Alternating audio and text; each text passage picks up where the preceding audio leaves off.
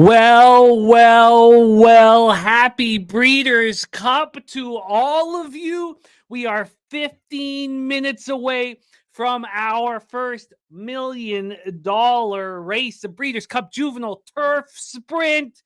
Thank you guys so much for joining us. What 48 hours we have, or I guess 32 hours we have ahead of us. It's going to be magic. Christopher Ing in the house, always pumping us up with positivity. We got WT, my guy in Costa Rica, in the house. The nuke worker ready to get to work. Cashman 19, Dougie Wise. Kev Reed in the house. Can't wait to see Kev here joining us shortly. Tom Leach ready to go. Jared, JB, what a treat it is on these next 2 days of action. You are going to see the following cappers rocking with us. Flash joining us. He is our first guest and a very special one to be rocking with us right off the hop. He's going to join us a little later tonight too to help us cap tomorrow's races, and he's going to be joining us tomorrow as well. Absolutely adore his insights. We're going to have Guillermo Zertucci, Kev Reed, Mr. Gokester, Connor Mack, Fat Wally. Razor Sharp Picks has said he will be making an appearance with us while he is on vacation. We have Smooth Ed on both days. Spenny Penny Bombs has an emergency right now today that he is dealing with. So he is definitely going to be with us tomorrow. He's hoping to be with us tonight. Keith, each and every stride. Mikey D, Mikey P, JJ, the great JJ, a.k.a. the pullout champ. We got Johnny Gilpatrick, Jose Bouquet, Mikey P. It's going to be so much fun. Thank you guys so much for joining us. Harold Williams, now a member of Weeby Pubbin. And there's not a lot of time here because we have our first monster $1 million race in 13 minutes. So without further ado, let me bring on your first guest of our Breeders' Cup 2-day marathon. Now, it's not the usual marathon because I did my regular show this morning. So it's not quite as long as we usually go about, but it's going to be magical. Tom C in the house, Bankroll, Spence Birdie. Please welcome from down in Costa Rica, an absolutely phenomenal thoroughbred capper. Every time we talk horses, I think, God, I just didn't have enough time with you in Costa Rica. And I'm so excited to have him here. Yeah, Harold Williams, I know you've always been a member, but it just says it was rebought or whatever. So I just wanted to give you a shout out. You're a big friend of the show, Harold, my man. Gilly Capper. Sure, I will send the link here. I'll send it to your own Twitter because I did put it in our group chat, but I'll send it here in the other one. When Christopher Ing says, while they're really believing in the Japanese horse number 8, Ikoro Siege, we have moved on him, and you're going to hear a believer of this Japanese horse right now. Christopher Ing says, time for Flash to start us off. Let's do it. Please welcome from Escazú, Costa Rica, my friend and yours, Flash in the house. Flash, what's good, my man? How are you? Merry Christmas, November the 1st. This is our Christmas, you know that. Christmas Day tomorrow, Boxing Day the day before. It's all going mad. It's the favorite 2 days of the year. I absolutely love it. It's so great to have you with us. It's always great, but especially when we have these European invaders, these horses that you and your colleagues know intimately that we don't. And we know that the footing is a little firmer out here. It's a little trickier. But whenever it comes to these turf races, you fill your action with Aidan O'Brien horses just to get us started. O'Brien has 2 horses here I like very much, but he's not the horse that's getting all the attention. All the attention is a horse you are extremely high on, the 8 Ikoro Siege out of Twirling Candy and Candy Ride. Run 2 races in Japan, and you know this horse very, very well. 7-2 morning line being hammered at the 8-5 right now. Take it away, my friend. Ikoro Siege, the floor is yours. Yeah, I mean, the next 36 hours is all going to be about talking horses and everyone talking. Listen, we're talking about equine superstars. We're talking about futures of tomorrow. I'm always a little bit nervous on Juvenile Day, as you know, because so much can go wrong because these are babies. This is their biggest day out. So they can go over, they boil over, they can run a little bit green. But this horse, first of all, broke records on his 2nd ever run. And we're talking the fastest ever 6 furlong. And we're talking maybe 5 or 6 lengths clear of anything ever. And then they bring him here. I saw 3-1 this morning. I thought that would be great. I know there were 7-2s about. And now you're looking at plus 160. he's breaking like 106. 106 for 6 furlongs is almost like, I would say, up to 6 lengths above Group 1 standard. 6 lengths. And the other thing I want to say about Del Mar over the next 2 days, and it's great to be able to watch and try and get a little inkling about it. I think it's the fairest track in America. I think if you've gone the front, you've got chances. If you want to come off the back, you've got chances. And if you want to stalk, you've got chances. I don't think there's going to, I think it's going to be a real balance that if you're on the best horse and you get yourself in the right position, then you are going to have chances. There's none of that of, oh, I'm on a closer and all the pace on the front. No, a closer will close in some races. So great venue. This horse here, I think he's going to be drawn into the race by the American horse, the 10. I think it's Governor Sam, isn't it? I think Governor Sam's going to be the pace, just on the outside of him, and I think he's just going to be, there you go, take me into the race. And if he's as good as they say, and he backs up, this is another thing about juveniles. I'm on it, more than happy to have egg him on my face, but if he backs up or close to backing up that last run, he wins. Now, things can go wrong because we know that's the sport of kings. But everything points to nothing else in this race being close enough to him. He's almost like a 3-year-old in a 2-year-old body. He's an absolute monster, absolute monster here. And we've seen him. He didn't break clean in that last race. No, and I tell you the other good thing that does go for him is his sire and his mum and dad, both American bred. Yep, absolutely. So there's no negatives at the moment, other than maybe the price. I thought fair enough, we might get 2-1. I thought 3-1 was a push because I think that when they look at him in the parade ring, they're going to see he stands over him, that he has already done it, and now. Yeah, I just don't. I think he gets us off to a great start. I do too. I've got 50 on the nose on him. I've also singled him in a pick 5, real cheap pick 5, 60 cent up here in Canada. It's basically the 50-cent spot. And then I've got him keyed here, and I can understand why Christopher Ing is very high on Asterius. After sitting with Asterius and Big Mojo and sitting with these, these 2 horses who've battled each other, I decided that I think the O'Brien horses are more dangerous. And this could blow up in my face. I think Ides of March is the horse for me to battle. Now, I don't think anyone can get to Yukoro. So I've keyed both O'Brien horses, the 7 Whistle Jacket. I've keyed Yukoro Siege. I've keyed him with the 7 Whistle Jacket and the 12 Ides of March. If you were looking for a horse to compete, or a colt, I should say, to compete with the Yukoro Siege, who would that be? 10-8-7. I think 10 cannot be crabbed. It's never done anything wrong. Gets to the front, dictates, and nothing's been good enough to actually take him on late. He takes them off their feet. But also, I think that may play into your hands because 8 and 7, as good as 8's going to get taken into the race by 10, the 7 Whistle Jacket's going to get taken into the race by Coro. It's perfectly set up for all 3 of them to have a clean run and to have their targets well within their sights. Yes, I agree. I agree here. We have Birdie liking Shareholder. I almost went to the window with Shareholder. Shareholder didn't show up in that grade 1 in Deauville, France. Now he has beaten Whistle Jacket before. I can understand, with Buick on Shareholder, why Birdie would be high on it. We're certainly getting a nice price on Shareholder. But I decided not to. But I think when there are spots on these next 2 days that I'm backing a horse who just didn't fire, especially when we're talking about babies like this 2-year-old colt. So you would say Governor Sam and Whistle Jacket, not Ides of March.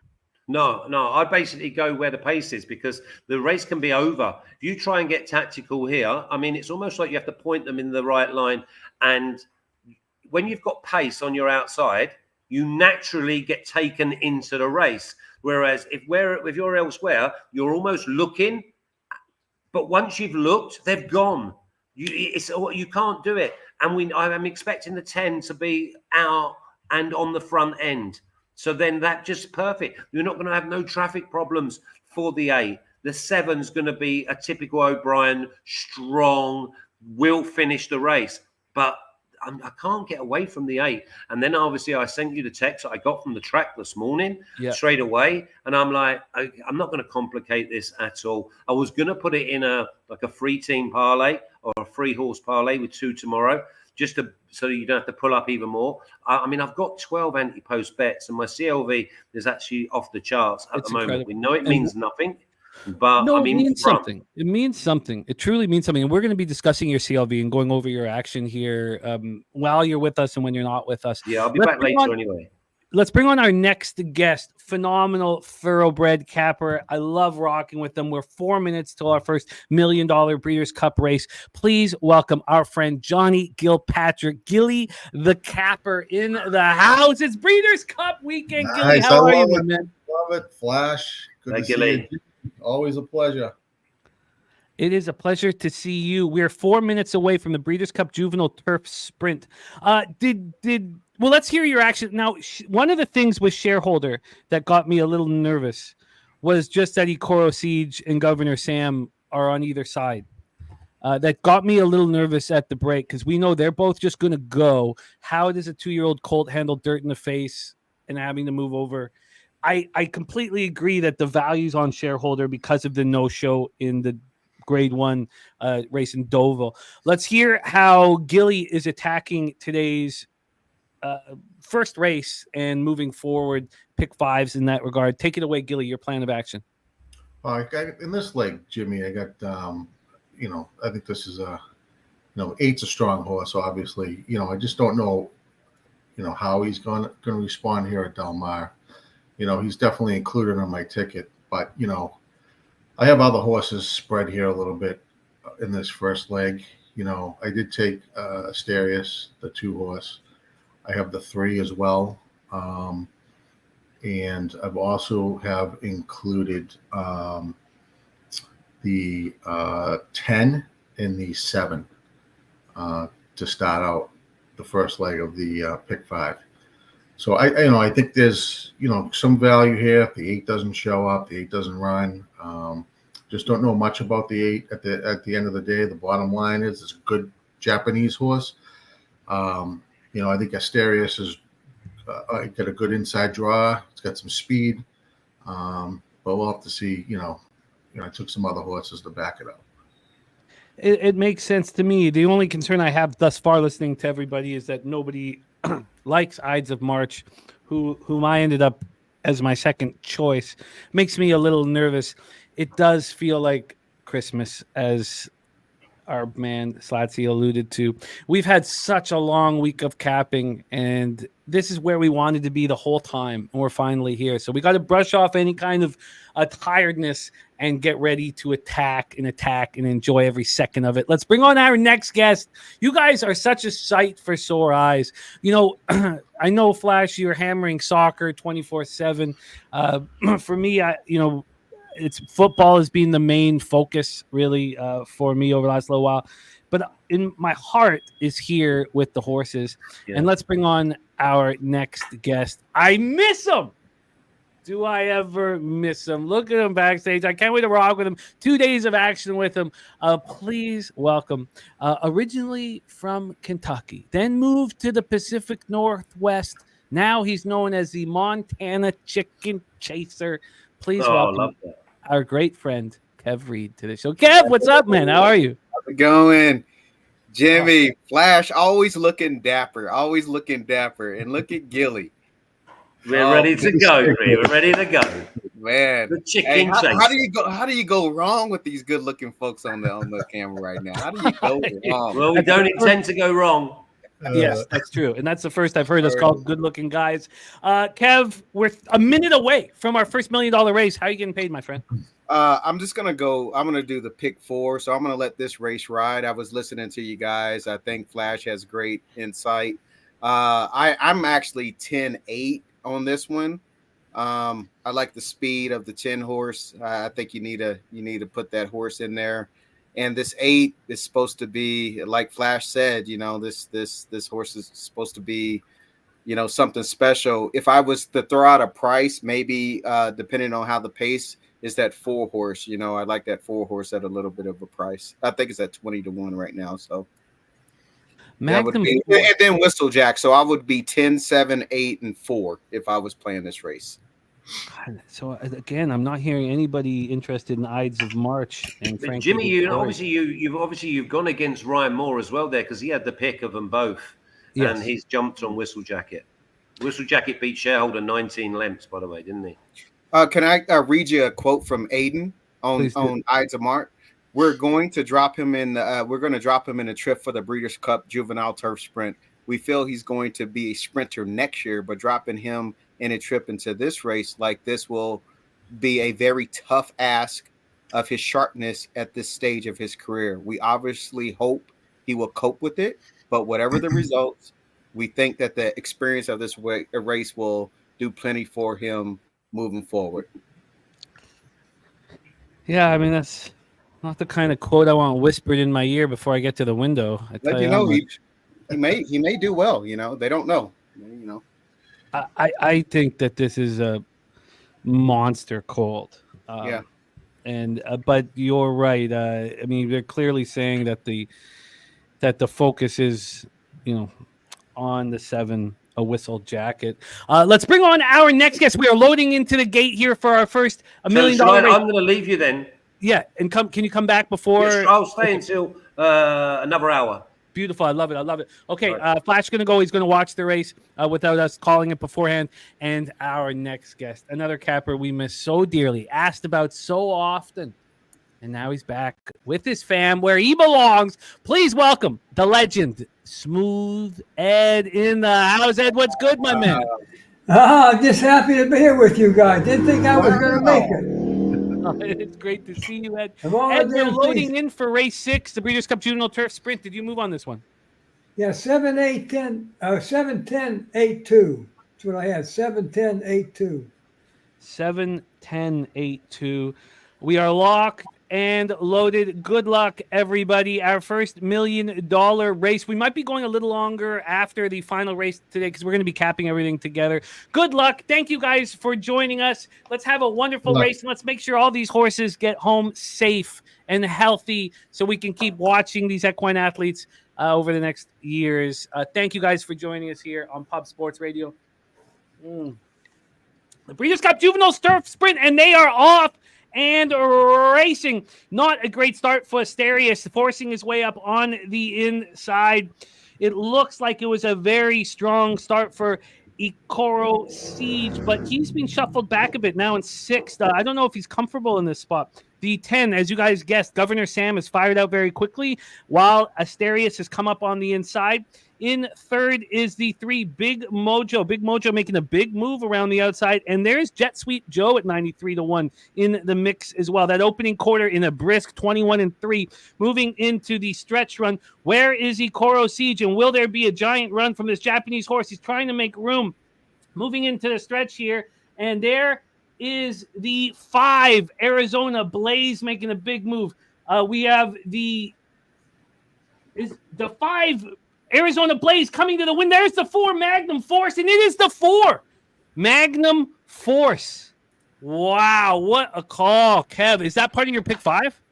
I didn't start to pick 5. I would have used that. I would have used the, like I said, the 10, 8, 7, and 4. 4 was a horse that I actually talked to this morning with Fat Wally and I were talking about that 4 as well. If the pace breaks down, that 4. Yeah.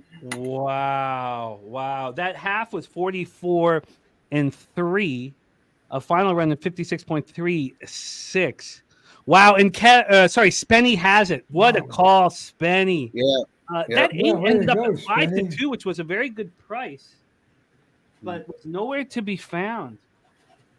4-5, going to be a huge payout here. Something happened to the 8, got shuffled all the way back to the last. Yeah.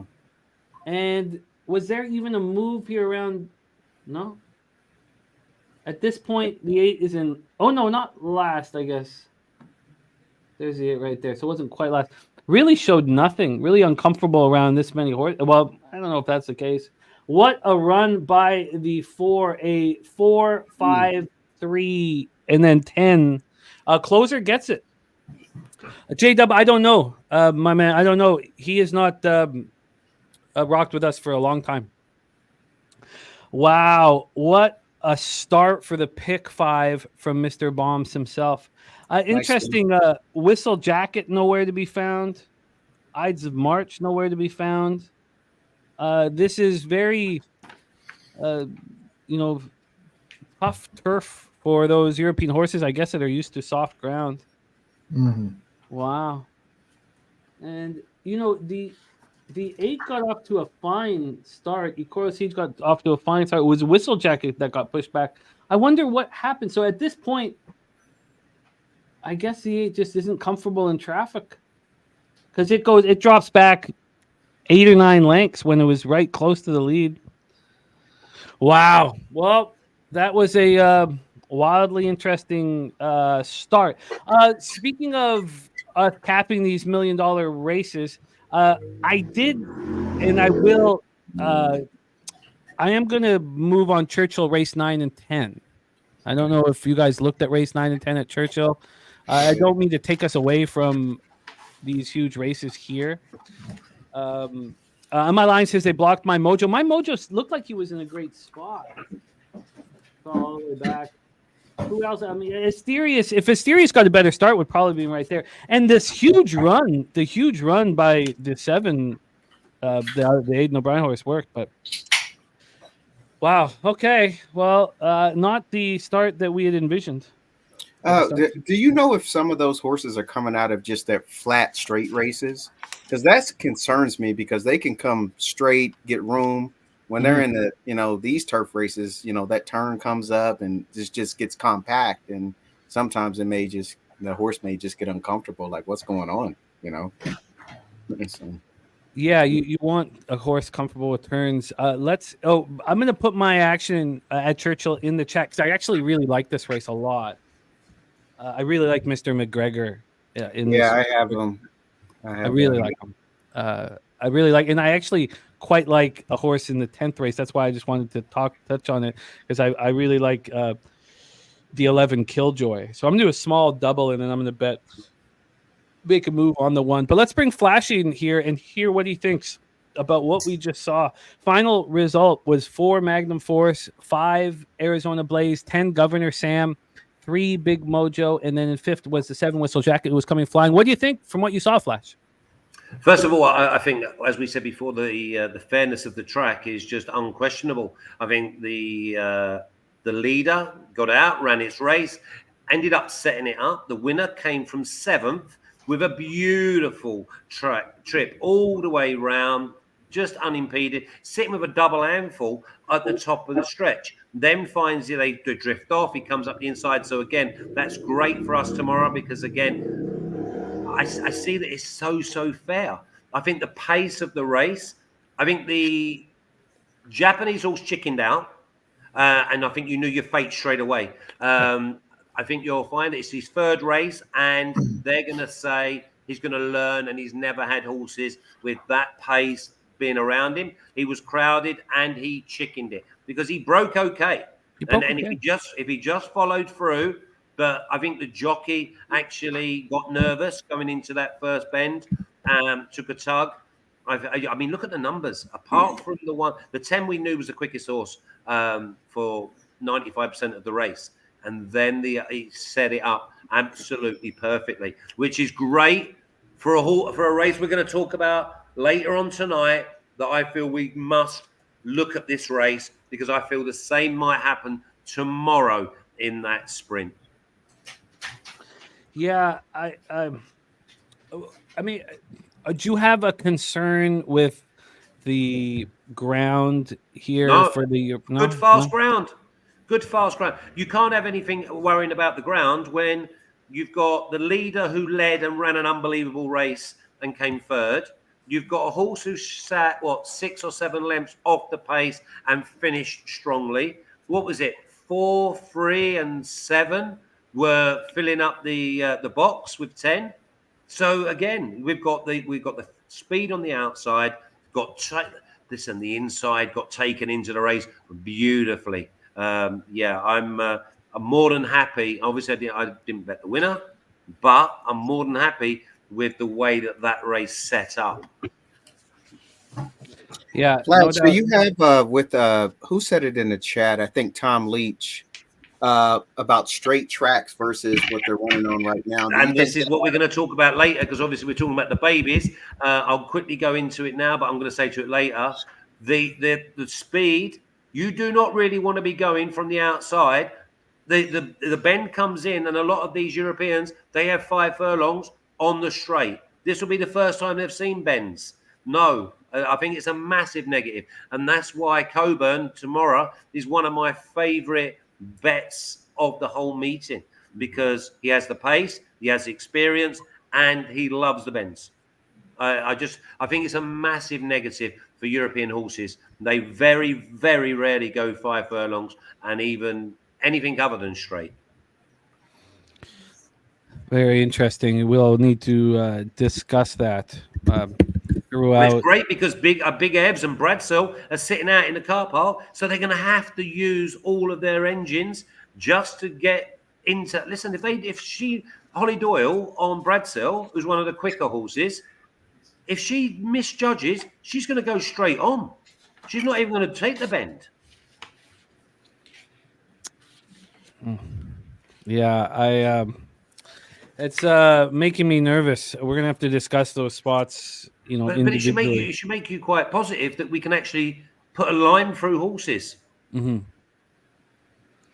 Yeah, no, and Tom Leach saying that ground wasn't an issue for the UK horses. So. No, there's perfect ground, please, because then they would have watered it. They would have made sure the jar weren't there. It's good, fast racing. There's nothing. I don't opened up the show by saying it's one of the fairest tracks in the whole of America. You've got a stalker, you've got someone out the back, you've got someone up the front. And obviously it's different with the sprint races, but I'm sure we're going to see all 3 of them types of horse win over the next 36 hours. Well, let's get right into the next one on the board. We only have Flash for another hour. Let's get into the Breeders' Cup Juvenile Fillies, unless you think that the best use of Flash is to go right into the Breeders' Cup Juvenile Filly Turf. Looks like we have enough time to do both. But why don't we talk about I'm going to call Churchill Downs here. I just made a small bet and a double here. I probably should have bet more than 15 to win in the $5 double, but whatever. Let's get into race 7 here, Breeders' Cup Juvenile Fillies. And we have a couple monsters.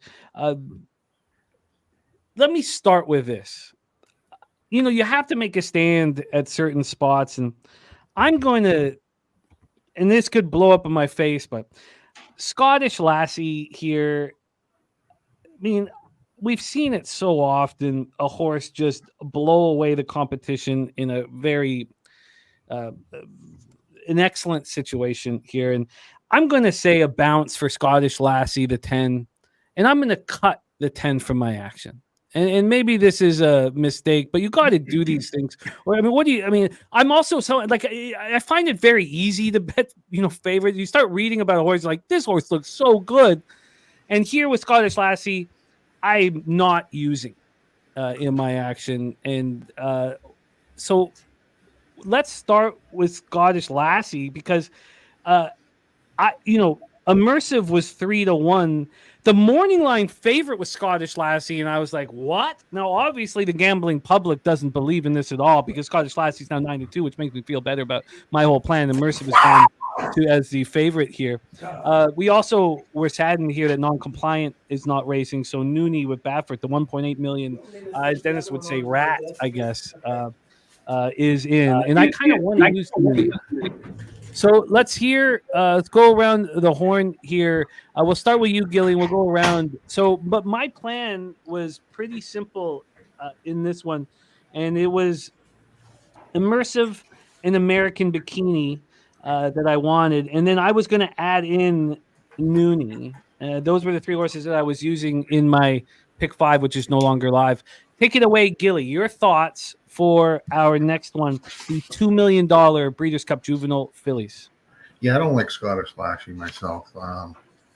Immersive to me is a likely winner here. I've got three horses that I kind of like. Immersive as my A would be my A horse. I do like the 5 horse as well, and Noonie would be the last horse that I think's got a little bit of a chance.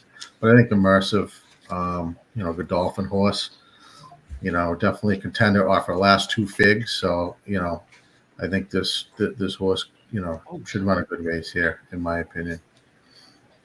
Shit, I totally forgot. Did I just win that race? Yeah. McGregor beat them. McGregor. Jesus Christ. I could have used a little bit of excitement. I have a pick 4. I have them singled in that leg. So. Oh my God. I could have used the excitement. I'm sorry, fellas. I'm sorry. Did I just win that race that easily? One easy. Screaming and yelling. All right. So we did cash that race there.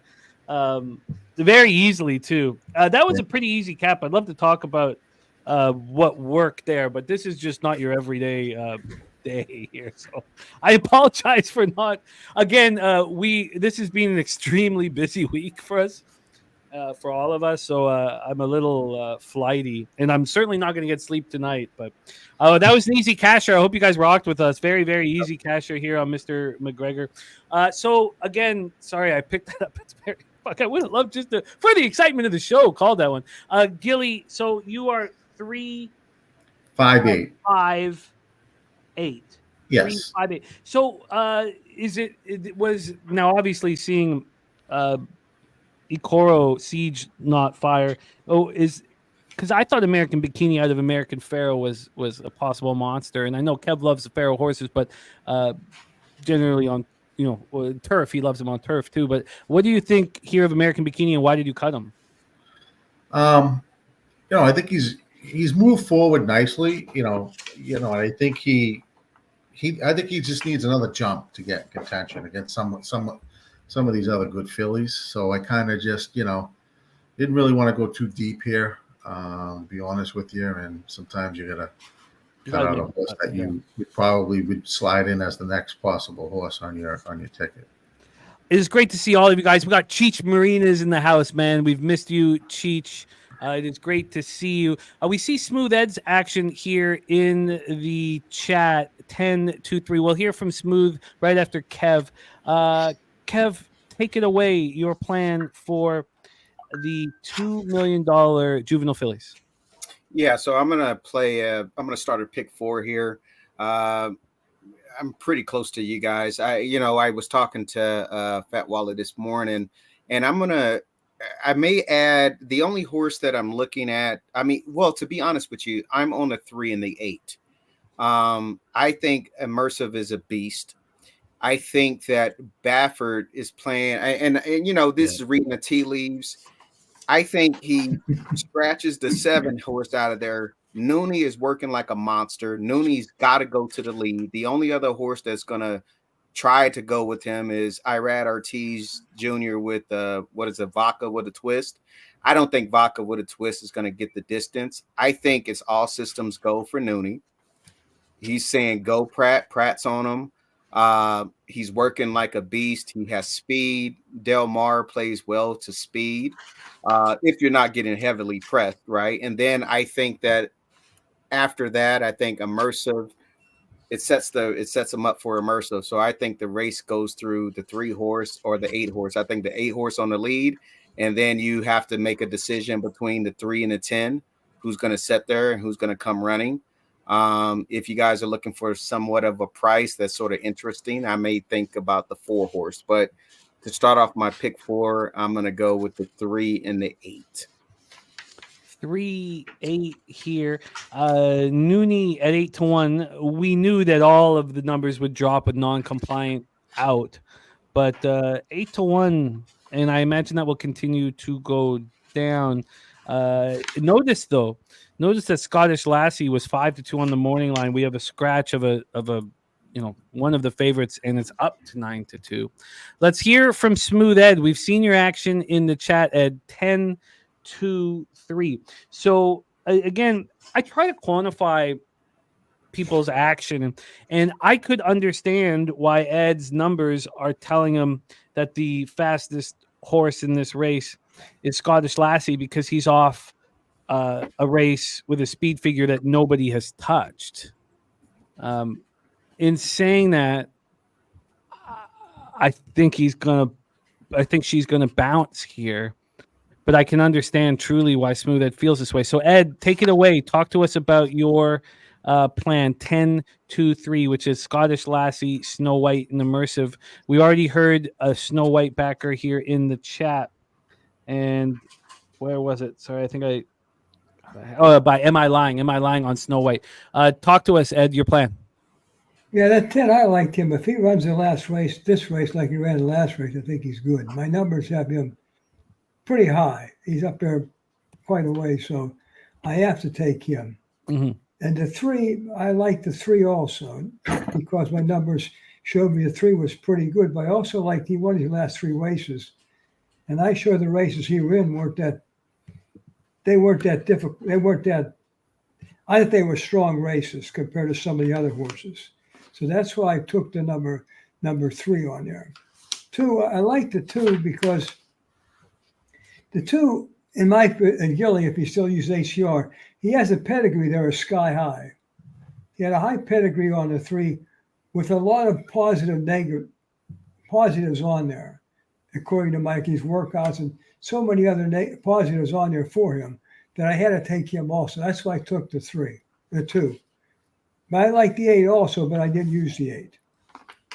Noonie, yeah. All that makes a ton of sense, Ed. Also, just hearing your voice and having you here means we miss you, man. Razor Sharp Picks in the house, dropping in on vacation. Razor, it is great to see you, man. Thank you for being here and rocking with us. We got JJ backstage. He's just fixing his camera, getting himself set up, so he'll be here joining us shortly. Let's hear from our guy, Flash. Flash, take it away, my man. What are your thoughts here for the Breeders' Cup Juvenile Fillies? Yeah, I'm not betting, that's for sure. Again, because obviously I've only gone with 2 juvenile races, 3 juvenile races. One was obviously anti-post. I like 8, 9, 10, but in any order. I think we can get the 3 beaten. I just thought that they're not a great bunch, but which means that then you're going to get maybe run 3 or 4 times. You might get 2 or 3 different winners. But I thought that the outside, they've done nothing wrong. They've done nothing wrong whatsoever. I was going to go with Bikini over the Godolphin horse. I'm just not sure, but I want to watch, because I think that this mile race will show us, again, no bias. And I also think that the outside horses will be to the fore. And I think that they'll be there at the end. But I'm not betting in the race. I'm using it, watching brief, but I think you can get the favourite beaten. Interesting. And Submersive now at 9-5. Why don't we take a look and see what Dennis Garcia's plan of attack was in this one? He is on the 3 Immersive. And I'm sure a lot of you will find this very interesting. Then he's got the 4 in second, La Cara, out of the Mark Cassie barn. Of course, Dennis up here in the 6, loving Mark Cassie, as we all do. We've watched him work so well. So Dennis Garcia on 3, 4, 1, 7, 3, 4, 1 vodka with a twist, and then the 7 who scratched out. So 3, 4, 1. Let's bring on our next guest. It just feels so good having everybody here together. Razor Sharp Picks. His action is here in the chat. Razor is on the 1, 3, 10 and for the exactor and the try box, and he is on vodka with a twist to win. So now we got some Irad Ortiz, Phil D'Amato action. Imagine having a 2-year-old filly in the Breeders' Cup Juvenile Fillies that cost $2,500. I mean, sometimes the sun shines. Let's bring on our next guest in business with us. And we have the Breeders' Cup in Cali, where this man resides. He knows these racetracks, these horses intimately, and I can't wait to rock with him throughout the weekend. We're lucky to have him rocking with us right now. Goes by Sometimes I'm Right, and it's quite often that he is. Please welcome our friend JJ in the house. JJ, what's good, man? We miss you. What's up, fellas? What's going on, man? Everybody doing? Hi. JJ, it is great to JJ. see you. We got to make sure that we get your. Let's hear some more. Make sure your audio is straight. We heard you a little cutting up a little bit. We need to hear you clearly. Also, you were kind enough to send us your actions. Can you guys hear me now? It's a little scratchy. I wonder what we could do to fix the audio there. Let's see. It might be my Bluetooth. I can Yeah, do let's see. fix that. Let's mess with it. We want to hear you. We want your smoothness here. Jimmy, take me out. Okay, my man, are we going to have you back in business before? Yeah. I'll be with you for like another 40 minutes, but I'm just going to get a drink. And you don't like empty chairs. Hey, man, I love you, Flash. We'll see you soon, Sure. buddy. Okay. All right, JJ, let's hear you. How are we looking? Same thing? Still choppy? Yeah, still choppy. We got to fix it. Like those old samurai movies. Yeah. Let's get it fixed. We'll give JJ a second. Let's let JJ get rolling. We need to hear him in all of his luster. Birdie 381-167-14-11-13. You know, I'm surprised that double I gave you in Churchill is only paying 29-1. Every time I don't bet enough money on the race, it's this type of. Yeah, I was gonna say you probably should have added a little bit more. Yeah. Let's get JJ back in. JJ, let's hear you. How we doing now? Well, it sounds better. It's we're not quite synced up, but you sound much better. JJ, right. We're 13 minutes away from the Breeders' Cup Juvenile Fillies. What is your plan of attack, my friend? So it's kind of been an interesting day, right? That last race was a little. I really didn't have the 4 on my radar whatsoever, but in respects to the barns that are outside of the U.S., the 4 actually was lovely. The 4 had a lot of really good runs in Group 2s over 1,000 meters, so I guess I could see that. The run set up for it. The ones I had my eyes on last race to win was I was kind of looking at the 2-horse a lot. I thought the 2-horse had a really good shot, and I guess not. Now, for this next race... But let me say something, JJ. You were right with Asterius. He just had a bad start. And then he brushed himself up. Those 4 lengths, let's say, that he lost off the start was what he lost the race by, or a little less than that. So I think you're right on. Also, your audio synced up. You sound great. You're in business, so we got you. We got you right where we want you, JJ. That's what I'm talking about, man. It's great to see you. It's so great to have you guys all here, man. I'm happy to be here. Happy to be here, man. My man, I got Creed over here. My brother, Kev. I salute you, man. Virtual hug. Same with you, Jimmy. Virtual hug. I love the hat, as always. You always got the best fitted hats in the game. Mr. Gilly, nice to meet you. Smooth hair. What's going on, my brother? Hey, glad to be here. Hey, man, it's good to see you. Hey, I don't owe you no rent. I got a house now. Hey, good. I just had one this morning. It was a pain in the ass, that electrical problem. I didn't think I was going to be here. I hear you. Okay, he turned 83 this month. For race 7, so the horse that I like is, I like a few here. I was knocked out of the pick 5 already, first race. I'm really on the 3. I'm pretty honed in on the 3. I think Immersive is probably going to be tough to beat. The other long shots, I have a couple in here that I think will bring an edge to everything. I like the 5. I like Quick Kick. I was wondering if Quick Kick would be able to run a little bit better than it did last time out, because it didn't lose by much to Immersive. I mean, Immersive was driving, but I think that horse has a shot. And the other horse that I kind of liked a little bit for pace was Noonie. I'm not really sure how Noonie's going to handle being up front like that, and if the Nooney's going to handle the class. But if the class is handled properly, I think Nooney could be an upset. But 3 would be my solid pick here for sure. That's my winning pick, and Nooney would be my long shot, or quick kick, but more so Nooney though. More so Nooney for sure. Kev was talking about, tinfoil hat stuff with with non-compliant being scratched and non-compliant being a problem for Nooney, and Nooney, of course, costing $1.8 million at the Ocala sale. Speaking of Ocala, we got Big Ragu in the house. He's live in Vegas right now. Hopefully, he can give us a Vegas pop tomorrow. But do you think there's anything going on there with non-compliant not now in the race and giving an easier opportunity for Nooney to roll?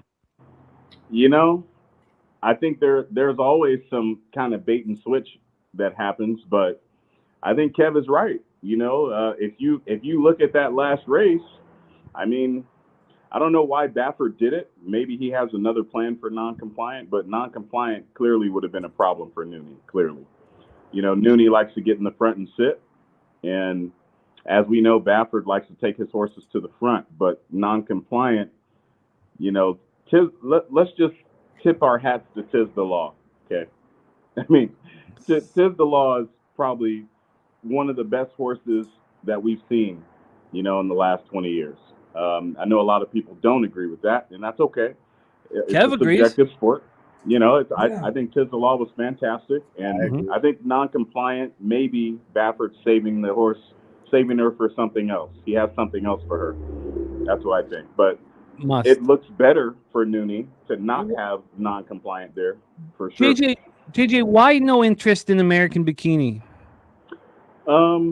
Personally, as a guy that bets overseas a lot when everybody's sleeping, I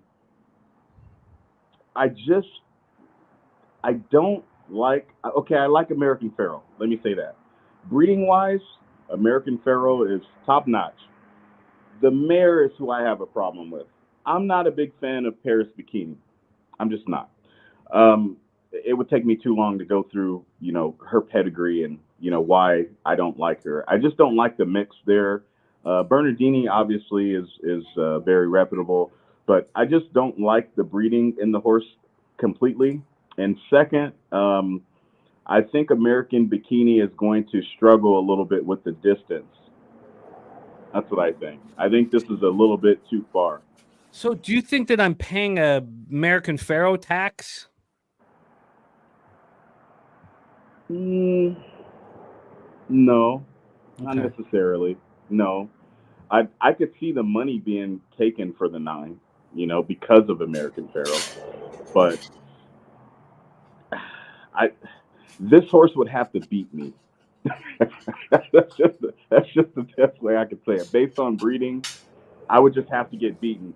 Now, Ryan Moore's a great jockey, right? He's a great jockey in his own respect, for sure. And I would even be more willing to say that Christopher Lementaire is better, But I just don't see the 9 really having a shot here. I think the 3 horse is probably going to hurt everyone's feelings just based on pace and rating alone. I know Razor said he likes Vodka Twist. I like Vodka Twist too, actually. I like Vodka Twist. Never touched the mile before, so it's going to be kind of interesting to see how that happens. But if you look at that last 1,400-meter race that Vodka Twist was in, I didn't see any urging in the last 50 meters. I didn't see a horse that wanted to run longer and further. I just didn't see that. So I think Vodka Twist is probably going to flatten out pretty early. But to your 9 though, Jimmy, if that's who you picked, I guess the breeding I don't have him on top, but I'm using him, and I haven't placed the bet because I feel like none of you guys are on him. Am I just paying the stupid name tax? And Tom Leach says I'm paying a tax on Ryan Moore. I'm either paying a tax on American Pharoah or Ryan Moore. None of you guys are on American Bikini. I mean, but you know what? On big days like this, things happen, right? This is where where stars are born. the race doesn't have that many runners. So who's going to get into position first? I mean, I want to see how Ryan Moore is going to ride this horse. Is Ryan Moore going to go to the front? You know, is he going to sit mid-pack? I'm not really sure how he plans to ride her. It's like it's almost like American Pharoah equals Shaquille O'Neal, and then the Paris Bikini is like Greg Odom. Oh shit! Let me just come in to give you like a little bit of confidence, because in the UK at the moment I've got the live model, and it's like nearly 3-1 the favourite, and just over 3-1 the 9 and the 10. There's only like 1 point separating all three. The disparity between 9-5 in America and 4-1 the 9 and the 10. In the UK, no, they're not having any of it. They think that nothing splits these three. Let me just, sorry, JJ, let me bring on our next guest to get him rocking with us here, because we love to see him. I don't get to cap with him enough. He's now doing Tuesdays with Peter Loshak, Wednesdays with Jose Bouquet, and I don't get to cap hockey with him at this point in the season. I will be reuniting with him here probably in February, but I miss the man.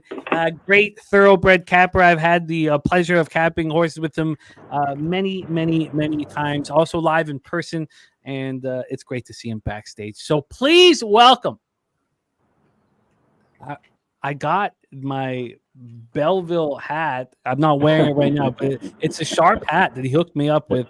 And new job, new money, but same great capper. Please welcome Mr. Gokster to the show. Gokster, what's good, man? How are you? Hey, what's going on, fellas? Hey, smooth ahead. What's going on, guys? Good to see you. Flash, everyone. Cash, what's up, man? Kev Reed, everyone else. Good to see you guys. Gokster, Jimmy, I won't show the clip of you slapping your own ass. I think you don't like it. I think you don't like it. Appreciate it. I'm a little too blazed for it right now, too. Like I'm just. Yeah, no, I know you don't like the clip of you slapping your own ass, even though we love it, but I won't show it, because if you don't like it, we want you to be happy. Mr. Gokster, we're 3 minutes away from race 7, the Breeders' Cup Juvenile Fillies $2 million race. Take it. Oh, and there's Gavin Henry in the house. We got Gavin Henry. Thoroughbred trainer at the beautiful Jamaican racetrack, which we all want to be at. He is this guy, and he gives us looks. He's just a great friend of the show for years. Gavin, it's great to see you, my man.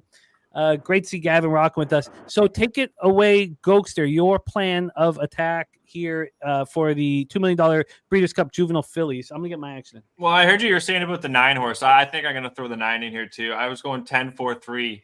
I threw in the 4 in there as a long shot, but I'm going to go 3, 10, 9 trifecta with the 4 coming in third.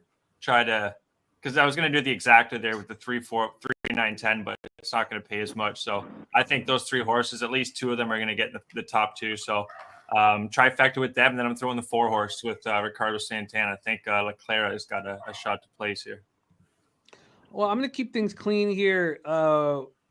3, 8, 9 was my plan initially. So I'm just going to do $5 exacta box, $1 try box. I'll pop it here in the chat. JJ, let's go back to you. I interrupted you with our guy Gokster rolling in here. I'm going to pop my action in the chat, but continue and tell us your plan of action. You're all good. No, you're good, my man. I like the 3. I think Immersive is going to be tough to beat at this with the distance and the class. I think 3 is going to be tough to beat. I think with the gate position, won't have any problems getting into a good spot. Just need to get out of the gate clean. The long shot for me would be Nooney. I think Nooney has enough speed to sit up front, and we're going to see just exactly what type of ride Nooney has planned. And as far as the 9 goes, I'm pretty interested in seeing how Ryan plans to ride the 9. Why is no one mentioning the 5, by the way, when it was only beaten just over a length by Immersive when they're going a furlong further? Well, no, Quick was hammered from both cappers off the top. Yeah. Quick, yeah. Is it? Sorry, let me go back. Gilly, did you move on Quick or was it Kev and JJ? Gilly, did you move? No, I haven't heard Quick Kick. No. Oh yeah, our guys. So Gilly, no. So it's Kev and JJ. Kev, can you talk to us about your your feeling on Quick Kick? I don't have them in my action. I just have 3 and 8. Okay. Yeah, I don't really have much to say about the horse. I don't think I looked at it. He's working fine. I think Flash has a point if he's looking at, which you're looking at the last race, right? Yeah. But he's 3.5 times the price. Yeah. And he's only beaten a length going a furlong further. Yeah. Actually, Jimmy, I did have him. Sorry, he's on my seahorse. Okay, yeah, I thought that you had, but we're about to pop off. Do you want to bounce out, Flash, my man? And Yeah, come back you take me out because last time it took me out of my computer. Okay, sure, Flash. I got you. Okay, we're about to pop off here for the $2 million Juvenile Fillies. Thank you guys so much for joining us here. We got some big races left. We also want to talk tomorrow's card. So it's a very, very important piece of today's show is talking about tomorrow's card. Great to see Big Ragu in the house, but we're off and racing. Steve G, Paul Thompson, Christopher Ing, Dylan Med, Talk Sports with JT. What a great group. We are off and racing. First off, Quick Kick was left alone in the gate. I don't know what happened. Quick Kick is done. I don't know. I mean, you're right. There was a ton of value on Quick Kick, and for it to start like that is appalling. Nooney has fired out with a 4-length lead and stretching. Here comes the 9 American Bikini. In third is the 1 Vodka with the Twist. At opening quarter, 22 flat. We have a 5-length lead and a 6-length lead, and it is stretching.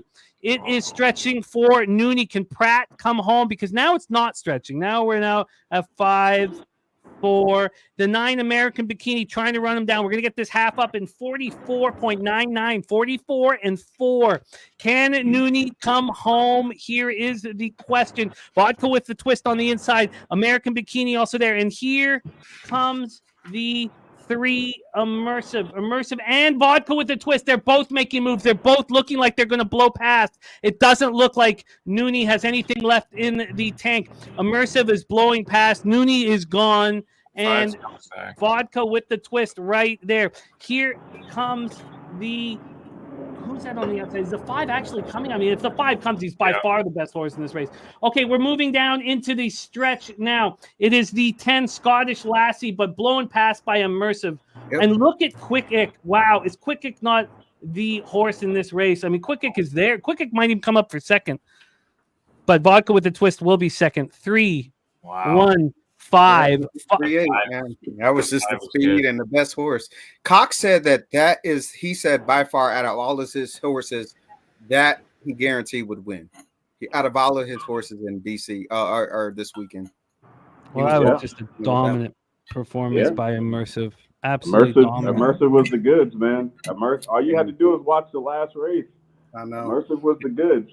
And the only reason I took the 8 was just because of that 10 foil hat. I was like, dude, I don't know what's going on, but I was the 3, 3-8. So. Hey, I had to take the 8 too, Kev, because usually in a race for me, if I see a horse that likes their stock or rate, I always got to have somebody that likes to just get to the front and go, just in case.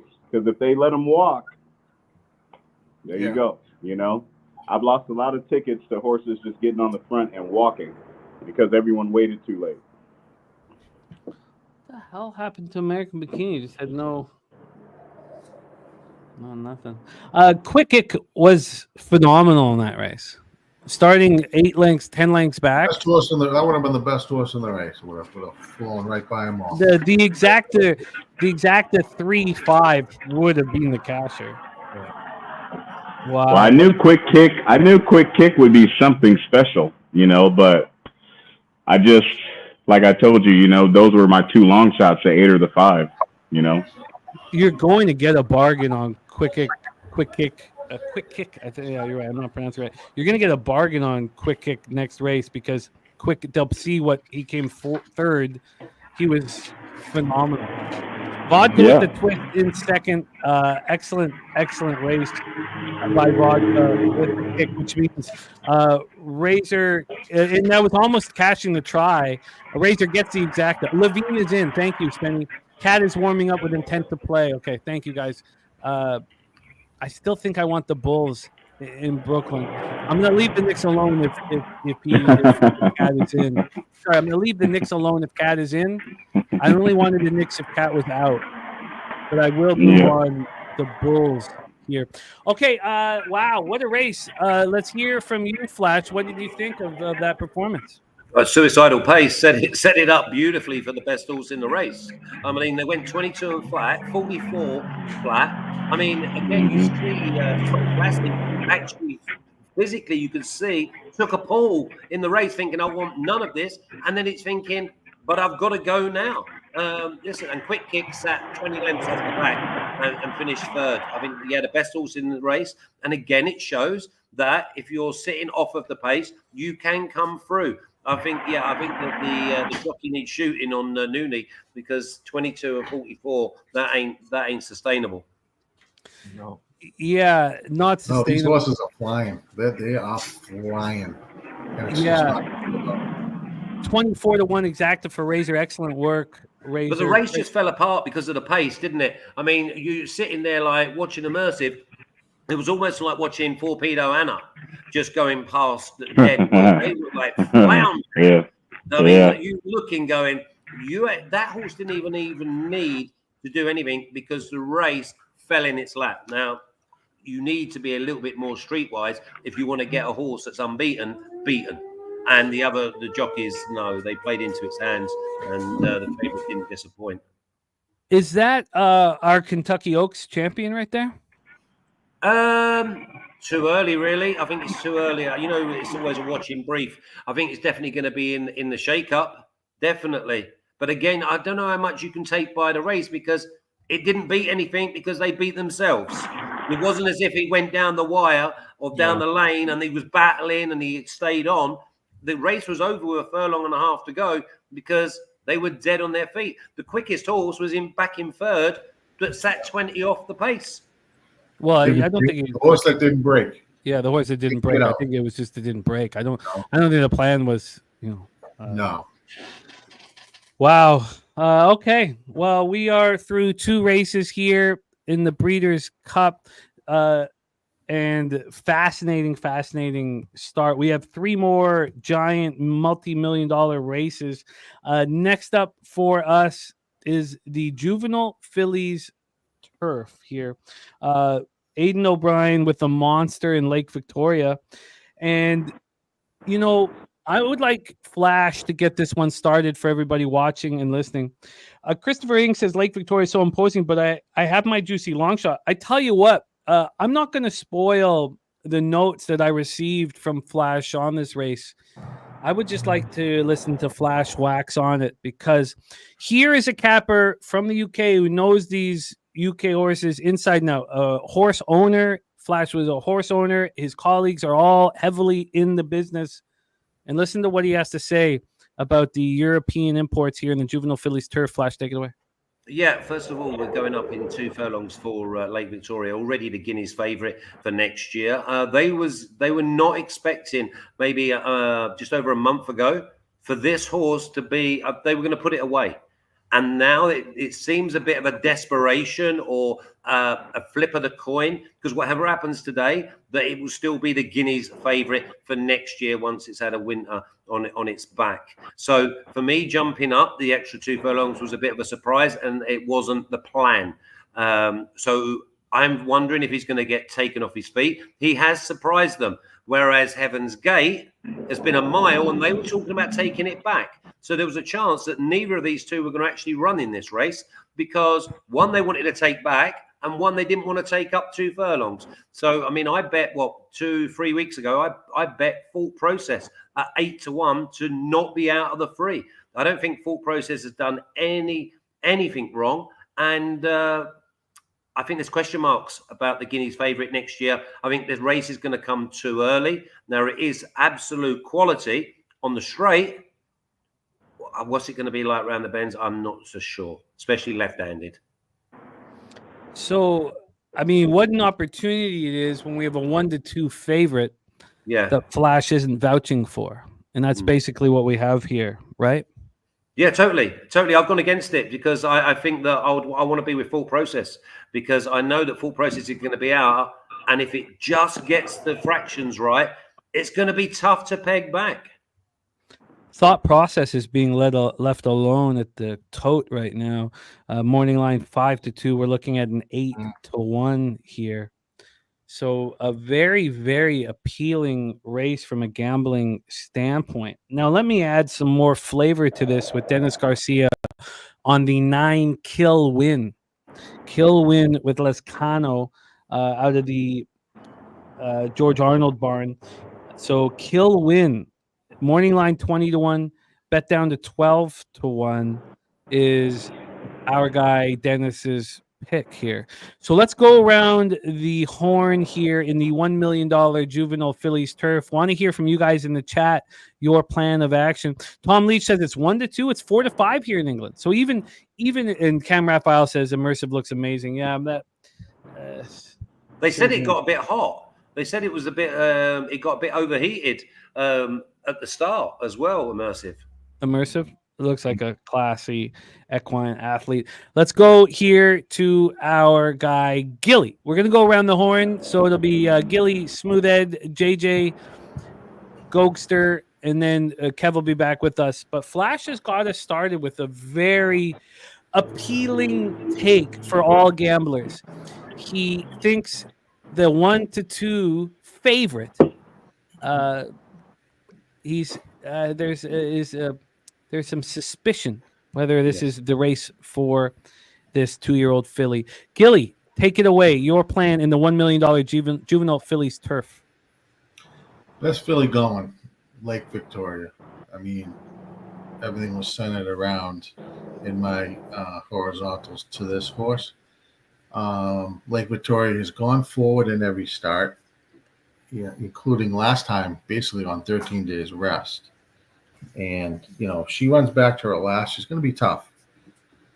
When you got O'Brien, training, and, how can you go wrong with this horse? I mean, I don't, the pedigree on this horse is very good. I would say probably if I was going to take another horse, would probably be the 4, just based off pedigree off the 4 that I'm seeing. So, I don't want to just, go deep on a lot of these horses. I just think one is it runs its race, it's going to win. And, best performance on soft though, wasn't it? What's that? Best performance was on soft. Right. I mean, but I just think the horse is going to run well here. It's got a great, to me, it's got inside post too. Things working for it. Got a great jockey and more. My numbers are just stacking up that this horse is going to run well here. And Frankel and Galileo. I mean, you can't get better than that on the side. Justify and Galileo. Wow. Right. No, that's true. That's absolutely true. Look, anytime somebody has suspicion on a 1-2 favorite, sign me up. I think there's money to be made. What do you think, Gilly, before we go into Kev Reed, how much time do we have? Let me make sure. 7 minutes. Let's go around the horn here. But let me quickly, Gilly, do you think that 7-1 is like a wonderful opportunity? 7-1? On the thought process with Barrios and Phil. I mean, that, logically, I think that's a good horse that would fall in line here. I don't know if it's good enough to beat the 1. And I could be, again, this is horse racing. Anything happens. It's the great thing about this sport. We make our opinions, and, hopefully, I think, these horses are the best. Here's the other thing. You're in the Breeders' Cup. We don't have shit horses. They're all good. Also, I was tripping out with the 7 minutes. I was looking at Churchill. Again, It's been a very busy week, and I'm tripping. So that's just for the double. That's only 29-1. That I thought that double was going to be a 50-1 double, but whatever. Let's get this double home. We need the 11 now, 5-1 here, and I didn't even call the win, which I just wanted just to get me going. Yeah, sorry, Cam, that was my bad. I'm tripping, man. Okay, so we have time. So we have our guy Gilly believing in Lake Victoria, the monster 2-year-old filly out of the Aidan O'Brien barn that's never lost a race. Let's go into Kev Reed. Kev, your plan of attack, my friend. Yeah. So first, I agree with Flash. I to be honest, Flash, I was reading, what Aiden was saying about this filly, and to me, if I'm reading between the lines, this horse has sort of shocked him a little. Yeah. It's the best horse in the race, but yeah, he wasn't expecting to beat the stablemate last time up. I don't think Kev leaves his hands up for that long. I really don't. I've known him for a long time, and I think that is a still shot here. I don't think he's that disoriented. So let's pull him. Let's pull him there. Here, I don't. We'll give him one more shot. We'll give him one more shot. No, Good judge. Okay. Thank you. I know the man well. Okay, he's back. He's back here. Okay, Kev. Yeah, sorry, the internet has switched off. I have two different. Don't worry about it. But yeah, I agree with Flash. It seems like this filly has like shocked the heck out of him. Has Flash frozen down? Oh. Maybe I shouldn't have said it. Oh no! Oh Lord, have mercy. Good, you had me, Flash. You did. So, okay, let's stay focused. Let's stay focused. That's good. But I was actually money is better. Compliment you on your. Yeah, you're absolutely right. I think they're shocked by what this horse has done, and it's. But here's my thing. I like outside this one horse. When I'm looking at this race, I looked at it all morning. Was talking to Fat Wally. I was like, I could have went back to bed and slept and woke up and looked at this race again and been like, I could have made a case for all of them. I could have made a case for many, and I just said I watched the replays of this horse, and I mean, like Gilly said, I mean, it's pretty impressive. Now it's got to get this extra furlong, so that's going to be, can this horse do that? But man, this last race, the way that horse accelerated, I was like, ooh wee. So I decided to take a stand. The other horse that I like is that 9 horse. The 9 horse is working extremely well. Massive turn of foot. That horse scares me at a price. So that 9 horse is, and then Mayday Ready. I don't like the post, but it is interesting. But again, the reason why I took a stand, Jimmy, I am banking on this horse surprising us again and surprising the owners and like this horse has been doing. And I just took a stand. If I needed to take another horse, it would have been the 9 horse and possibly a little sprinkle on the 12. Yes. So, that's it. Well, let's hear JJ Wax on this one. So, but are you not using Lake Victoria at all in your multi-race wager, Kev? No, I'm singled right now. Okay. So what I did is I went 3-8 light, single here, and then my last 2 legs, which I thought could produce, 2 last interesting races, and I wanted to spread, especially in the last race. I wanted to spread. So. Excuse me. I'm going to add in. Excuse me, guys. I'm going to add in Kill Will. So I think that. Sorry, Kill Win. I know Dennis is on him. You guys have both talked about him. I'd like to hear JJ on this, and then of course Smooth Ed and Mr. Gokster before decisions are made. But I'm close to rounding up my action. JJ, take it away, my man. Your plan of action, my guy. Yeah, so I'm a big fan of the 7. Let me say that first and foremost. I think the 7 is exceptional. I really like the 7. I think it's going to be nice to see some pace like that and a horse that can rate. But like Kevin said, this race in particular, I'm on a long shot. I really, really, really like the 9 big time. One thing that stood out for me was in the stretch in the 9's last race, it appeared that the 9 wanted much further, not a little bit further, much further. So I think the 9 is going to be nice. Lascano is typically a turf type of jockey anyways, and he really likes to race on the grass. So I could see the 9, trying to come off. Hopefully the 9 doesn't sit back too far and he doesn't pull the trigger too late. As far as the favorite goes, so I've seen this horse race. I've won some money off this horse.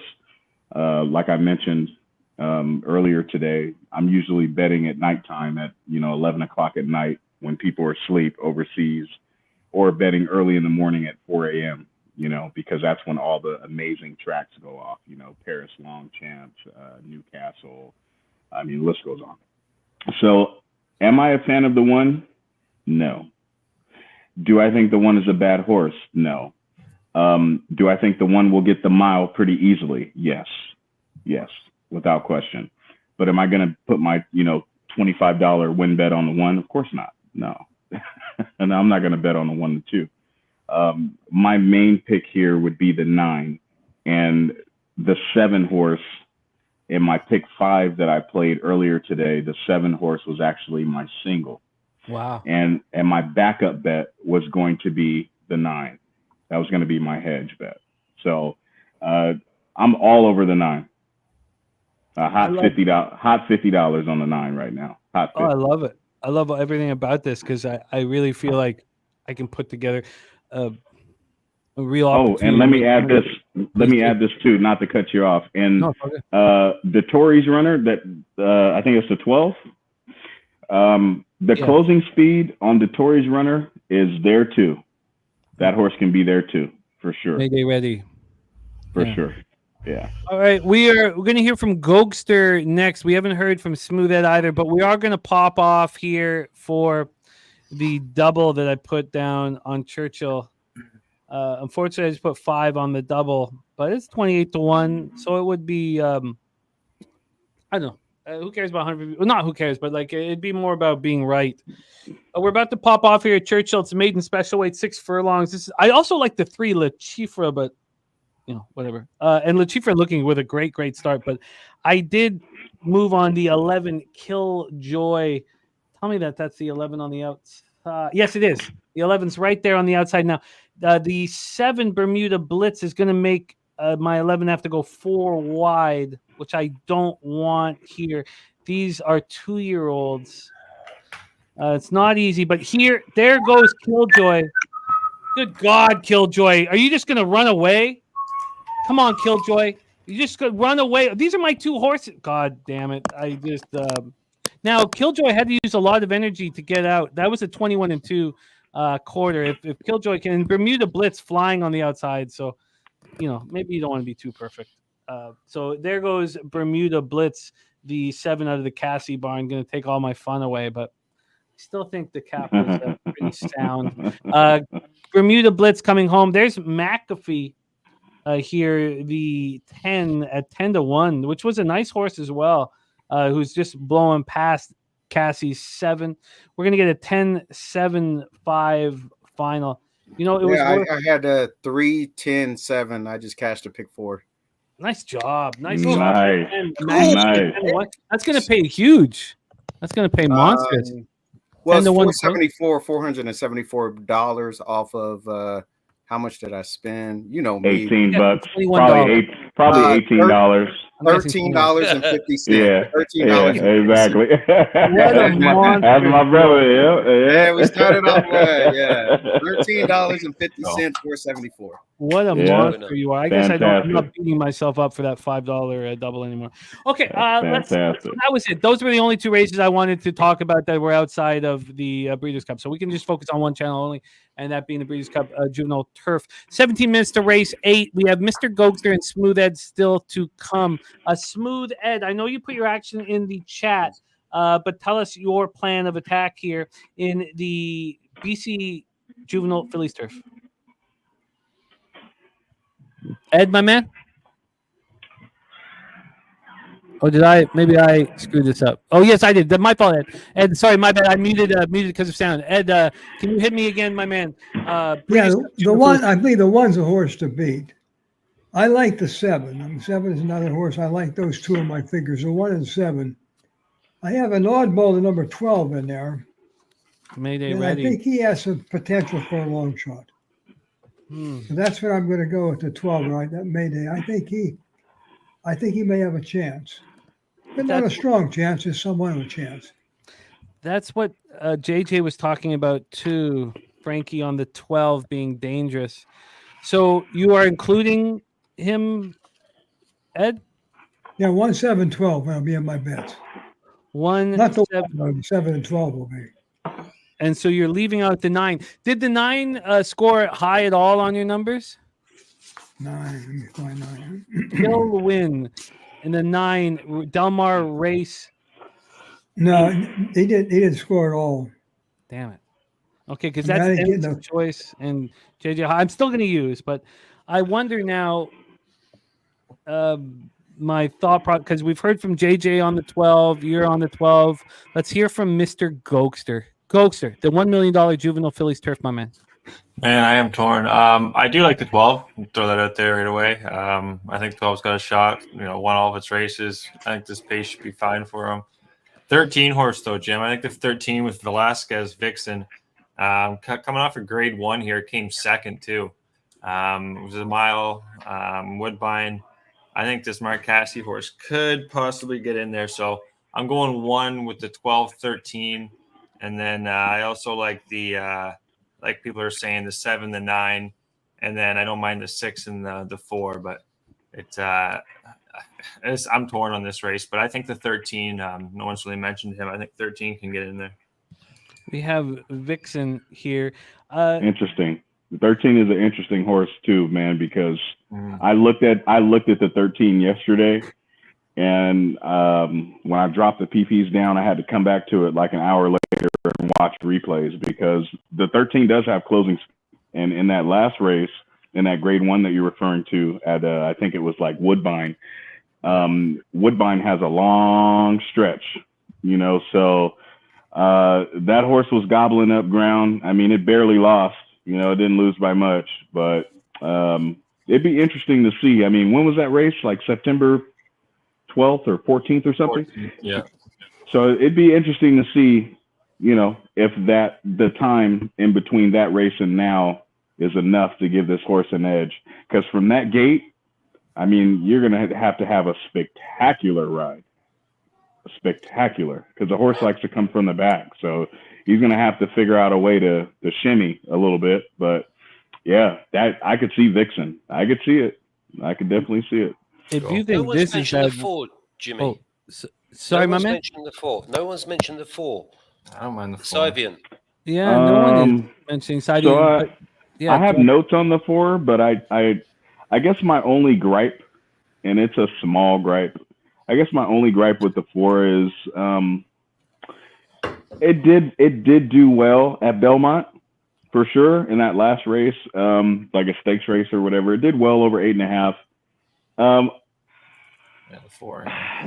1650 meters. I mean, I just don't think the 4 has the class, and I don't think the 4 has the speed to stay up front like that. I just don't see the 4.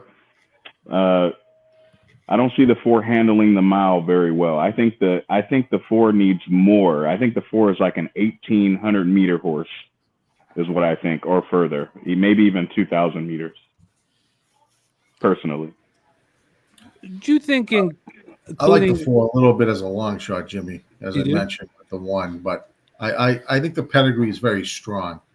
That's all I can say about the 4 is the pedigree is strong. Those of you on or interested in the 12 Mayday Ready, do you think that we can bet our exotics with Mayday Ready in 2nd, 3rd, and 4th, not on top? I mean, I like Tappet fillies. I'm a fan of Tappet, but I guess what scares me about the 12 a little bit is Kentucky Downs is such a uphill track in the stretch, and that horse just gobbled, man. So I guess you could play the 12 across. I'd play if I was going to do an exotic bet, which I don't. I only do win bets mostly and like pool, pick 4s and 5s. But if I was going to do like a trifecta or something like that, I would just spend the extra $20 and put that horse in slots 1, 2, and 3. It's cheap. It wouldn't cost $20 because you can do 50-cent and 60-cent tries here at this track. Thankfully, they don't all allow you to do that. Okay, we are 11 minutes to post here. I'm gonna just drop out for a second and put some I've ice gotta in my go. drink. But Flash, no, we want you for a few more minutes because we got 11 minutes. Oh no, you got to go at 7. Shit. Okay, Flash, you got to go at 7. Yeah, no Flash. worries. I'll be back about 45, 50 minutes. I love it. And then when Flash comes back, it'll be just before our final giant race. But or we might get 2 of them. But then we want to talk Saturday races. Yeah, no, Flash, I'll stay with you. I love Once it. I'm back, I'll stay with you. Good Thank luck you for your wherever you're time. on. Come on, Agogster. Let's go. He is. Nice. Our guy Flash in the house representing BetUS, great friend of the channel. Okay, okay, I'm gonna take off for a second. JJ, Gilly, Gokster, Smooth Ed, Kevin and I are out for a second. I'll be back in a couple minutes, but we are the Breeders' Cup Juvenile Fillies Turf. We have 10 minutes to go. I have not put in my action, but my action will be 1, 7, 9, 12. And then the issue is how do I bet thought process individually? And do I want kill win? I think it'll just be thought process individual. I've got some things I've got to figure out here. I will be right back. All of you in the chat, thank you so much for rocking with us. Friday night Breeders' Cup action. Tomorrow is a monster day, but we don't have this opportunity without you guys supporting us. So thank you guys so much. Also, our guy Paul Thompson says it is the 7 thought process on looks alone, and he has real magic here with judging these horses and their comfort level here. So take it away, fellas. Gilly, why don't you get us started? I'll be right back. All right. So let's look at some of the comments. I think what you guys take on the, I guess let's talk about a little bit of the pace of the race. What you guys may think on the pace. Definitely. Let's go with some. So the 4 is going to be there. The four wants the front. Oh shit! The 4. Never mind, that's my phone. All good, Smooth Ed. All good. I could see the 4 trying to get to the front. Definitely, I could see the 7, if not getting to the front, still being in second or third coming from that gate. I think the 5 has got some early speed. I guess right now I'm only seeing basically the 4, 5, and 7, maybe the 2, but definitely the 4, 5, and 7. I could see them fighting out the lead for sure. I think the 2's got a little. I think the 2 can be out there as well. Yeah. Also, post. Yeah. Be a little full, but who's on the 2? Let's see who. Oh, Ortiz. Oh yeah, he might. Yeah, Ortiz would probably go to the front just because of the gate position. Mine as well. I don't know if that horse can even win. It's a very, very tough race. I mean, the 1 doesn't win this race. Obviously, this thing is wide open, and I think taking some shots and whatnot. There's some very good trainers in here. You've got Graham Motion, you got Cassie. Chad Brown, obviously with the O'Briens, Mott. I mean, these are top-notch trainers. So that 1 doesn't run his pace. I mean, you can throw a dot here, pretty much. I agree. I'm actually looking forward to seeing the 1 over 1,600 meters. I'm interested. I want to see, how the horse handles it. I don't think it'd be much of a problem, but when you have horses that are running 133s and 134s over the mile, I mean, you got to be on your job. That's pretty quick. That's quick for the mile. So, I mean, that puts a few runners in play, like thought process, the 7. Or, I mean, I guess Mayday, how can we shy away? I mean, he ran a 135, 360. At Kentucky Downs 2 back. I mean, even a horse like Heaven's Gate, the 8. I don't think the horse has like a huge shot, but I just think these outside horses, JJ, are gonna the outside posts on a turf route at Mar. These jockeys are gonna have to work a trip out. Yeah, big time. A lot of horses in the field, and So I'm not a huge fan on the wide draws. wide draws in this race, and Yeah. so I think some inside horses that you would think about could have a chance here. That could be the 2, could be the 4, could be the 3. Yeah. 6. Yeah. Go down the road there. I think the outside post, they're going to have to work a trip, but you get the best jockeys going. So who knows? It'll be interesting. It seems like more of a jockey's race in some cases too. And you know what? Like I noticed when I'm betting at Randwick at night, and they have literally Randwick has an average card will have like $6 million races, right? It's like it's insanity. It's insanity, right? And you're talking like 20 runners, and you see this like 19-1 horse who literally sat 20 lengths off the lead, and then they get into the last turn, and the horse is almost not even in the screen horizontally. And then all of a sudden, you just see the horse just blistering down the outside. It's almost like the track's there late in the stretch. I just feel like the horses are faster on turf out there than they are here. I don't even see a balance. It's scary.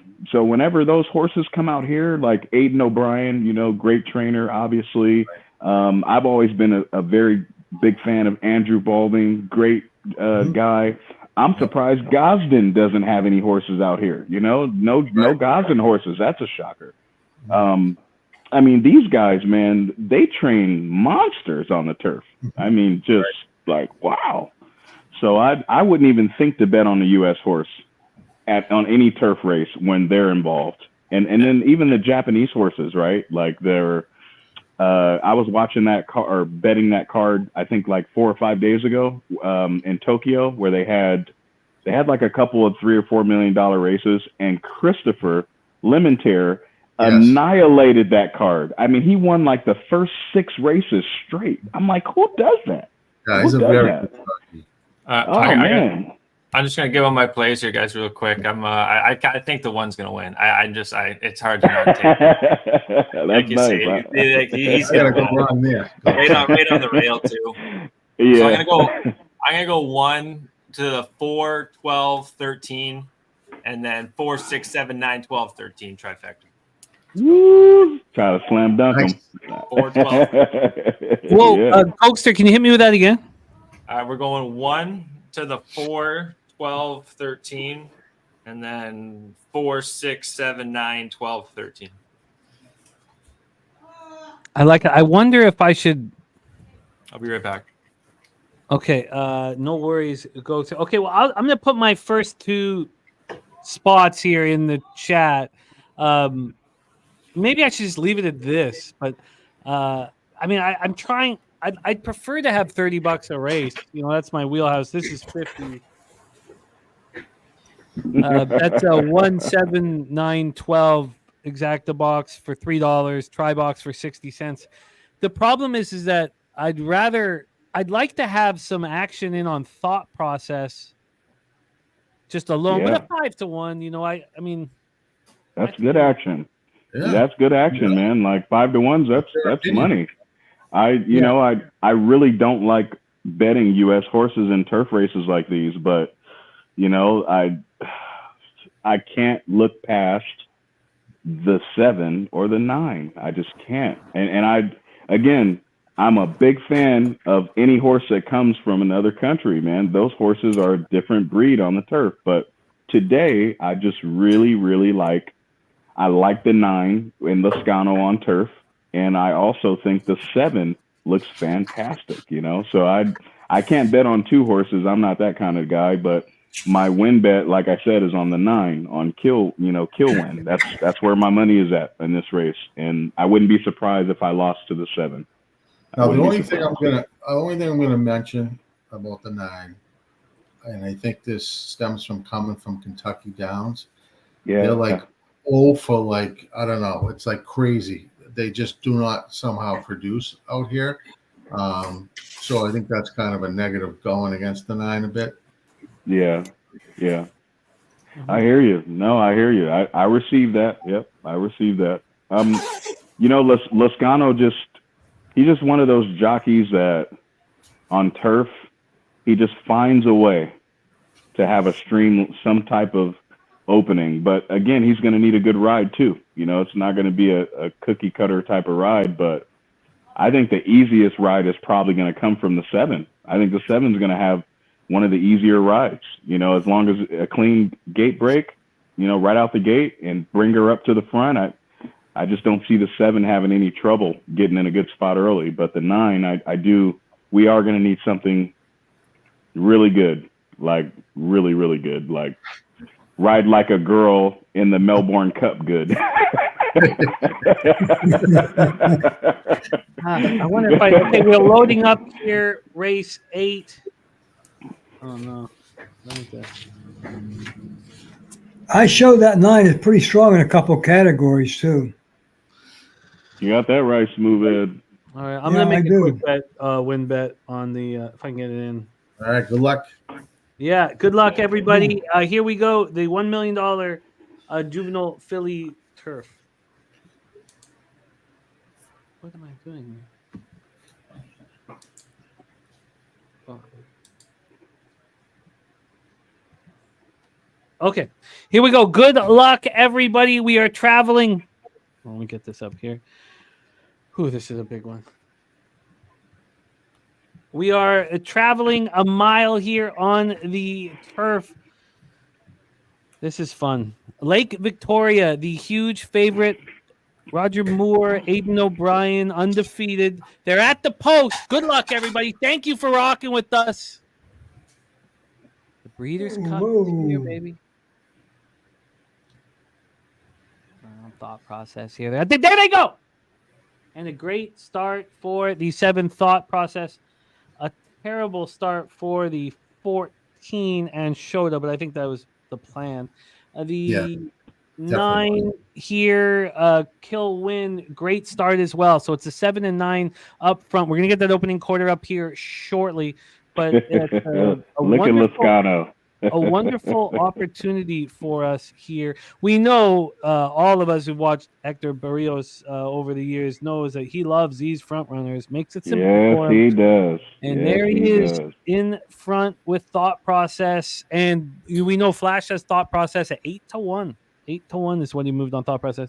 We have the 7 up front. I still don't get the opening quarter up. I don't know why they're not showing us the times. The 9 is in second. They're not making it easy for us to call the race. Where is the is that the 3 Coretto in third? Where is Lake Victoria? Lake Victoria on a ground saving trip on the inside, sitting 5th. Again, they're not giving us the times, but thought process. Oh, there. Opening quarter was 22 and 1. 22 and 1. Half of it 45 and 1. But thought process is trying to come home with it. Can thought process come home with it? Come on, thought process. Push, baby. Come on, 7. Push. Here comes the 1 and blows past. There goes the 1 Lake Victoria. It's coming on the inside. Boy, something on the inside. 12. The 12, Mayday ready. Mayday ready coming home. Get up 13. Get up 13. Give us a try. There's the 2 in third, nitrogen, so we don't get the try. The 9, like I'm a little mad at that last. I wish Loscano wouldn't have stayed so close. That was kind of they went kind of quick, for a closer. I didn't really expect that kind of ride. I expected them to sit a little bit more in the middle. But it's like they've never ridden in the Breeders' Cup before. That it's a fast track. Yeah. Okay, you're not going to go 21 and you're going to hold this lead. Okay. And that's insane. That was insane. Perfect, and the 1 was gone. Yeah, the one had a beautiful trip. I tip my hat to all the people that had the forecasted the 1. Yeah, I'm not mad at that. Not mad at that. But again, you got to take what they give you sometimes. A spectacular ride. Mayday ready coming in, put me in the position to make. You get 25-1 on the exacta. I only had it for $3. That's okay. Ride by more. We had the try was in line there. If the 9 could have held. See, right when the 9, right here, when the 1 started to come over and the 9 got boxed out, that right there, I'm like, he should have been a little wider. There's no telling what he had left. And Yeah. he could have caught that. I mean, we still Yeah, because he's still driving. He's still driving towards the finish. I mean, it's no telling how that would have played out. It might have been like 1:9:12 or something, but who knows? Tom, you were right. That was a spectacular ride. Just a Indeed. ride. Indeed. I mean, the best horse in the field, numbers wise, just everything. You look at when you're handicapped. I mean, it is what it is. Yeah. It was a good ride. I agree. There was the 9 and 5th. That was a mistake. Kill Will should have come third there. Should have paid us out for. Lezcano made a mistake. I agree. A little wider, yeah. I think he should have been a little wider on there, but I also think he shouldn't have went so fast. I'm kind of shocked about that too, but I think in America, for whatever reason, no one wants to be that wide going into a turn. But I'm telling you, man, out of the country, they could be 16 wide. And if the horse has got any type of fast, quick turn of foot, that horse is coming. It's interesting. It's really interesting. Well, on the outside post, like I was saying before, it's just it's a killer at Del Mar, and so these jockeys know that. And if the horse breaks, they're gonna try to get out over to the rail. That's their best. Agree. And unfortunately, it just takes a lot of energy out of the horse, and it leaves towards the end. And you know what? Let's talk about that fantastic ride by, in my opinion, by Ortiz on the 2-horse. He came out of nowhere, and I thought the 2 was going to sit somewhere, top 3, 4, 5, but shit, he came out of nowhere and dove to the rail. That was, if the horse had anything, I guess that would have been, something else. But 49-1, that's pretty nice. It's pretty nice. I picked the wrong grade 1 Woodbine horse. Here's the 2. Yeah, you're right. Vixen just had to have a great ride, my man. I don't think that was bad capping. The position too. The 2's better spot. Just over. And his odds 15-1 to 49. Like holy God, jeez. Mm-hmm. Wow, look at that. The 50 cent trifecta, even with a 3 to 5 on top, paid $254. Holy smokes! Yeah, wow. I'm actually kind of happy that Fiery Lucy didn't come third, because Fiery Lucy was on my radar, and if I would have been beating myself up a little bit more. But then I think the kill win, I do blame Lezcano. I mean, I don't see the mistake. Yeah, I'm a little mad about that. He had a good ride too. I mean, he didn't look pressured. The horse looked nice, comfortable, settled in really nice early on. First 3 or 4 furlongs, just I don't know. Our guy K-Wolf, phenomenal capper. He pressed the $5 try on that one. Woo-wee! That's what I'm talking about. Yeah, man. In the casino, we call that a hand pay. That's right.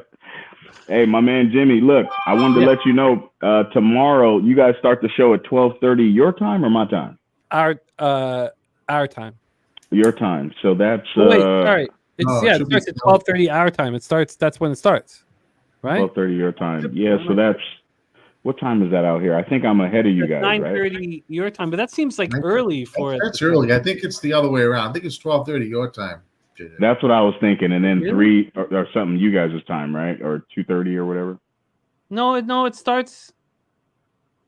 Well, they're saying it starts at 1:05 p.m. my time. So it starts early. It starts at 10 a.m. at Del Mar. Okay, that's cool. That works. That works good for me. So, I just wanted to hop on today at least to put in my input and hang out with you guys for a while. Tomorrow, I'm going to be on most of the day tomorrow. So I'll be on for most of the day. JJ, you're a huge part. You're a huge part of this. So we need it. Thank you guys, man. You guys are a huge part. We're a team, so I appreciate it.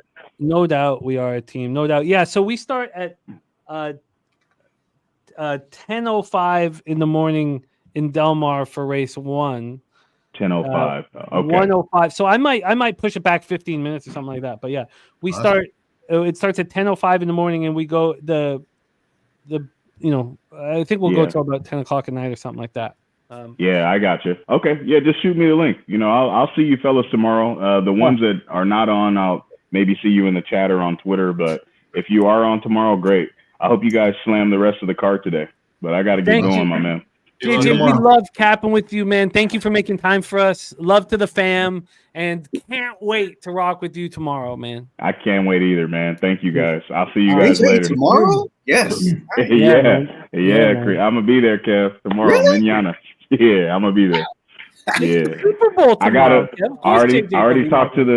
I talked to the wife already. She's gonna go shopping, so it's a perfect scenario. Works good.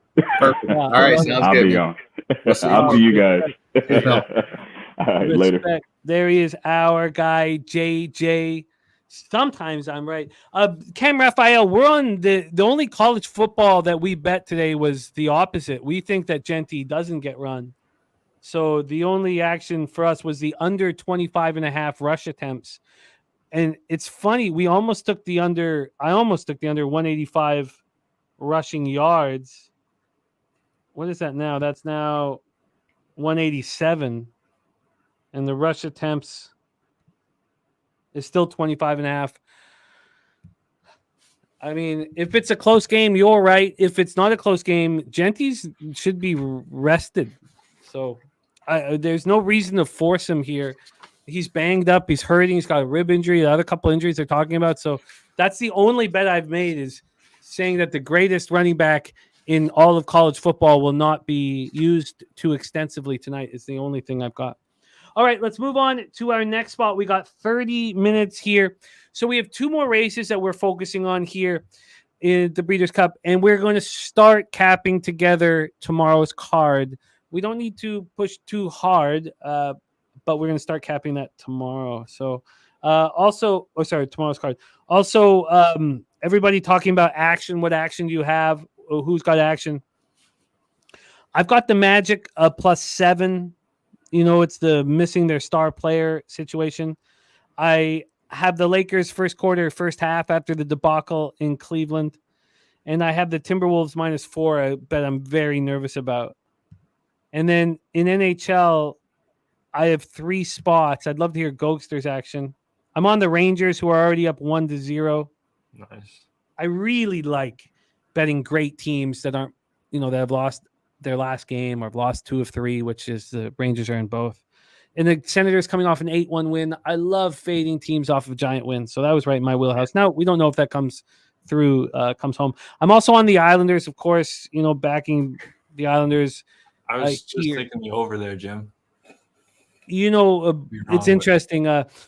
There's friction supposedly with Lamorello and Patrick Waugh. There should be. And there's going to be. And Lamorello knew that there was going to be friction hiring him. I have no problem with that. I want friction. Barzal out now with the shoulder injury, flying home. I didn't know that when I bet it. But I got a better line after the Barzal injury news. I think they step up. I was on the Oilers last night without McDavid. I'm not going to be out on them again. But just, that first game without the team. Jets are already up 1-0. I have nothing to do with that game. But I'm on the Tampa Bay Lightning. Again, if you cap with me for a long time, the Wild have been on the road since the 12th of October, 7 games. They're coming home, and I like to fade that situation. So we'll see how that all comes to fruition. So that's my action today. Gokster, what's your NHL action before we move on to this next race? I don't got a lot. Just looking at the over, I was saying the Islanders Buffalo. I think it might open up a bit there. And then Tampa Bay first period makes some sense too. And then nothing on the late game there. But AHL tomorrow, I was looking at Belleville play Syracuse. So I think it's their only game on the weekend. They called back some guys, so I think Belleville's got a chance against Syracuse tomorrow too. Respect. I love it. Cindy says no love for my Jets. No, I just they just won 6-2 and dominated after beating. I should have been on them against the Red Wings. Yeah, I can't. Obviously, retrospect, that was a mistake after the loss. No, I have a ton of love. Kyle Connor is becoming a top 5 favorite player in the NHL, and Scheifele's right there too. Like, I love those guys. Kyle Connor, of course, will represent America in the 4 Nations, and Scheifele will be on the other side. And for you Winnipeg fans, don't let the Detroit Red Wings pick him up in a year and a half, because that's his hometown team, and that's the only team he will go to other than Winnipeg, supposedly. Okay, let's get into the next giant race here in the Breeders' Cup. Thank you guys so much for rocking with us here. We have – oh, sorry, I'm on tomorrow's card. Let me move back to Today's card. Okay, here we go. The $1 million Juvenile Turf. And this is a fascinating situation. First off, we don't have a huge favorite. Donut Silks has moved on the 4. And we can now, with only 2 races left, and we're not focusing on other tracks at this point, take a little bit more time here. Oh, sorry. Juvenile Philly Turf. Now we're at the... Oh, this is the Juvie. My bad. This is the Breeders' Cup Juvie. This is the big one. Okay. So we have East Avenue. Brendan Walsh Barn. T-Gaff in the irons. Your favorite here. 9-5 right now at the tote. A morning line 5-2. An absolute monster out of the Godolphin barn. Then we have the Chancer McPatrick out of the Chad Brown barn. Flavian Pratt in the irons. Horse for $725,000 at the Ocala sale. Out of McKinsey, an absolute monster. 3 for 3. Broke its maiden immediately. Buyer figures improving in each race. Of course, same with East Avenue. These are the 2 monsters, but there's some very, very tough colts that they're going up against here. And we'll hear from the panel their thought process. But we'll start with Ferocious. Ferocious, $1.3 million horse at the Ocala sale out of the Gustavo Delgado barn. JJ Castellano in the irons. This horse has lost to both Chancer McPatrick and East Avenue. Now, Chancer McPatrick beat it by a half length. He only lost to East Avenue by 5 1/4 lengths. I shouldn't say only. Lost badly to East Avenue. But I am really interested in this horse. Big shout out to K Wolf. I'm going to need to get my next bottle. This one is gone. I'm going to need to get my next bottle. K Wolf picking up a huge score on the try last out, $5 he put down on it. What a guy he is, giving back immediately as he's always done. He's a big part of all of our contests on pubsportsradio.com, and he is a great friend of the channel, gifting 5 Pub Sports Radio memberships. Juan Chavez getting one of the memberships. Juan Chavez, we love you. Kadesh Dean, our guy Katie, Lombardi Lee, Scott Christensen, and Nardi. Thank you for being a part of our channel, wanting to be a bigger part, and thank you, K Wolf, for giving them the opportunity. Now that you guys are members, you can be part of our big Thursday show where we vote for our Circa Millions. It's members only because it's a voting show for our card. Right now, we're at 2006 out of 5,600 about. We're 2019 and 1, and we need a week this week, but we vote on our action. Now you can be a part of it. Thank you, K Wolf, my friend. Cheers to you, K Wolf. It's delicious. Okay, so we have the main horses, East Avenue, and then Chancer, and then Ferocious. But Ferocious is not the 3rd or 4th choice. I believe he's the 5th choice in this one. Actually, Ferocious being left alone at the tote now, 10-1. So we have Jonathan's Way, another horse that we talked about here by our cappers in the chat of the Philip Bauer barn. Looked great. Broke its maiden immediately by 4 1/4 lengths over at Saratoga. Then raced on September 14th at Churchill Downs. Took the lead immediately in 11-horse field. Has a ton of speed. If you're looking for the time form early speed situation, we know East Avenue has a ton of it. Jonathan Way also with enormous. All of these young colts have speed, and Chancer McPatrick is the one that's going to come from off the pace. Jonathan's Way, morning line 9-2, right now at 5-1. Joel Rosario in the irons. And then the other horse that's a real issue, I mean, there's a couple here, but it's Gaming. It's the 7 out of the Bob Baffert barn. Now, this isn't one of Baffert's $1 million horses. This was $250,000 at this March's Ocala sale. It's run twice. It ran in that maiden race, clearly won it by 5.5 lengths to get started, and then won the Del Mar Futurity. Citizen Bull was one of the horses that it beat. Citizen Bull is a 6th horse. Another Baffert horse was much more expensive. Now, this was in 2023 in the Keeneland September sale at $675,000. Martin Garcia in the irons. The 6 Citizen Bull morning line 10-1 now at 13-1. So basically, right now we'll hear from the cast, but we have East Avenue as your 9-5 favorite. In second is Chancer McPatrick. So you have the inside and the outside. Birdie says that he loves the 6 here, Citizen Bull. K Wolf, you're such a great friend of the channel. Thank you. Donut Silk says this 6 Citizen Bull been working like a monster. On October 22nd, ran the Bullet, 58 and 4, 5 furlongs at Santa Anita. This guy's got multiple bullets on his resume. Let's go around the horn here. And also, thank you guys for joining us. You guys in the chat, you guys on screen. It means tons to me. Honestly, this is heaven to me. This is all I want to do is bet horses. And I'm really thankful to have the opportunity. Gilly, my man, take it away. What's your plan here in the Breeders' Cup Juvie? What a race. You know, I think let's start with East Avenue. Obviously, you know, going off as the favorite here and should be. Ran well sprinting in his debut. He's much better around 2 turns, in my opinion. You know, you got Brendan Walsh, not a bad trainer at all. You know, what matters here, I think, at the end of the day with East Avenue is Godolphin.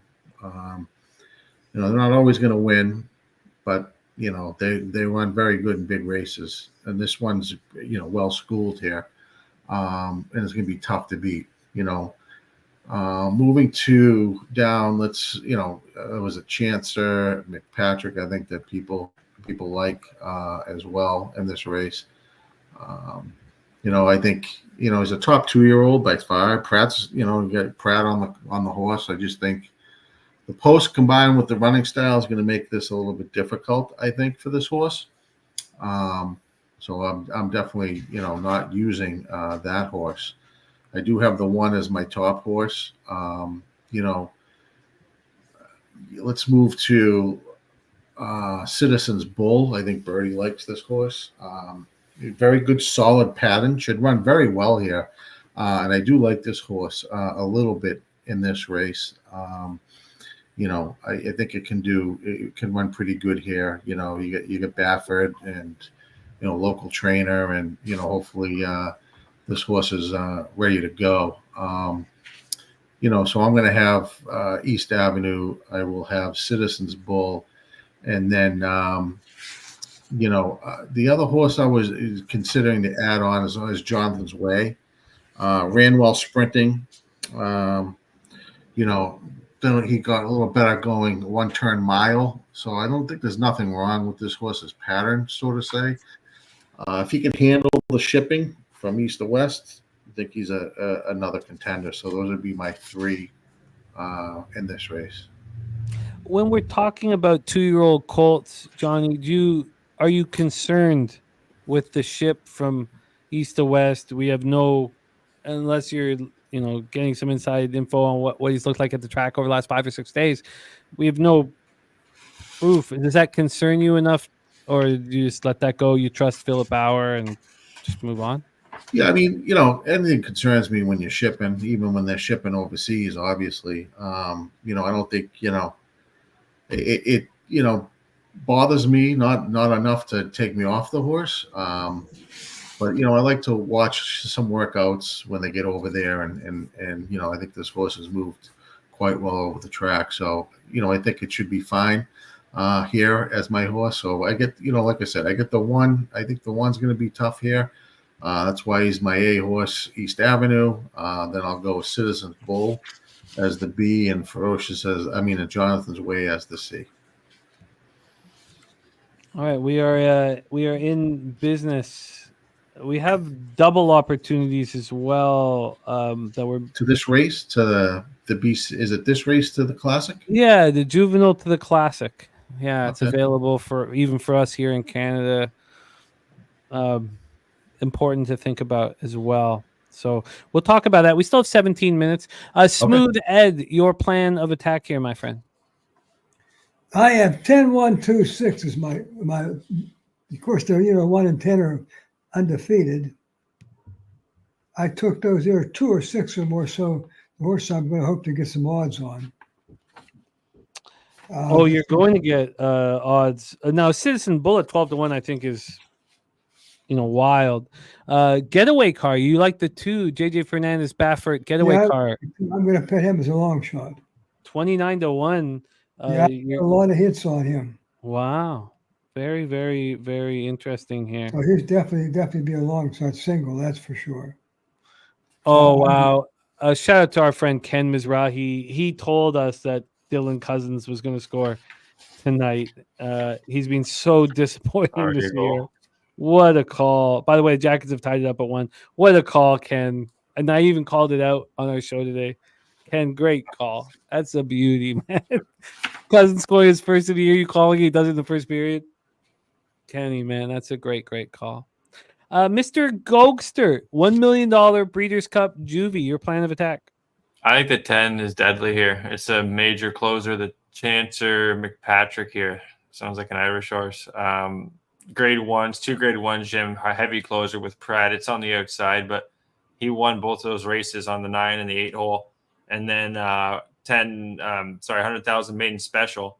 He was 5th, 8 back, and then he ended up winning that race. So like this is a big time closer right here. So I think that horse and the 1 are going to battle it out.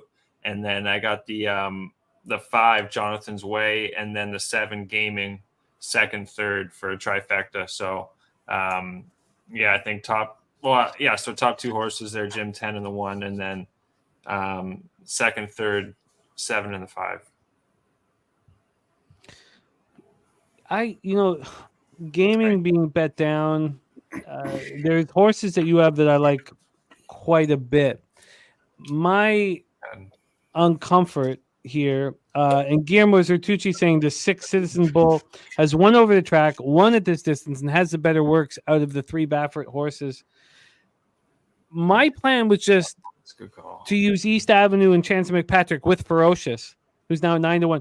And Dennis has Ferocious to win. I want to stick with that.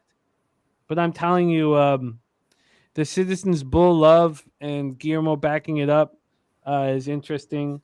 Dirty Reg on the 7 Gaming being loved at the tote. Another Baffert horse with Irad Ortiz and the irons. I mean, how much do you not like it? How could you not like it? And Dirty Reg, no, I feel you. And Gilly talked about it. So you're not Gilly's on that horse Gaming, so it's not being left alone at the tote. But I get why you like it. Not Gaming, the Citizens Bull. Oh, sorry, you're on Citizens Bull. Okay, so who is on Gaming? Okay, I'm tripping a little bit. Let's keep rolling through here. So wait, let's just do a quick reminder here then. Gilly, your action again is with which horses? So I have 1 as my top. Yeah. East Avenue. I got Gaming next. I'm sorry, not Gaming. You got me keeping the wrong horse. I got Citizens Bull next, and then last is Jonathan's Way. Was my 3 horses in this 165, and then our guy Smooth Ed. Smooth Ed, can you review your horses once more? Yeah, I had 10-1-2-6. 10-1-2-6. Gogster, your horses once more? I got the 110 on top, and then the 157-10, 157-10. So it's Gogsters with Gaming. Kev Reed, take it away, my friend. We are 12 minutes away from the Breeders' Cup Juvenile. All right, so single last race. So this 3rd leg, I have 1, 4, 6, 10. I think this race is very interesting, and I Baffert again, tinfoil hat. Here's the deal: Citizen Bull is working lights out. Okay, I believe Citizen Bull can also can set in like this, maybe the 2nd, 3rd flight. I think this 2 horse. I know what Baffert's telling JJ. JJ's a speed rider. You cannot let East Avenue get out. If East Avenue gets out on top and does not get pressured, we might as well move on to the next race. He will not lose this race. Chancer McPatrick ain't going to catch him. You're going to have some pace. Now, with that being said, if this 2 can pressure the 1 or even maybe the 6, maybe they go out. The crazy horse that is not so crazy that people are I wouldn't say people are forgetting about is Ferocious. Broke his maiden, then went to the Hopeful, ran second, went to the Futurity, ran behind East Avenue. Yeah, but East Avenue had to race his way and just ran away. But this horse was trying his best to catch him. I feel if East Avenue has some pressure, if there's a little bit of a pace duel, I think Ferocious gets first run. I think Chancer Patrick will start to come. And then you have some of the other ones like Jonathan Way, which I don't think is a win contender. I don't think Gaming's a win contender. I don't think any of those other horses are win contenders. They're just not bred to go this far. And if you're going to look at closers in this race, I say I'm going to pick the best closers. I think that Ferocious has a long striding, grinding style. And I think the 10 horse is the best closer. So I'm going to take, as I do in all my manner, I'm going to take what I consider is the best speeds. I'm going to consider the horse that could set off. That is the best, which is the 4, the best mid-flight horse. And then the best closer is the 10. So if I got a speed up there, if East Avenue or, the 6 horse decides to go, I got my speeds up there. I got Ferocious is going to set right off of that. And then we got Chancer coming from behind. So that's how I looked at the race. That's how I diagrammed it. And I think that to me is how it's going to sort of set up. I think it's a beautifully scripted, beautifully constructed. I'm trying to get my action in here. And the only concern I really have is Citizen Bull. Because I'd be very comfortable with my initial plan, which is 1, 4, 10. I'd be very, very comfortable coming into this. You can't ignore his workouts. His last 58, 5 furlong workout, 58 and 8. I mean, he's smoking. Yeah. No, I can. How easy it is to include a 13-1. I mean, that's not difficult. I can put that together. Let's bring on our guy here, joining us once again. And we love capping with them. And we have him now for the rest of the night here. And there's lots of work we would like to do. I have all of his action for tomorrow as well, which he was kind enough to send our way. Same with JJ. Please welcome our friend from BetUS, Flash, in the house. Flash, how are you, my man? Good. How impressive was that from Lake Victoria, by the way? Didn't handle the bend at all. And I'm thinking, I tell you what, how does this horse win when it went round on one foot, one leg? It was like totally. Did you see that? Yeah. I watched it and think, my God, how are you going to recover? And then I'll tell you another thing. You talk about an Oaks filly for America in immersive. The first thing I thought was that's an Oaks filly in the UK because they were worried about going up in trip or they were going to try it. The guineas, it will be odds on, but it wants a trip. How does it recover against good horses? And traffic. Oh, so remember Flash? I said this horse is gonna surprise again. Like it's just full of surprises. Full of surprises. Come on, a bundle. And remember, our guineas is straight as well. So after everything went wrong for that horse in that race, I think he was valued for 10 lengths. I was watching it like I was doing a show, and I was expecting him to say "Flash, Flash," and I'm like. My mouth must have been like that because you knew it was going to win. He took a tug about 3 hours and he just came back on the bridle. Just beautiful, beautiful performance. It was spectacular. But Flash, we got 7 minutes from the Breeders' I'm Cup. on this Godolphin horse in a parlay with City of Troy tomorrow because they thought the Godolphin thought that their winner. That's why I didn't get involved with Immersive. Is because they thought that East Avenue would be their winner today. So I've done that with City of Troy. There was obviously dangers in like Citizen Bull and Jonathan. But again, lazy and blind, I was just told to bet East Avenue. You're on City of Troy. Oh, my goodness. Plus 475. We got lots to talk about. Oh, yeah. I bet it 4 times. I've bet it only when it's won. K Reed. Only when but listen, Kev, Flash breaks it down beautifully as to why you wouldn't want to be on City of Troy. He understands Yeah. all the fallibles, yeah. So we'll Yeah. talk about that. Don't worry. He's not sitting here. He's saying that you have a ton of ammo if you're going up against City of Oh, Troy. yeah. So 100%. he's not sitting here all 100%. bullish. No. He just he's got his. We're balanced. It's balanced. Yep. Yeah, and he's got his squad in the UK who, truly believe in this horse, but he understands Aiden's numbers on dirt in the breeder. He gets the situation. He understands why anybody would be against him. Yeah. He's not sitting here bullish on. I know. No, I get it. And I get why they're running them. I mean, breeding purposes. I mean, money. Get a breeder cup win on dirt. And he's the best 3-year-old in the world. But we will get to that. On what surface? Well, that we will find out tomorrow, won't we? Okay, but let's talk about this one. We're 5 minutes to race, and I still haven't made my bet here. My question here, Kev, is you think I need to include Citizen Bull?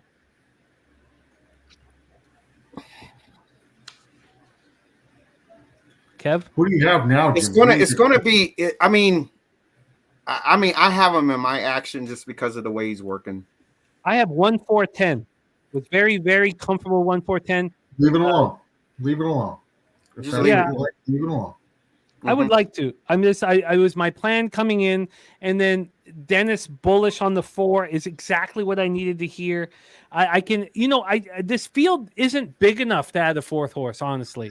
Listen, the four. I think the 4's got a chance. The only thing I didn't like about the 4 is I was looking for the 4 to improve last time out. He didn't do it, so I'm not. I wasn't so keen that he's going to come here and run a good top here.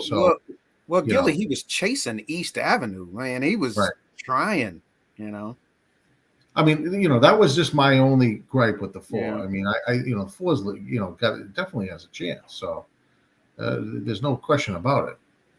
He's just got to improve a little bit off of what he's been running. You know what I'll do? I'll add. Okay, wait, Gilly, if you were breaking down Citizens Bull and Jonathan's Way, do you have a clear horse that you like, a clear colt that you like better? I use Citizens Bull a little bit above Jonathan's Way, and it's just, workout purposes, and I think this horse is in a good spot. You got a local trainer here, so that was the only reason that got me a little bit, Citizen Bull a little bit ahead of Jonathan's Way, but it's tough to split them really. I think Jonathan's Way is a good horse as well. So I know exactly how to handle this. Exactly.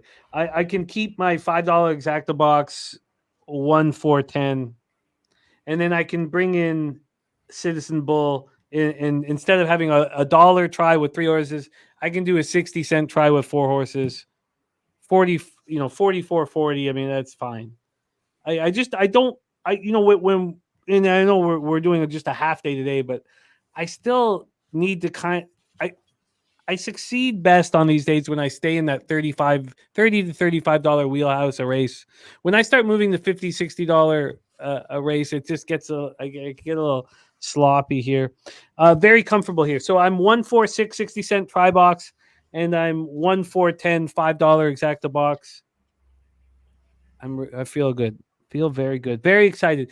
The Breeders' Cup Juvie. Now, 10 years ago, 15 years ago, the winner of the Breeders' Cup Juvie was a non-issue in the Kentucky Derby.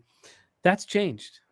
And who started that change? It was Pharaoh, right? American Pharaoh was the one that started the change where the Juvie, because I remember 20 years ago, my dad would always tell me the 2-year-old champion is never the 3-year-old champion.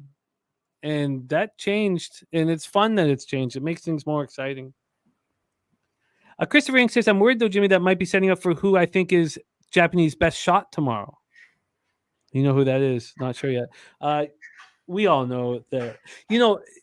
We're going to talk about it tonight.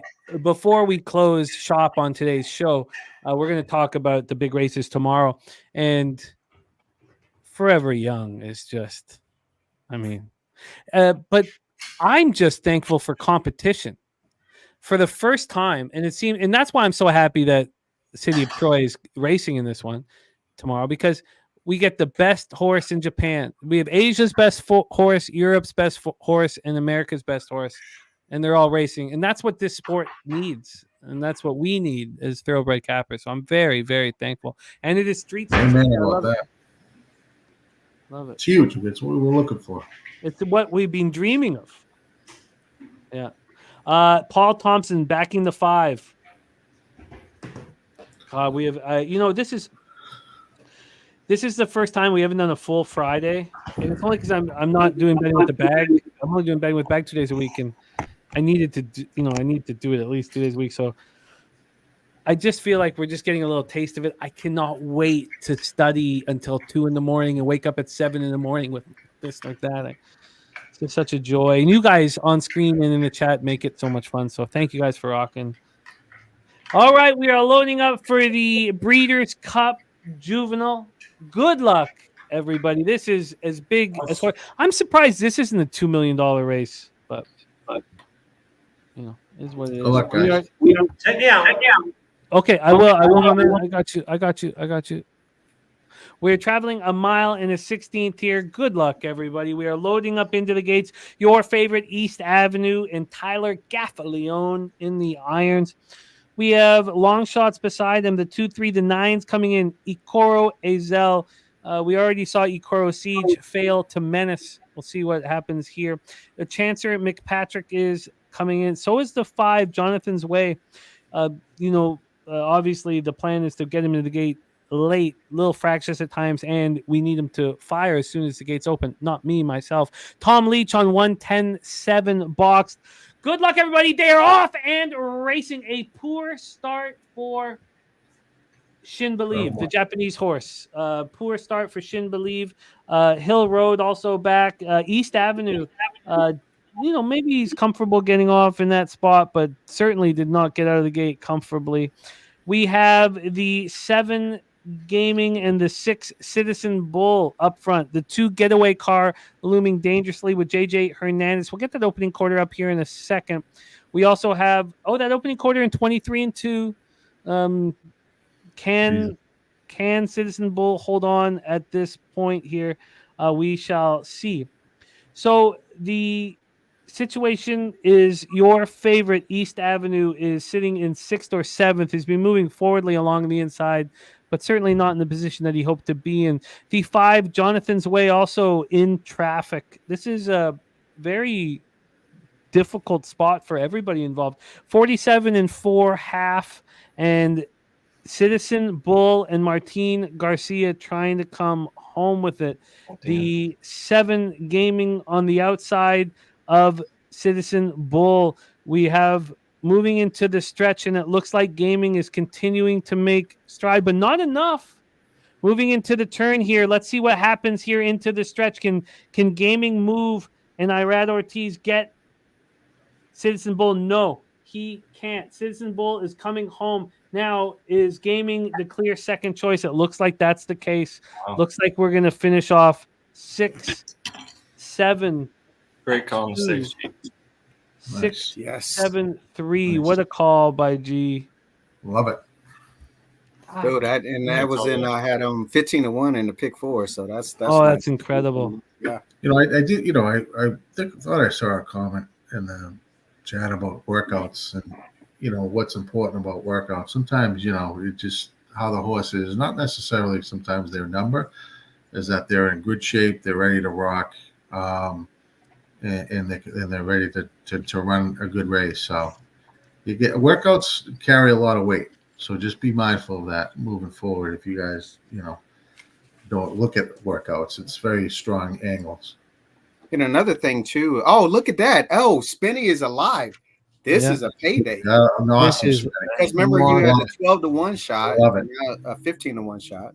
This is monstrous. Yeah. Another thing, Gilly, is that what I would, when Gaming came up, right, red a perfect. This is a prime example of breeding. Right. Gaming's not bred to go this far. So, and Correct. I know it doesn't always happen, but the 6 is. So, and then you could just see that separation because the bottom half of Gaming is a 5 furlong horse sprinter. Correct. Yep. So, nicely put. Nice job, Spenny. Let's get you home on the last race. So 4, East, 5, East 12. Avenue didn't break. They're going to show us the break here for East Avenue Yeah, right he fell now. to Nah, he didn't break well at all, Jimmy. He broke. Look out to the left. Look at Oh him. no, yeah, he dropped immediately. On his ankles. And that I was a guess- more reasonable pace. You look at that. That's, they weren't flying. So Broke on his ankles. Broke on his shins there. A very, very tough spot. Too bad. And then Ferocious came 5th. What happened to Ferocious? I didn't see him. All that stuff was going on. Did he break okay? Or Well, his time form, you would expect him to. Yeah, he broke clean. He broke absolutely clean. He's sitting there 2nd. And then a tiny squeeze issue, but that he still was in nice shape here. Wow. There's no excuse for Ferocious. Oh no, it squeezed again. yeah, A couple of squeeze, but I mean, It squeezed again. he's never started in the lead. That should have been now. I guess dirt in the face. Doesn't like dirt in the face, so JJ takes him a little bit outside, but not far enough. Dirt in the face, starting to move forwardly. No excuse. Wow, Spenny with a monster pick 5. Yeah, that's a payday. Available. We got to get it home. Guillermo says that was all birdie. Good call, Bird. Wow, Citizens Bull, great call. And gaming, hopefully Dirty Reg got paid. And Dirty Reg also saying Baffert won. Baffert exact the box.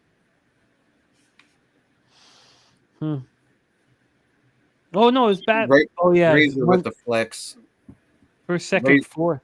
Razor's going to FaceTime Bob right now because they're on that friendship level. Yeah, best of friends. Let's hear what Flash has to say about this one. Flash, what do you think? Listen, let me tell you now. First of all, the race was over for the favourite, 10 yards. So that's the end of that. It seems like it was a job done. It was basically, I think the horse was laid out, the winner. I mean, we've seen this with his other horses, like your Move, your National Treasures, all of these horses that go to the front and they stack them up and then they don't get caught. And all they want is trouble in behind. Again, the best horse won the race. Horse who came 3rd was 20 lengths last. So again, what can you say? There was a few hard luck stories, none more so than the favourite. But listen, Citizen Bull was on a few radars, and rightfully so. Never looked like getting beat.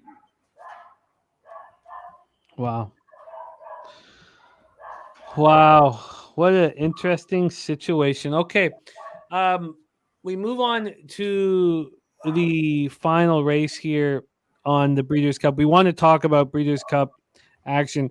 We've capped our asses off over the last 24 hours and all week, and my best bet on the board could still go against me, but my best bet on the entire board, my birthday bet, everything was fading my hometown Raptors first quarter and first half.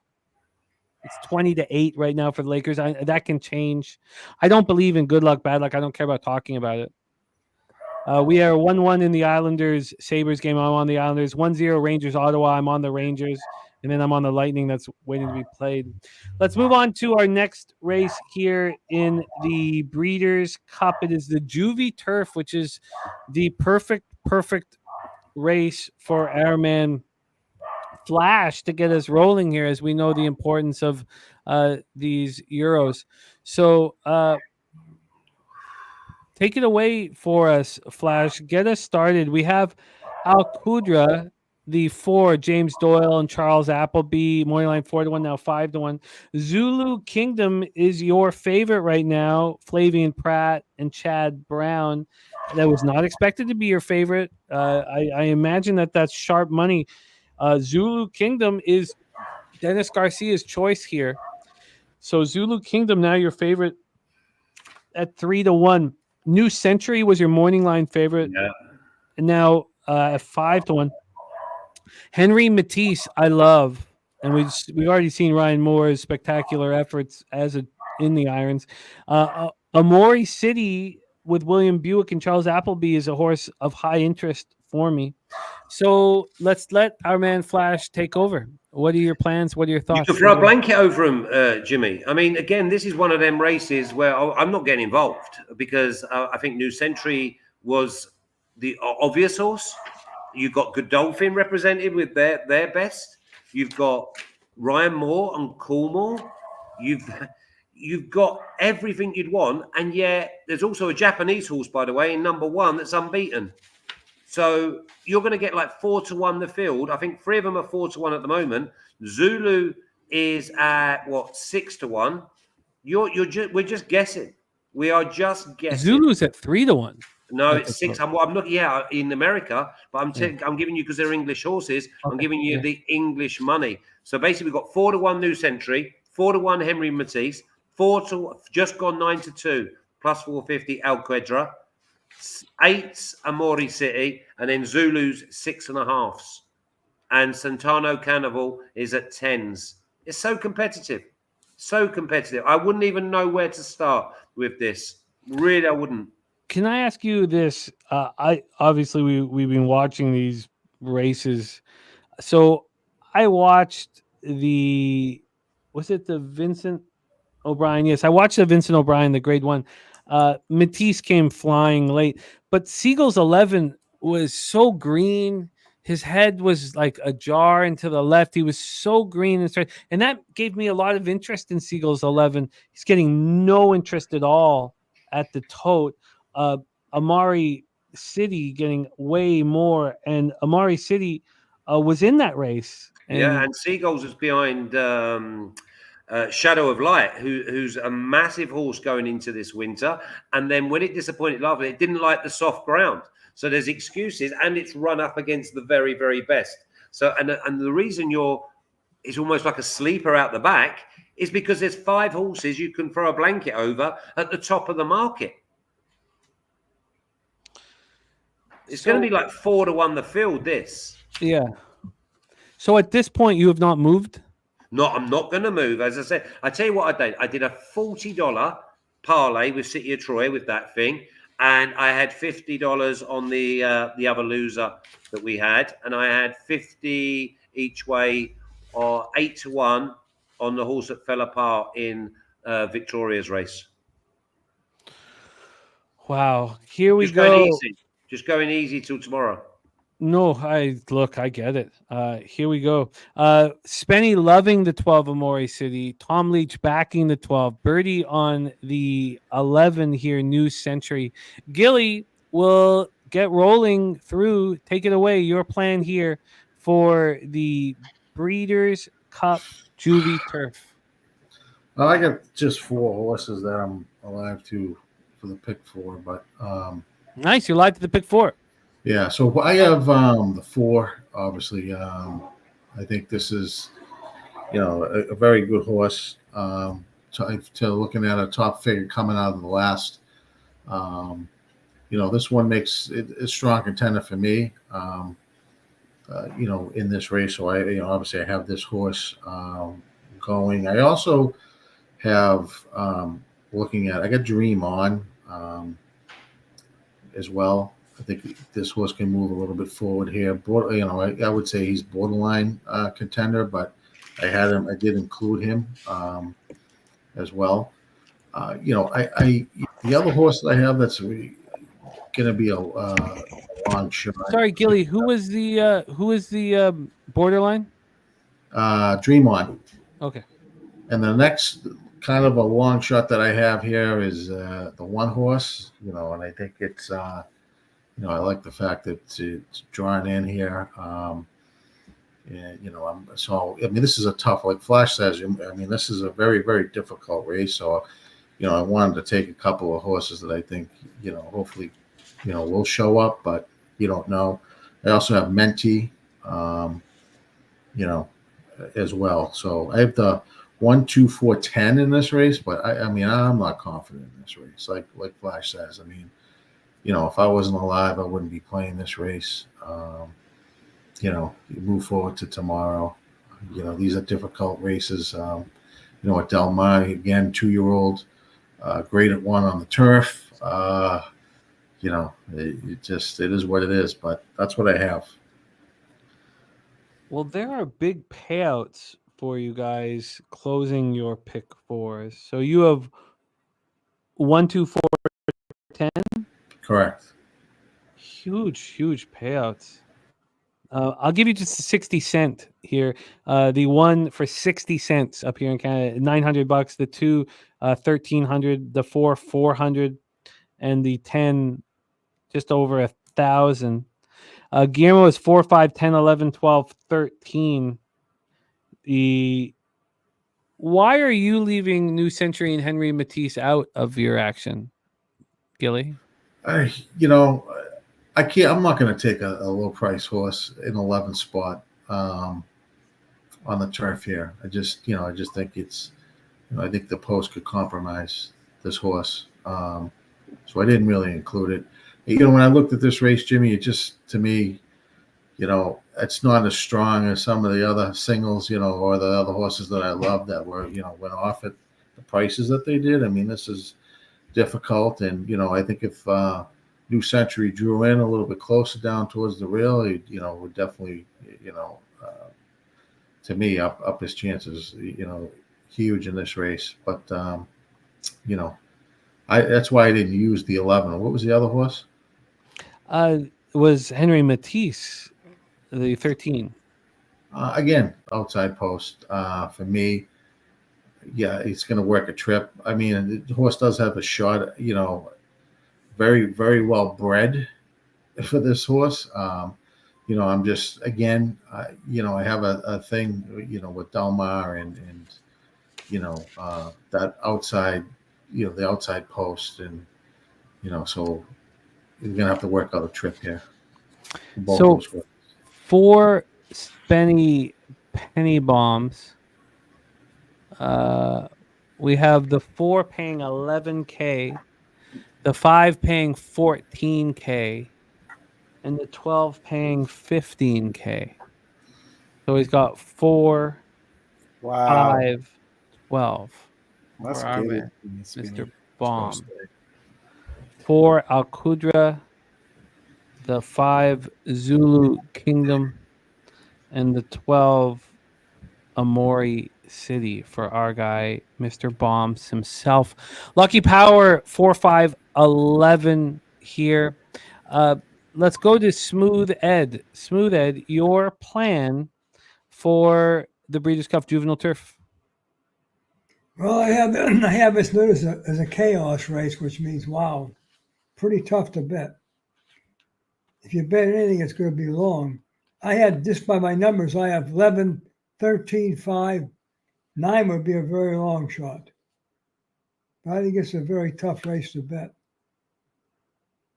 And even though I hit my last long shot, last race I hit that long shot, but this long shot here is just off a pedigree with all I would bet him on. This is a tough race for me to do anything with. And I do have 11, 13, 5, and 9. That's my picks.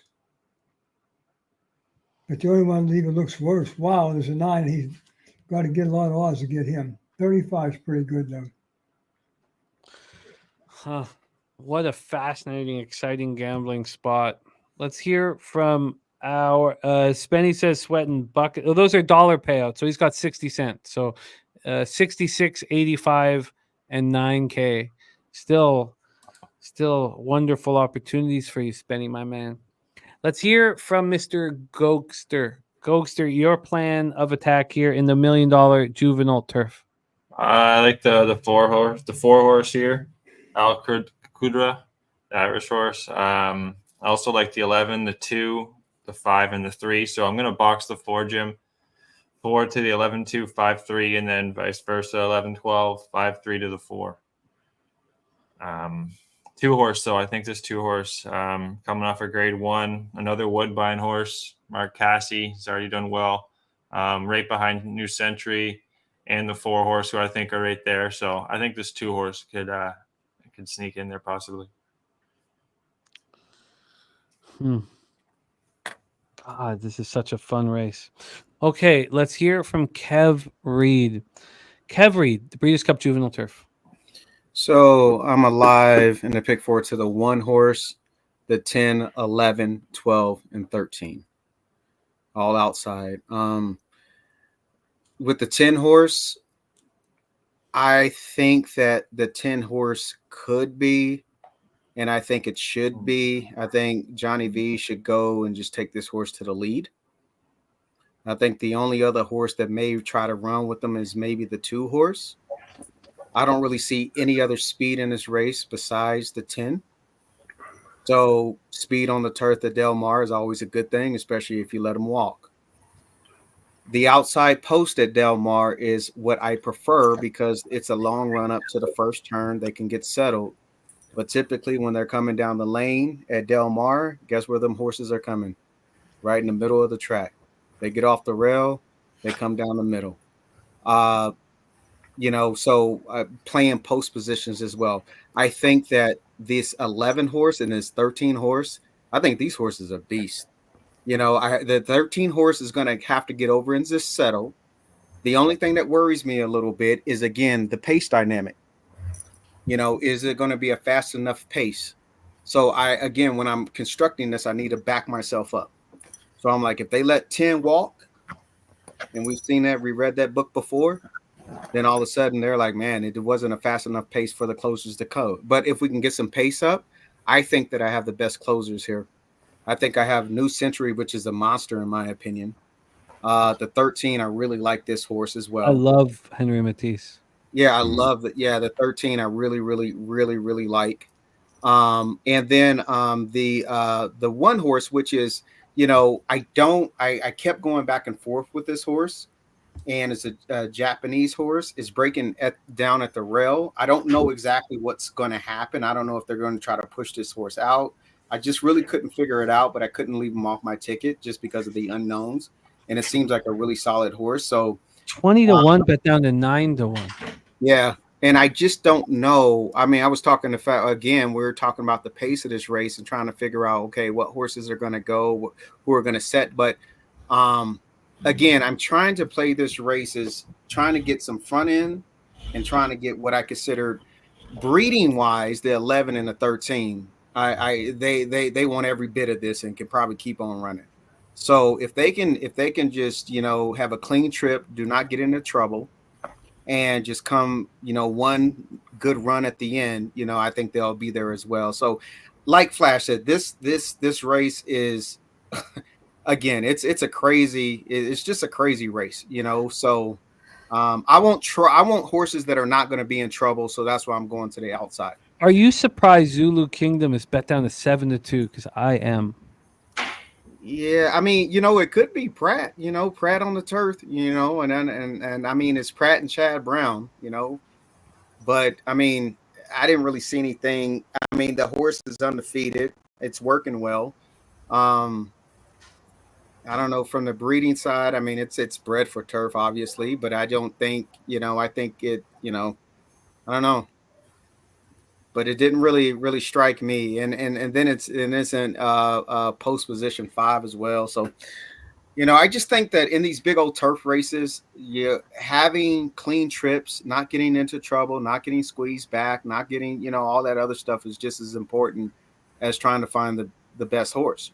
So I need a horse out front where it's not bothered. Hopefully that's the 10, and then I need some of these outside horses to settle and get clean runs at the end. So, Jimmy, do you know how many runners Andrew Baldwin's had at this meeting? Because that's a big flag. It doesn't have to be. It's not. I think it's the opposite to a red flag. Is because he's not the type of person that's going to take a juvenile all across the world. And also this horse has got the beating already in the book on some of these. So New Century is definitely a worth, and also it looks like he's been targeted for this as well, because I think it win at Woodbine as well. Yeah, it was a beautiful race. Beat Al Qudra. New Century's a monster here. I'm surprised it's 9 to 2. Dude, that horse is good. Monster. The big surprise. I can't. I've got to sit. Okay, I'll be right back. I've got to. Zulu Kingdom was my last cut. 8 to 1 down to 7 to 2. I don't think the tote is an idiot here. I'll be right back. You guys continue the discussion. I'll be listening. I'll put some ice in my drink, and I will be right back. I'll tell you what, I'll ask the lads a question. Anytime you go on turf, you straight away you're thinking it favours the European horses, and then you'd think, what's the dream distance that gives the European horses even more confidence? It's a mile. So nothing tells me that Zulu's going to win this race. There's going to be one of maybe New Century, Matisse. Maybe one of the Godolphin runners comes forward. It just seems a bit of patriotism that's the American horse within 5 or 6 of them. I got a question. What about the blinkers off for Matisse right now? Do you think that's going to affect anything? Or? Well, the Matisse went to, I think it was Deauville, or he went to France, and it came up soft and it never run its race. And going into that race, they thought it was going to win. So just put a line through that completely, and the blinkers, you say, are off? They're off. So basically they did no effect, because they were probably thinking, normally you put blinkers on, it's just to keep their mind on the job, because they've got a habit of looking around and not going forward with their heads. So again, if that's come off, then maybe they think that the horse just needs to be more maybe at the forefront of the race rather than going past horses. Well, how many horses were in that race? Do you know, in the French race he ran in? I'll tell you in 2 seconds. It was nine horses. Was it 9? I think. Yeah, 9 horses. 9 horses. No, he finished 9th for 15, didn't he? Oh, I don't know. I thought it was 9 horses. I'm not sure how, because it's different how it reads compared to the American races. Oh no, hang on. He finished 5th of 9. 5th of 9 on that last race. And this is his 6th race as well, which means it's been a really busy baby. Same as New Century. Yeah, isn't he coming out of? I think he's coming out of the toughest race. I mean, that last race, it's a big one. It's a big one, So I think for his class standpoint, I mean, I think he's. And he was the favorite in that. We was $1.30. I just think they want every bit of this mile. I mean, and every bit of it. And I'm surprised that, not a lot of. I mean, more people are on the 11 horse either, man. I'm like, that horse is definitely a contender. Have a little look. Group 2. It was so much of a contender when I first constructed my tickets. Like I was going to do a pick 5, I was going to single the 11 at the end. I'm going to watch the race. I'm just going to watch the last 2.5 furlongs of this race, because it ran behind the table, mate. One was on it. Let me just mute this. I like the 4. Okay. Well.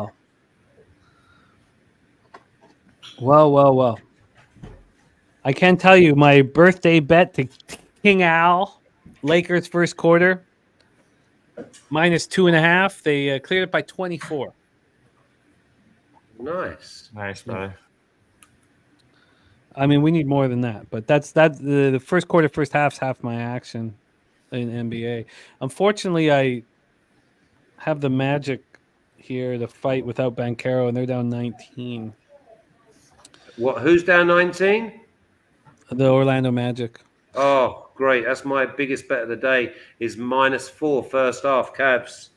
Oh yeah, you're in business. Oh, I took the Cavs at 25-1 to win the East, and +245 to win their little division, and +6,800 to win the World Series. You're in business. You are in business. Okay. And then, but I got to focus on this race here. Okay. And we also have a Razor alive to the 5, 11, and 13. Yeah. Why is this not playing? God. Okay. All right. Well, let's make some moves here. Gilly, last thoughts here. We are 11 minutes to post. I know this is a scramble. It's a scramble. It's why, like I said, I wouldn't be in this race if I wasn't alive on a pick 4. But There's so many unanswered questions that you're looking at. You know, you don't know about the one. You don't know about what's going to happen on the outside with these horses and what's going to happen. Who's going to get the trip? You know, so you know, might want to shoot for the stars if people are playing some win bets. You know, hopefully you can get something. I'm just home. wondering. Sorry to interrupt you. Yeah. Oh, yeah. I'm just wondering if this Henry Matisse, he only ever wins by a head or a half a length, whether they stuck the blinkers on him because he's not going through with it. I thought the same thing. Take the blinkers off. Henry Matisse is going to come flying. If he's Whether or not away it's from enough. other horses, if he's away from other horses, then you've not got a problem. It's when he gets into an eye-to-eye battle, a little bit like the horse who came second in the Kentucky Derby, the one that keeps rolling into everyone. Is it running again tomorrow? You know, the one that finished behind Dornock but in front of Forever Young? Yeah. The one who finished third in the Travers. Sierra Leone, yeah, a bit like that horse. Always looks like it's got plenty and then just keeps rolling in, finding horrible trouble. You know what? The blinkers off thing was very attractive to me. Yeah, but why did they put the blinkers on is the bigger question, isn't it? That's true. And I can't get the stats on. Like, I was very interested to hear what O'Brien's stats were with blinkers off. I couldn't get them. Maybe someone else can. Yeah, he's not normally a blinkers on type of man. But when you look at the way he's won his races, he's won by a short head, half a length, just banging on the line, you know? It's almost like they want him to go through with a job, thinking there's more under there, and he's just not putting it in. He's just doing enough. Which, if you bet him and he's just doing enough and he's winning, so be it. That comes a lot more difficult when you go up in grade. Very true. Tough Okay, race. I've got to get my action in here. What a fun race. Yeah. All right. Make sure you let me know what I'm cheering on, though. Only Spenny. I mean, I'd like to hear. Did Razor tell us if it's a pick 5 or pick 4? We'd like to know, Razor. There's our guy Dabber in the house. We want to know just because Spenny has between 6 and 10K involved here. So Spenny's got the big boy stuff. Great to see Mike Lewis rocking with us. Shout out to Mike Lewis. So Spenny gets 6,600 for the 4, 8,500 for the 5, and 9,000 for the 12. 4, 5, 12. Don't care, eh?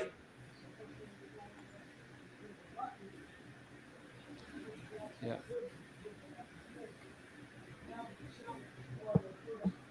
You smooth it, all right? 4, 5. Well, the Spenny. Let me put that at the top of my sheet. 4, 5, 12. And then I'm going to move on this race. I don't really want to include the 5, but Dennis has him to win. The tote has dropped him from 8-1 to 4-1.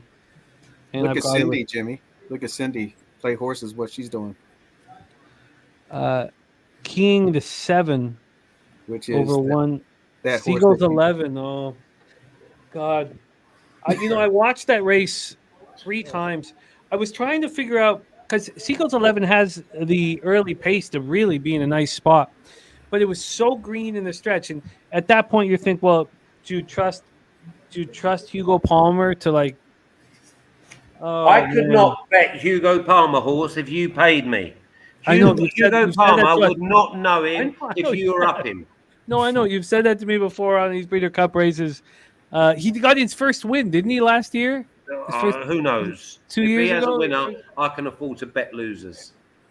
No, I don't see how this horse wins because it wins this race. Yes, Birdie, your Citizen Bowl birthday bet. Nice job. Okay,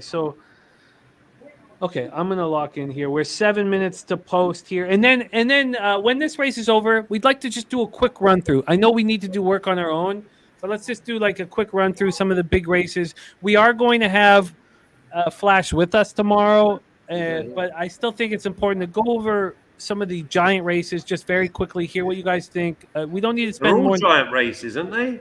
They all are. Yeah, they're huge races. Huge. I will be capping the Woodbine card as well, though. Of course you will.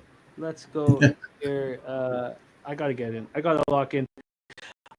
Kev, any final thoughts here as I get my action in? No, it's going to be a good race. It seems like we have Spinnies alive to a pick 5. Maybe a couple others are. A bunch of people alive to a pick 4s. So, yeah, hopefully we all cash in some form or fashion. Be nice if we all did. But it's going to be an interesting race.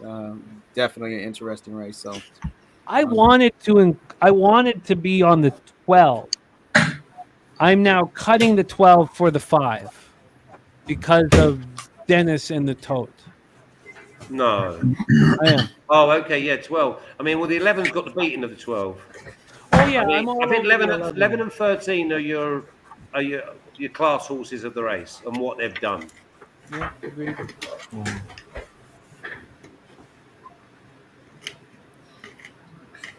All right. So,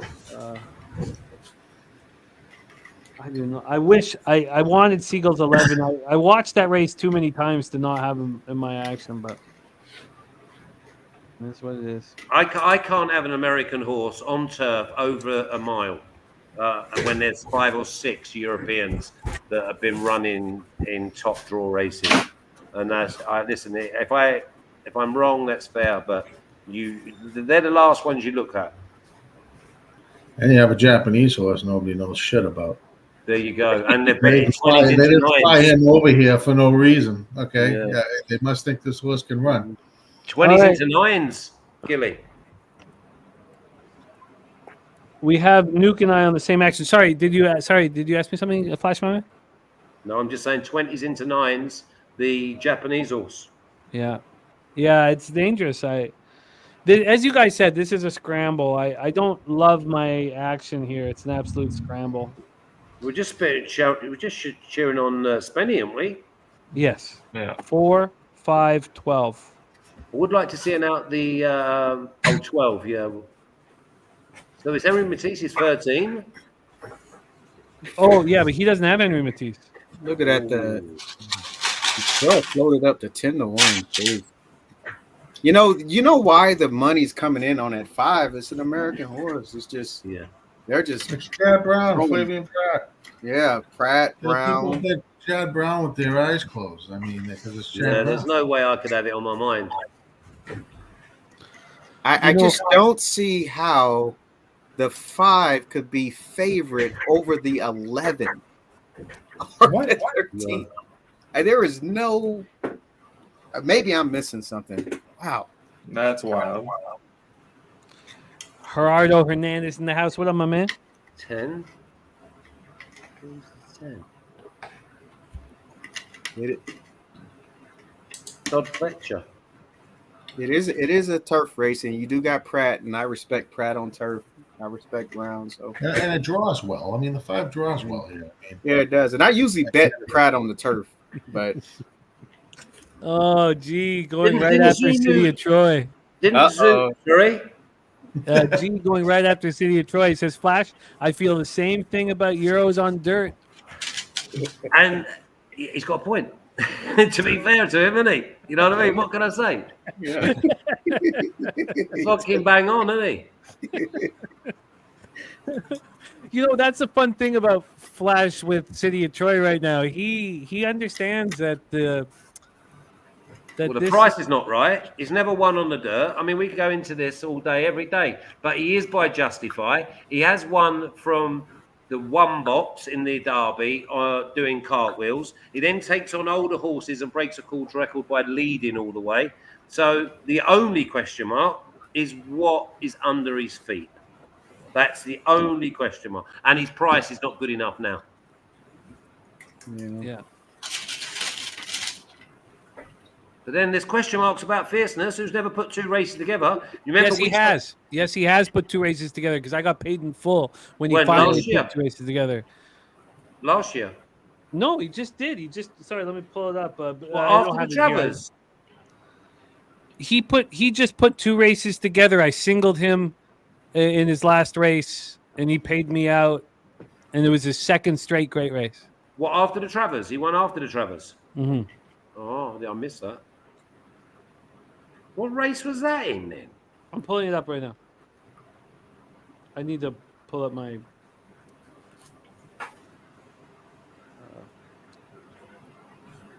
Anyway. No, but I challenged the whole not putting 2 races together thing, and I got Well, of paid course, out. because I had egg on my face when at Kentucky Derby. He was going to be my horse for this year. Mal horse, obviously. Yeah, so he won the Jim Dandy, and then he won the Travers. Back-to-back great races. 108, yeah. 150. I'm not having Jim Dandy. But... Well, it's still an important race where he's Sean. Yeah, he fucking didn't beat anything, did he? But then he was riding the He beat second. the Travers. He beat the best 3-year-olds that would face him. Yeah, I love Fierceness. Agreed. I love him. I'm using Another 5 yards, he gets beat by a filly. I'm all over Fierceness. Oh, Torpedo. I mean, Spenny and I have had our rows over Torpedo. Okay, we are lining up for Breeders' Cup Juvenile Turf here, and then Flash. Do you need to watch this on your own? No, I tell you what, I'm happy to listen to your commentary because I'm still like 40 yards, 50 yards away. So I'll listen to your commentary and then I'll watch the race. Dope. Dope. So I'll wait for a second, and then we'll ask you your thoughts on it. And then we're going to do a quick run through. Look, we all have a ton of work to do on tomorrow's card, so we're not going to sit here for an hour and a half. But I'd like to hear from you guys. I would like to take notes. I think it would be very helpful for my capping. So we're going to go through the Breeders' Cup races on Saturday's card, and we're going to be tight. And I will keep the speed up to make sure there's no way we can be here past 10 p.m. Eastern. I would like to be out of here by 9:30 p.m. Eastern, within an hour here. We have. Oh, nice, Razor! Go get it! Again, it is Spenny Penny Bombs 4, 5, 12 for scores that we want him to cash badly, and Razor the same way, but Razor has 5, 11, 13. So let me write this down. So it's 4, 5, 12 for Spenny. And 11 and 13. He's got it surrounded. Yeah, we should be good here. We get one of our guys in, and then Razor has 5, 11, 13. Okay, good luck, you guys. This is what it's all about. Them big scores, man. That's why we love what we do. And who just broke through? 12. Oh my God. Oh God. Oh, Spenny's not pleased. No. Do they take it out straight away or not? No. He races with blood in his mouth and loses. Oh, that's it. That's it. I mean, if it's too bad. If they scratch it and give them the morning line, if they scratch them and give them the favorite, oh, they get out wants to to scratch. No, they're not going to scratch the 12. 12 They're is not in scratching. They did it. He's Did coming they right not do back. that last year? Remember, one of the one of the Godolphin horses. Actually, the one horse One of the almost ended Godolphin up on horses its last ass. year. Yeah, Basically messed about. Well, he has a face laceration of some kind, and there's Spenny talking about it. Yeah, that's the worst case scenario. I'm sorry, Spenny.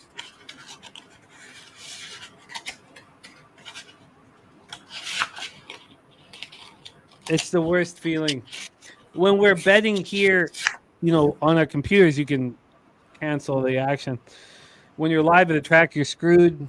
And when you have the multi-race wager, you're Is screwed. it still going to run, though? Oh, he's going to run. He's good to go, but he's clear. I mean, I can't say clearly. Generally, there's a face laceration of some kind. And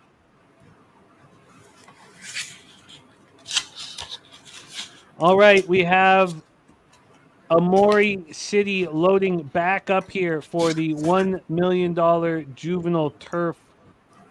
We are traveling, and we are off and racing, and a tough start here for our guy, the 12, now in last, Amori City with Willie Buick. Tough break. Okay, the 2 Dream On up front, and second is the 5 Zulu Kingdom. Now, both Spenny and Razor have the 5. It's the only horse that they both have. So we would like that 5, who's now sitting in second. That was also touted by our friend Dennis Garcia to come through. Opening quarter up in 22-3. It is the 2 Dream On and Jose Ortiz up front. Now the 10 Menti in second. This is a pretty brisk pace here for this race. And I guess for the closers, you wanted that brisk pace.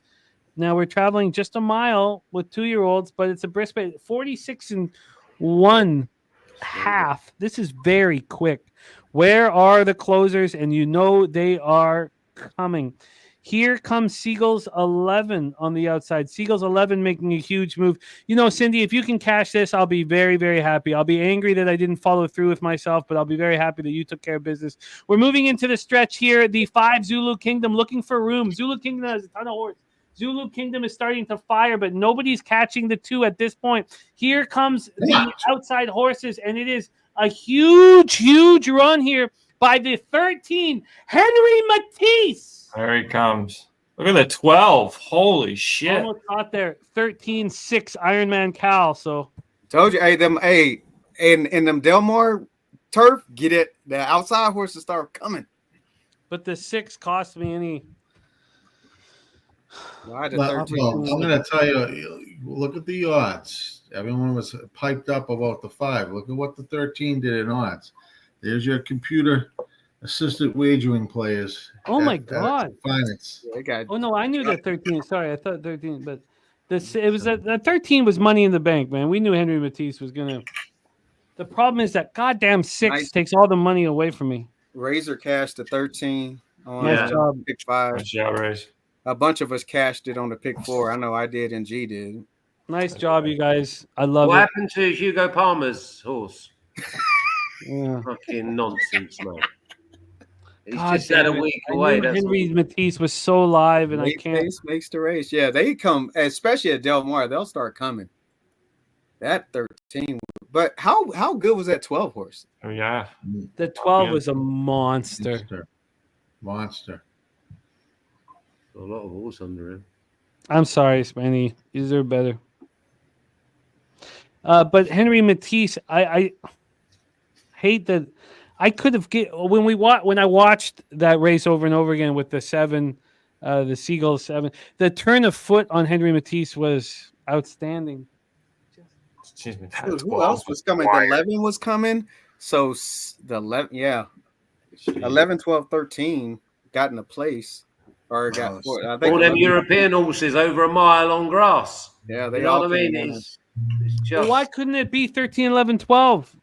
Frezu and Phil D'Amato. I mean that's part of this, but God damn that 6. He ran a great race.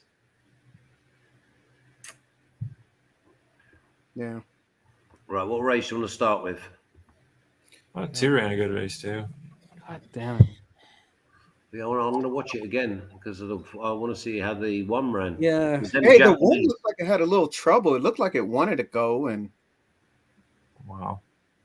But again, it shows, doesn't it? Off the back, we've just had Citizen Ball. Off the front, we had Lake Victoria did as it liked. Immersive got a great tail into the race. No, you're absolutely right. All sorts of winners. No, you're absolutely right.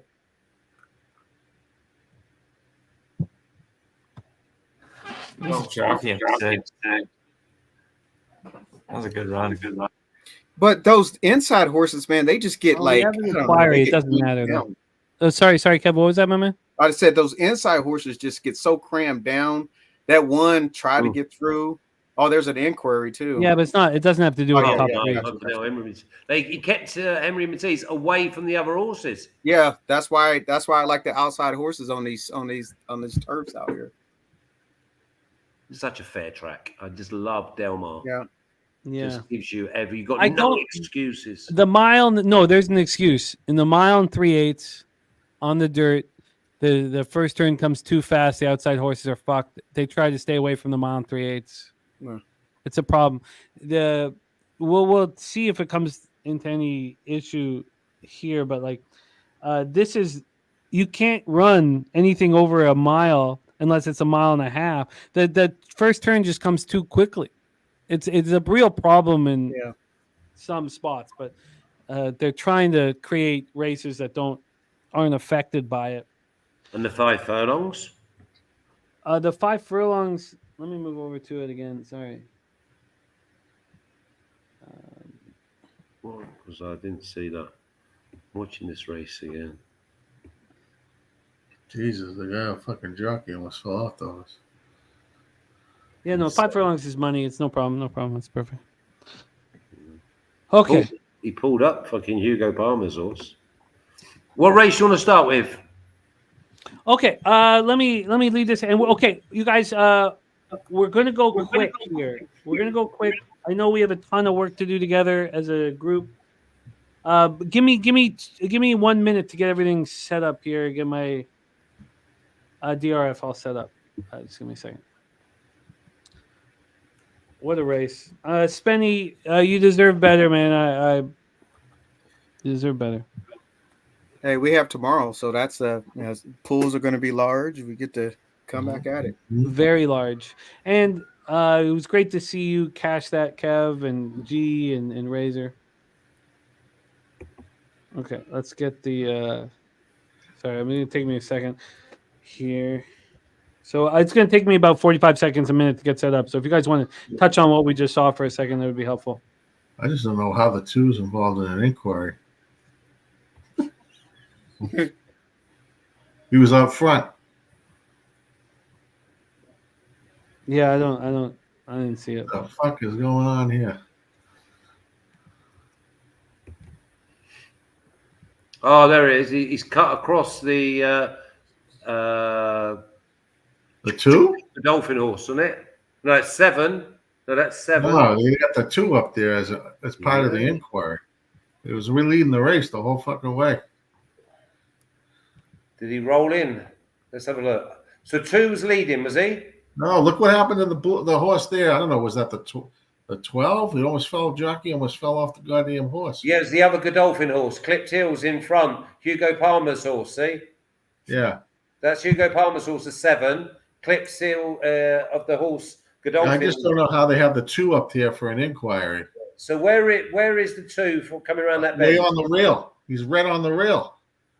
Ahead at this point. Leading, yeah? Yeah. Oh, is he drifting out? No, he's not. It's the wrong horse, isn't it? They've missed the 1, haven't they? And then it'd be 7 and 12. Where it's in between. It's in the middle. The 2's all the way down near the rail. Yeah, it's the New race. Century 7, which is Hugo Palmer's horse. Unless they're objecting to the 12. It's the 12 that's been battered there. Oh, okay. Just give him a bump. Cut across. 7. It don't matter, though, to the placings, does it? Doesn't. Doyle did well to stay in the plate. Jesus, the goddamn. Wow. Beautiful. What number is that then? That's the 7 horse all over the fucking map. Exactly. Hugo He can't even Palmer's. run straight. He was disrupting. Like, yeah, look at that. Yeah. Yeah, he just drifts out. He's almost like What did he he's cut not off? paying attention. What horse did he cut off? The 4. The James Doyle second string. Oh man, that is bad. Killed the 4. Oh, he really did mess up the 4. Jeez. 7 on the 4. The 4 was running too. Look at him. Yeah. Killed the 4. Oh no, man. He got. Oh yeah. Lucky he didn't go down.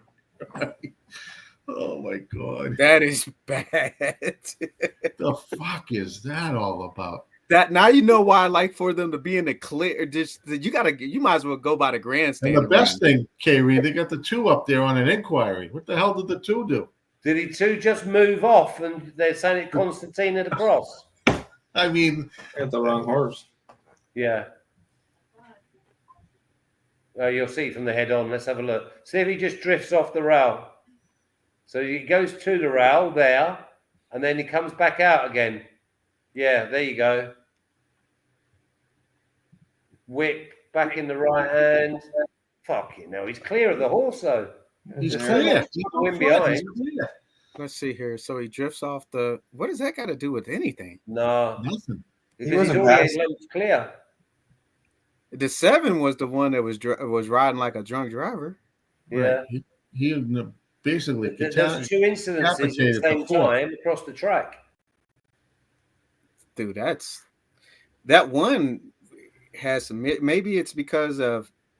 No, the one didn't check or do anything. The one just backed out. Yeah, she's a woman driver though. She was like, forget this. I'm out of here. Oh yeah, she squeezed down there. She was Yeah, like, she was I ain't- filling it up, man. They were going too fast. She was like, yeah, I'm not gonna get involved in that up there. Because it looked like she could have. Okay, let's hammer away here together as a group. Okay. We're going to go very quick here. We have Flash's action, but we also have Flash in person. Okay. I would like to move very quickly here until we get to the big races. We're going to start at the first Breeders' Cup race, Filly and Mare Sprint.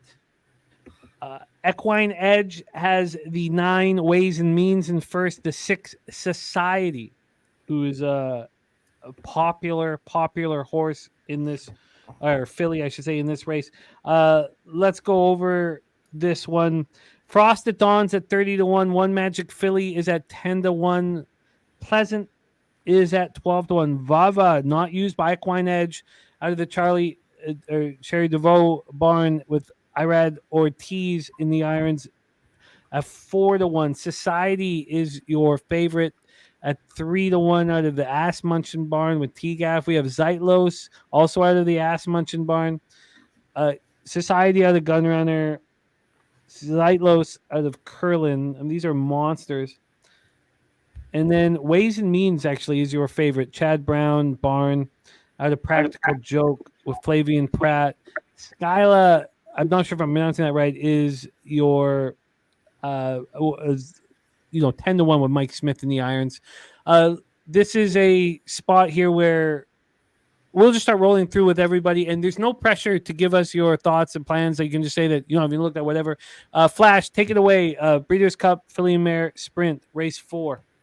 Okay, I've gone for Silla. Basically, I think the race will be set up. I think we haven't seen the best of it. Judmont horse, Khalid Abdullah, bred to love every yard of this. I think that Vava and Society may well go and cut each other's throats. Ways and Means, too short for me, so I've gone for Silla here to sit maybe 3-4 lengths out the back of the leaders and pick them up late. You're getting a monster number on Silla out of the, with Bill Mont and Judmont. I back-to-back grade 1 impressive finishes. Last one to Society. It was ahead of Vava. Let me just get these notes together here. So that was Flash. Let's hear from Gilly. Gilly, your thoughts on this one? Just briefly, I got some stuff to do off this race and for tomorrow, but sure. I just think if Society Ways and Means runs their A race, this is one of them wins. That's all I can tell you. At this point, I'll have to dig in a little bit, but I think those are the 2 logical horses. Ways and Means. Smooth Ed, have you locked in for tomorrow's card? I can't hear you. Did I? Oh, here, let me. He's on mute. No, it's my fault. Smooth Ed, your thoughts on this one? 936 is what I have by first looks. Okay, so Gilly Society, Ed is 936 on the first looks. And Gokster, have you looked at tomorrow's action? No, I don't have the form for it, Jim, but I'm gonna head out there, buddy. It was a blast with you guys. This was exciting. This was Gokster, fun. we miss you. We was miss good. you, and we love you. Are you going to be able to rock with us at all tomorrow? You golfing? It's still a little warm. Possibly. I'm gonna go golfing if the weather's not too bad. So if I get back at a good time, then yeah, I'll try and jump on. Okay, I'll make sure that you get a DRF. We'll figure out how to send one to you, my man. Right on, guys. Pleasure as always, guys. That was fun. See you, You know, Wilson. haven't captured you guys in a minute there. Gilly, K Reed, good to see you, man. Good to see you, man. Flash, 3-1 Islanders, 1-0 Lightning. Smooth Ed. I'm off to a bad start this year, so I need to get that money rolling in. Ghoster, I miss capping with you in NHL, but I love capping with you in general. Know that you're loved, my friend. Absolutely. It's right back to you guys. We'll see you guys soon. Be good. All right, there he is, Mr. Ghoster in the house. Kev Reed, we're gonna I know we have so much work to do and things like that, so we're just go real quick. Breeders' Cup Philly Mare Sprint, Kev. Yeah, I mean, it's easy for me. It's ways and means is race to lose. I'm going to use Society. And if I was going to look at somebody else, which I'll do tonight, I'll probably look at the Baffert horse, the 3-horse Pleasant. And that's about it. So I wonder how I should write this down if you're only halfway in on something. I'm going to use asterisk. Pleasant. Okay. So just a quick review of race 4. Flash on Sila. I'm not sure if I'm pronouncing that right. Silla, thank you. Gilly on Society and Ways and Means. Ed on Ways and Means, Society, and the 3 Pleasant. Kev, Ways and Means, Society, and a little bit on Pleasant. That's race 4. We roll into race 5 here. I love the speed of this. This is perfect because we all got so much work to do. Race 5 is the Breeders' Cup Turf Sprint. 5 furlongs. Got to start with Flash in these situations, and my smile creeps into my face whenever we got a Turf Breeders' Cup and I get to have Flash working with me. Flash, take it away. Your thoughts on the Breeders' Cup Turf Sprint?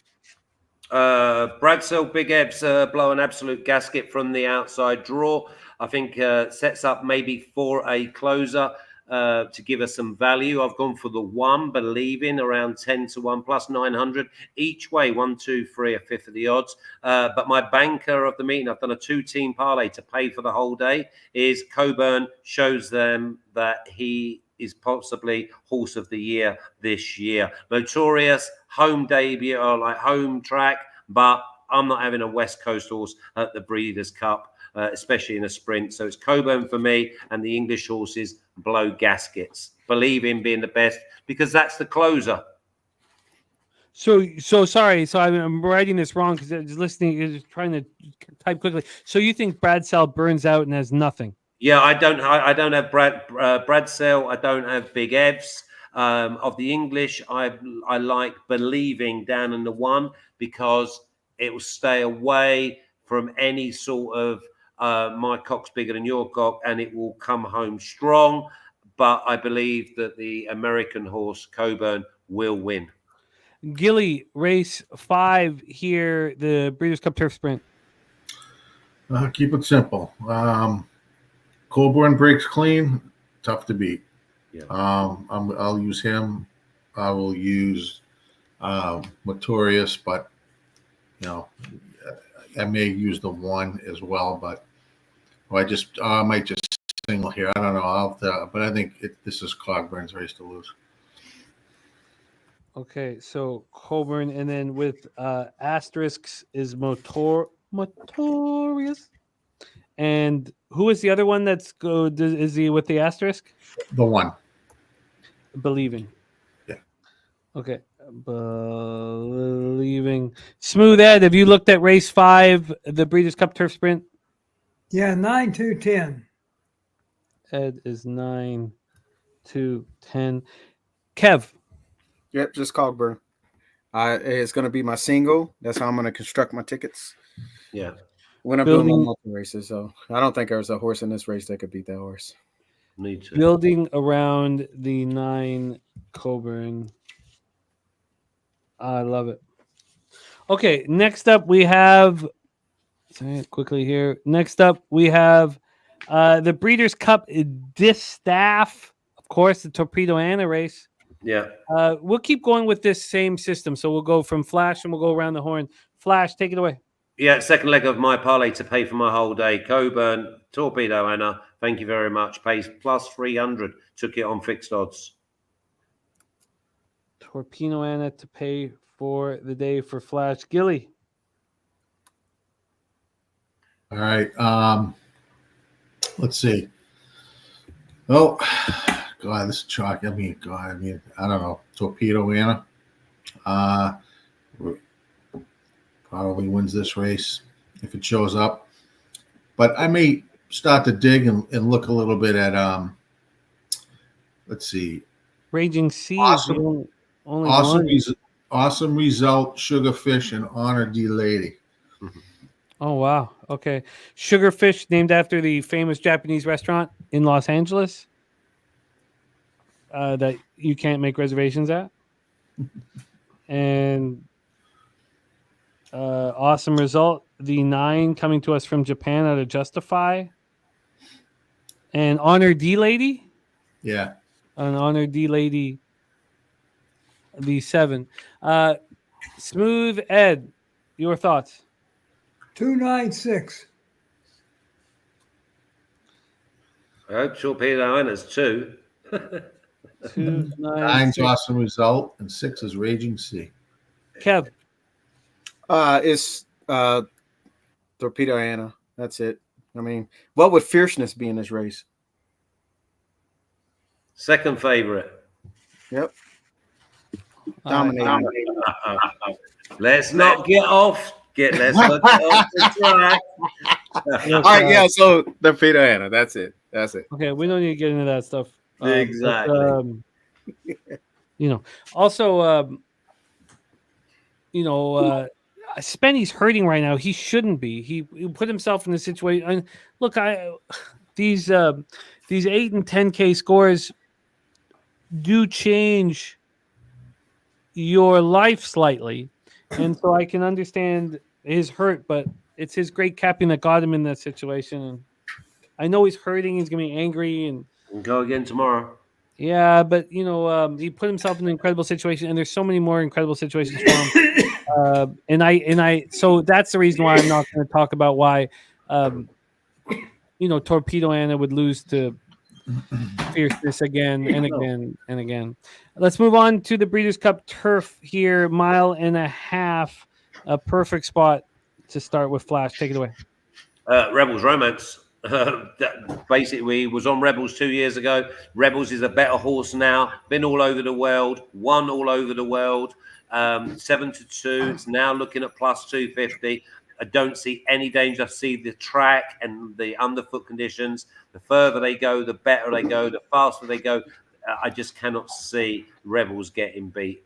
For me, it's Godolphin's #1 charge on the day. I thought Spenny was out walking the dog and walking it off. I wouldn't have said that stuff if I realized that he was here in our chat. He's such a monster capper, Spenny. You're going to have many more 10,000s scores in front of you. And I'm sorry you didn't get it there. And I really, truly love capping with you, my friend. So I'm sorry. I hope you don't feel hurt. And I know that when somebody's okay, Gilly. Yep. We have Flash, very confident here in Rebels Romance. Breeders' Cup Turf. You like anybody here? Yeah, I might go a little bit deep here. Try to beat Rebels Romance. 2 Emily Upjohn, 4 Luxembourg, 1 Roshan Park, 3. I'm not going to butcher that friggin' name. The Chinese horse, and the 5 J. Rabi. There are no Chinese horses, Gilly. You'll be thankful for that. Japan horses, whatever the hell. Oh, yeah. That was 2-5-1-3. Yeah. 2-4-1-3-5. If I go deep in that race. 2-4-1-3-5.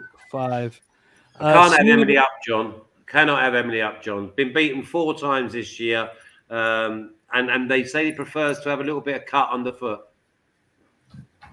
Likes a little soft. Okay. Yeah. That is the 2 Emily Upjohn. Let me just put here that note.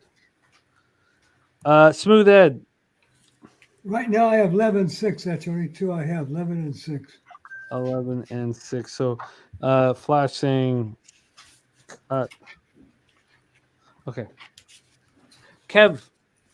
I like the 1 horse I think that gets a major jockey upgrade. The 3 horse should be the pace of the race, and then Rebels Romance wins everywhere, all over the world. So right now I'm 1-3-11. All right. We move on to the Breeders' Cup Classic is at 5:40. Oh, I guess for TV. Yeah, Why right did in I the think middle. it was later? No, it's in the middle now this year. They've switched it round for the pick 3s and pick 5s. Yep. Good it in the God. And for the college football.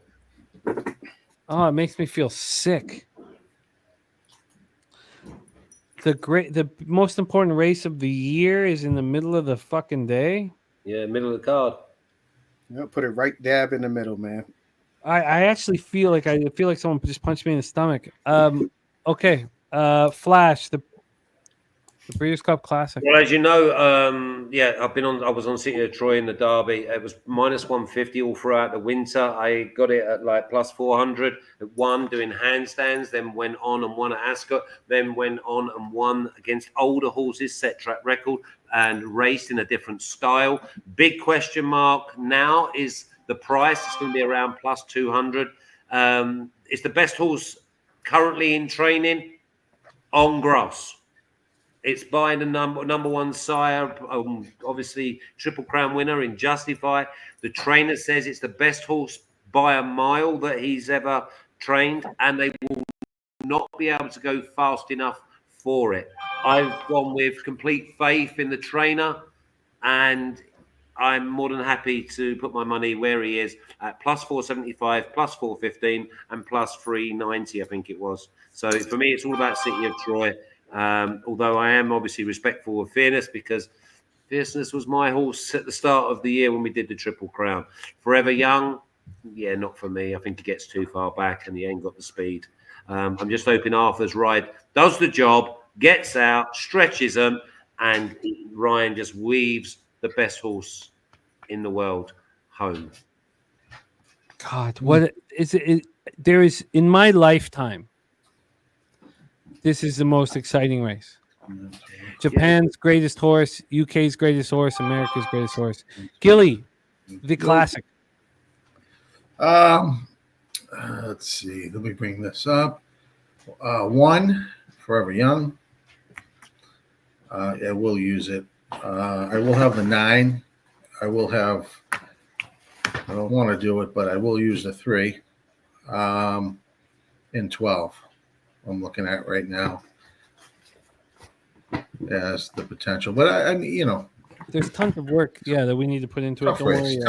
Tough race. Yeah, a lot of good horses here.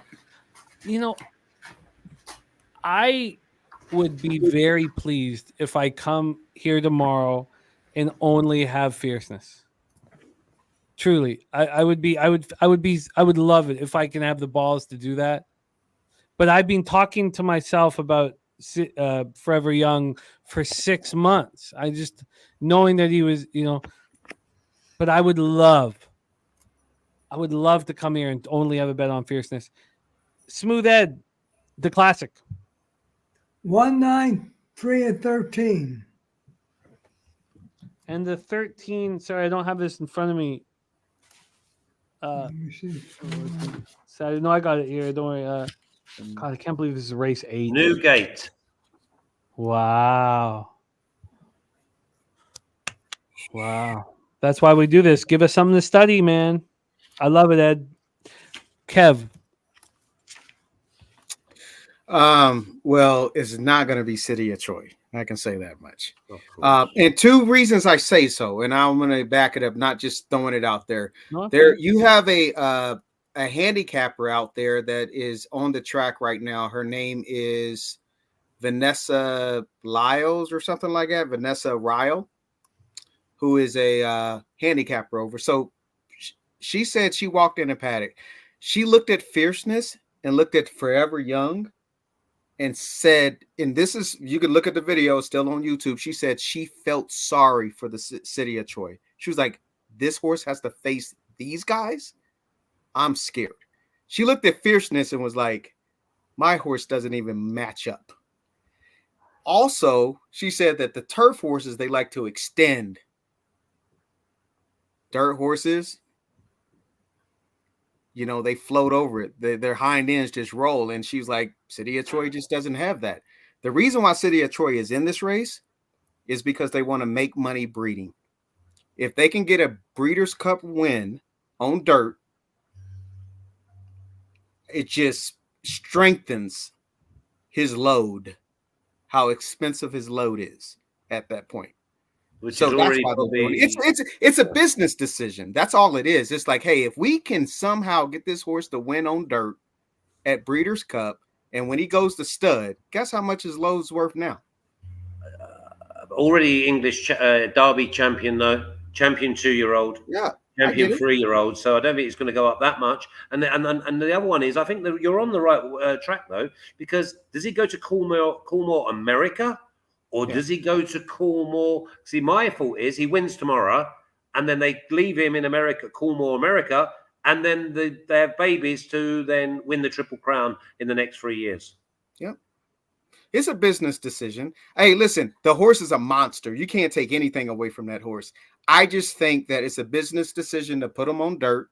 It's a crapshoot. They're like, hey, if this horse can stand up with its ability, who knows, you know? But as far as facing fierceness, Forever Young, these talented dirt horses, you're just not going to get off the grass and take your little tiptoe butt over to the dirt overseas and say, I'm gonna beat fair. I don't think you beat fair. You're not beating fierceness. I can say that much. You know, all of this talk, it's just making me want to bet only fierceness. It's what I wanted to do already. And look, I'm going to work on it and sit with it. But this talk is just making me think that I'm going to get the best number on fierceness that I could possibly be offered because of City of Troy, because of Forever Young. There's going to be a ton of cappers that trust these two horses and they deserve to be trusted. Good God. Okay. I can't wait. I can't wait for the next 6 hours of prep. So I like fierceness. I like Forever Young, and then a horse. Can you give me numbers right now because I don't have a. Oh, I'm sorry. It's one. No, I have it up now. Okay, so one Forever Young. Okay, keep going. And the fierceness, and then there's a horse that I think could be sneaky. They're just going to have to trick this horse. Keep this horse on the outside. Make this horse think he's running 12, 13, or 14 furlongs is next. Mm-hmm. Keep that horse on. I'm glad he's on the outside because he already runs, long distances anyhow. So keep him on it. Let him run extra. Make him think that, we're just in our natural, and let him roll. So that will be my sort of my long shot. A little bit is next.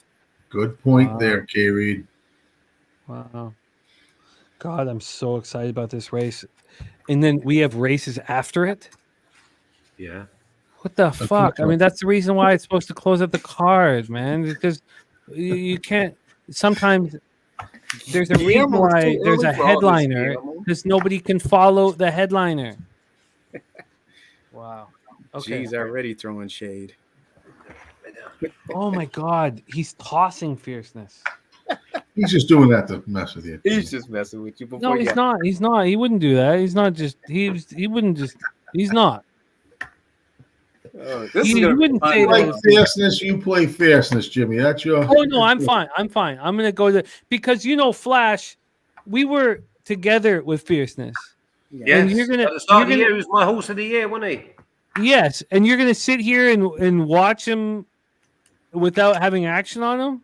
Of course, I've got 475 on the favorite. No, I know you're serious, G. I know you would never. Okay, look, this is what this is all about. Food for thought. We have so much work to do. Your thing on next year and watching Gilly connect with it is very, very interesting. Okay, 1914. I do not want to talk about another race. But what I will say to you though is, because obviously I've got action right across the board. There's only one race I've left out and we'll talk about it next. If I get off to a great start, and obviously the Cabs have just won as well, so that means today was another good day. Then I'd be silly not to have a saver on fierceness, or even do fierceness to be something else. But as we say, there's 4 races before that. No doubt about it. And the Cavs are just starting the fourth quarter. No, I did half time -4. Oh, yeah. Sorry. I still have the Magic +7. I know it's a loser, but it's not over. Okay, Breeders' Cup, Philly and Mare Turf Flash. Christopher, Rain, great to have you back. Take it. Gee, I knew you were serious, man. God, I cannot believe the Classic's in the middle of the day. Take it away, Flash. Breeders' Cup, Philly, Mare Turf. You already intimated that this might be a spot you're off. Yeah, I'm off because I don't trust Godolphin's Cinderella's Dream, even though they like it. Value's gone. They Coolmore like theirs in content. I liked Mora at 16s, and it's now 7s.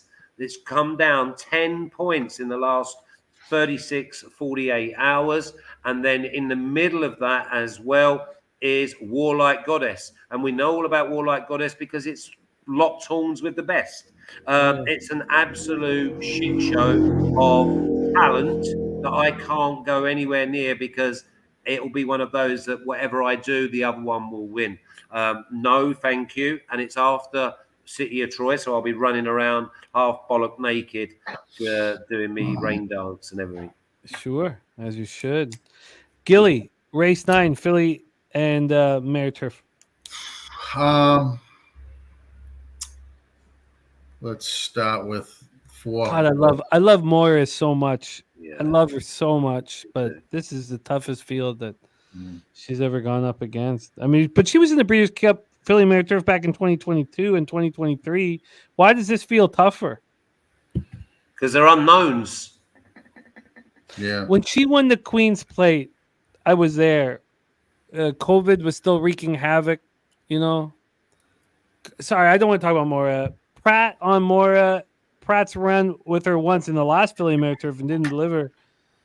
Good God, do we love this horse up here or this mare up here? Sorry to interrupt, Gilly. That's all Take right. it away. I just love this. Yeah. I hear you on that horse. But I actually like the I do like obviously 4 Warlike Goddess is would be on my ticket. I'm going to use the other Petard horse, the 2 Full Count Felicia. I like that a little bit better than the 10, to be honest with you. But I will also have 5-4. I'll have the 5 as well. Didier. Because she smashed Moira in the last race. Yeah. So and then probably I'm looking at the 6 as well, but I don't know what I'm going to do with that. 4, 2, 5, 6 for Gilly in the Philly Mare Turf. Smooth Ed.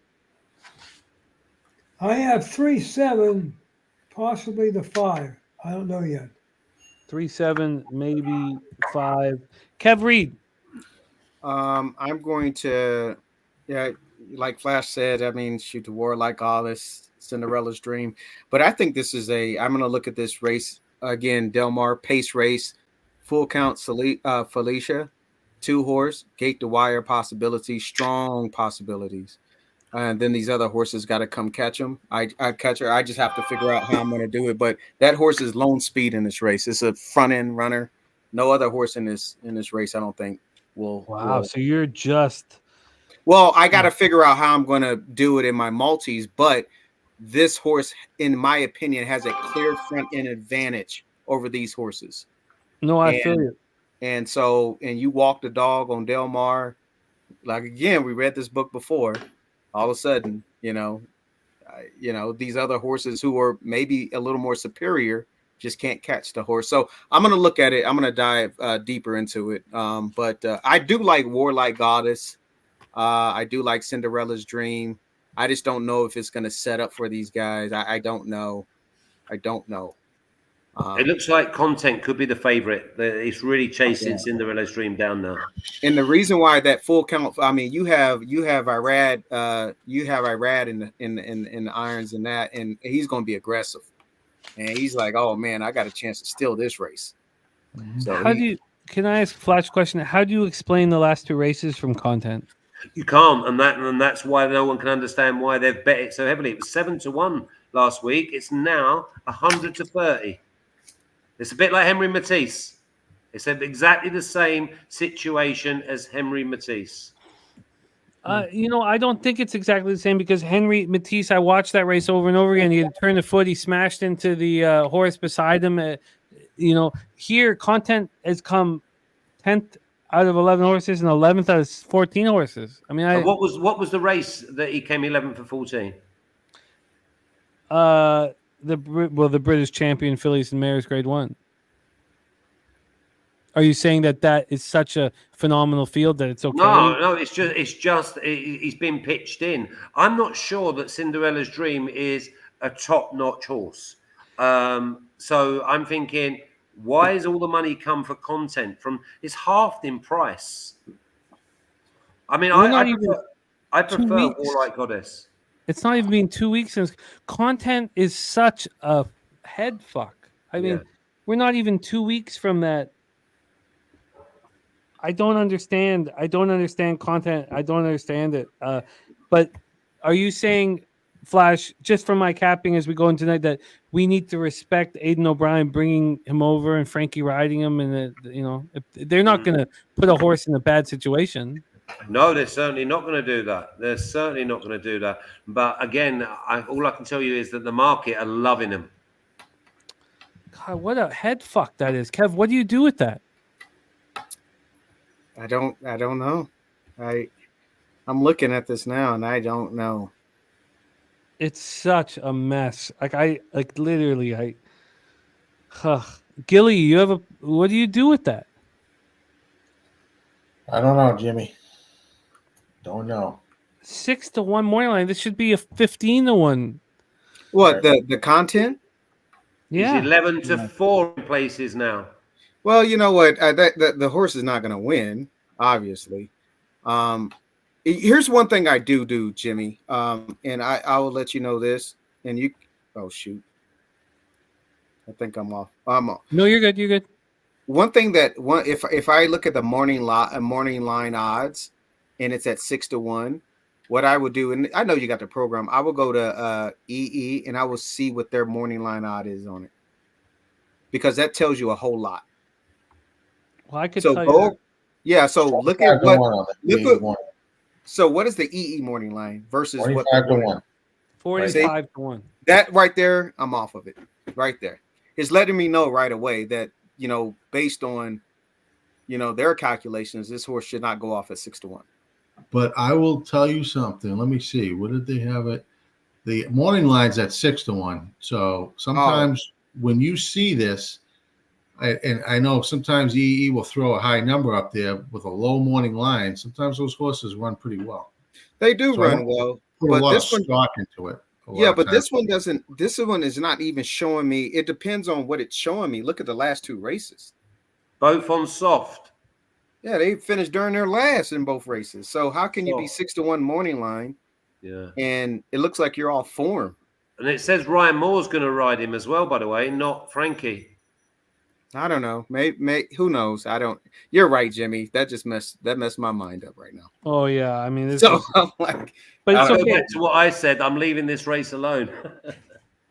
Let's move on to the Breeders' Cup. My numbers are really high on them. Your numbers are really high. That makes sense. But I'll tell you what they did. They picked pace lines, and what were the last 4 pace lines? They went further back to pick a pace line to look at. So they were looking at some previous race he ran. Maybe they found some glitch in him that they corrected. I don't know what the hell that would be, but no, but I think it would be what Flash just said. The soft turf. He needs the firm ground. He's going to get it tomorrow. Right. Better expected on a faster surface. Just some notes here. Well, he's going to get that surface. You said tomorrow. Frankie was going to ride him, but now it's got Ryan Moore. Yeah, I thought Frankie was going to ride him. Man. No, it says Frankie. Yeah, it does. You're right. But now it's Ryan. Wow. Okay, that's a horse to keep an eye on for sure. Let's roll into the Breeders' Cup Sprint. God, this is such a fun race. I mean, imagine a race where Gun Pilot's 20-1. Federal Judge at 3-1. Nakatomi at 6-1. Then you have Don Frankie coming from Japan at 15-1. This is Straight No Chaser out of the Blacker Barn, 8-1. Another Japanese horse remake, a monster, 8-1. Mulligan, who has won now 4 straight races, the last one being the Forgo, beat Gun Pilot by 5 3/4 lengths. You have Skelly here, 5 of the last 6 races, triple-digit buyers. Mulligan is 7-2. He's only run 2 triple-digit buyers in his whole career. Skelly's run 5 of his last 6 races in triple-digit buyers, 7 of his last 9, and 9 of his last 11. Good God, that's a phenomenal race. Let's go with Flash. Your thoughts on race 10 tomorrow?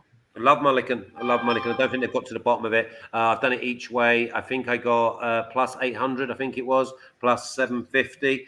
So again, I'm ahead there. I think the race is going to set up for Mulligan, but I've also gone and taken a bit of remake at around plus 1200. Because I know that horse is going to be closing down. If it falls apart up front, then I'm sure that horse is going to be coming home strong. So I've got 2 each way horses, basically first, second, or third. I make money, win, or they're placed. More than happy to take 2 in this race. Sorry, who is the second horse after Mulligan? Remake. Oh, remake. Okay. Wow, this is so wonderful to have all of us to study. Okay, Gilly, race 10. All right, so here's the deal. I'm going to do right now. Looking at it, I'm looking at 8 Straight No Chaser, the 3 Federal Judge, the 2 Horse Gun Pilot, and 4 Nakatomi.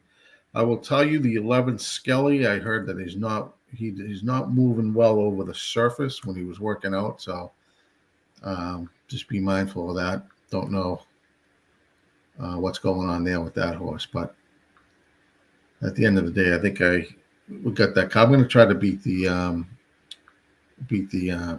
10 horse Mulligan here. Wow, that's great stuff there. Putting yourself in a situation for a huge score. Smooth Ed. I have 10-3-8-4. Kev. Shoot, you know what? I gotta cap this one, but my first look is going to be Gun Pilot. 20-1. Are you shocked these 20-1? Dude, you have like 5 horses. They have to go to the lead. And the way this sets up, you got to have Skelly going to the lead. You got a couple more outside horses that have got to get out and get over and go get to the lead. I mean, you got a lot of pace. I just don't see. Somebody's going to have to give. But I love to have Gun Pilot sitting in that 2-hole when all that pace sort of gets right in front of him and he sets that nice little pocket trip. Because you're going to have them coming from the outside. You got the 3 that's got to go. You got Skelly's that's got to go. I think Mulligan's going to go. You got all these horses that are going to go. And he's going to sit right there. Torres is going to sit right there and looking at him. And then I think that horse has an opportunity to set a great trip off the speed. All right, bred for this distance. A really good horse.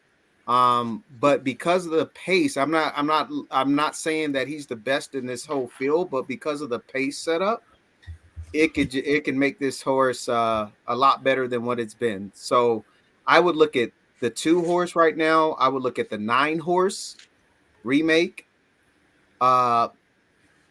Actually, I like how Flash looked at it. If I was going to take a speed or something like that, I'll probably take the 10 horse just because it doesn't necessarily have to be right on the front end, but it gets right off of them coming from that 10 post. So I may go 2, 9, 10 just to start it off to look at. That would be what I would be looking at right now. Wow. What a fascinating situation. Hard to believe Gun Pilot's a 4-year-old colt. I feel like we've been capping him for 5 years. Wow. Great stuff, you guys. This is just hugely interesting as we move forward. Then we have the Breeders' Cup Mile. Breeders' Cup Mile.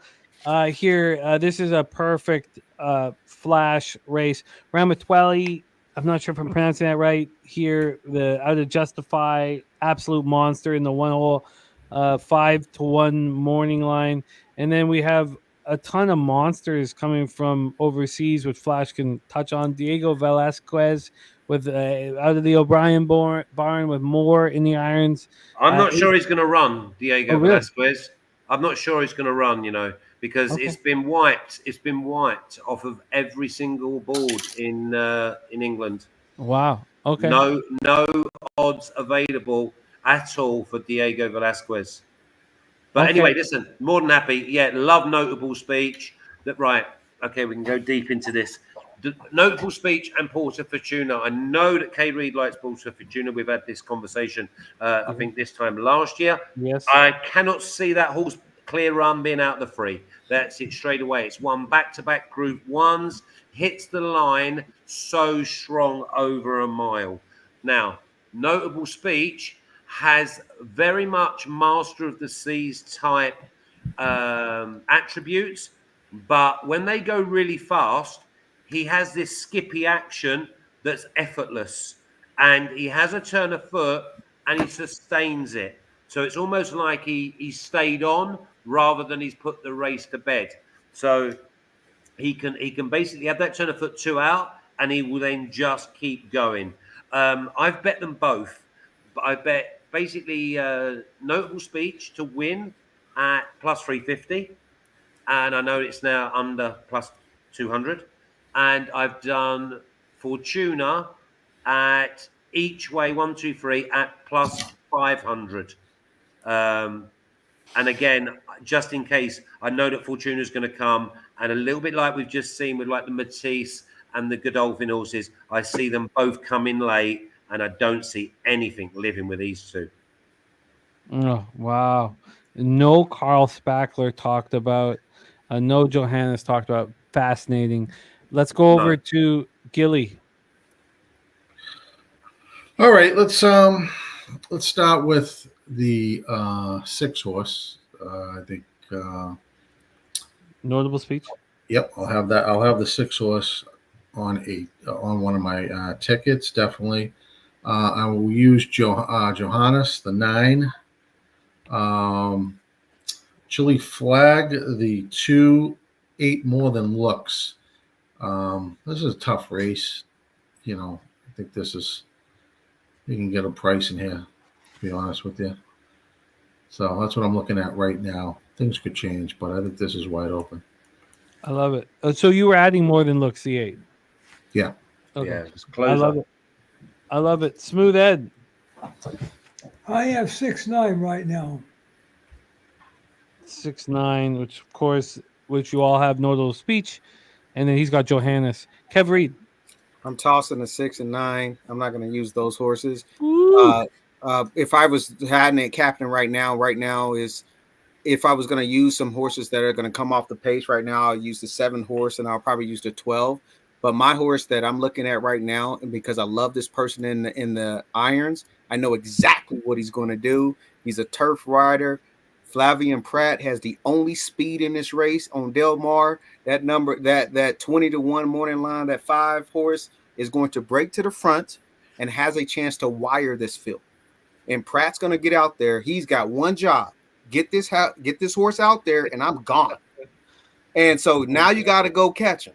So now I'm looking at, okay, who's going to come catch him? So I like the 7 and the 12, in my opinion, to try to come get him.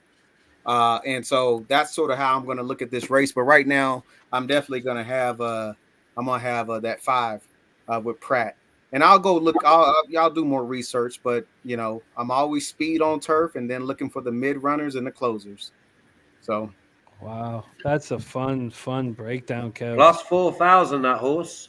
That's a fun breakdown, Kev. Yeah. That's so much fun. That's going to be so much fun. Each way. I think, listen, that type of number, you'll find we're all cheering it. Go on, Kev Reed, go on. Yeah. Oh, that's a fun breakdown. That's fun. Okay, let's go. I guess this is the last race, God.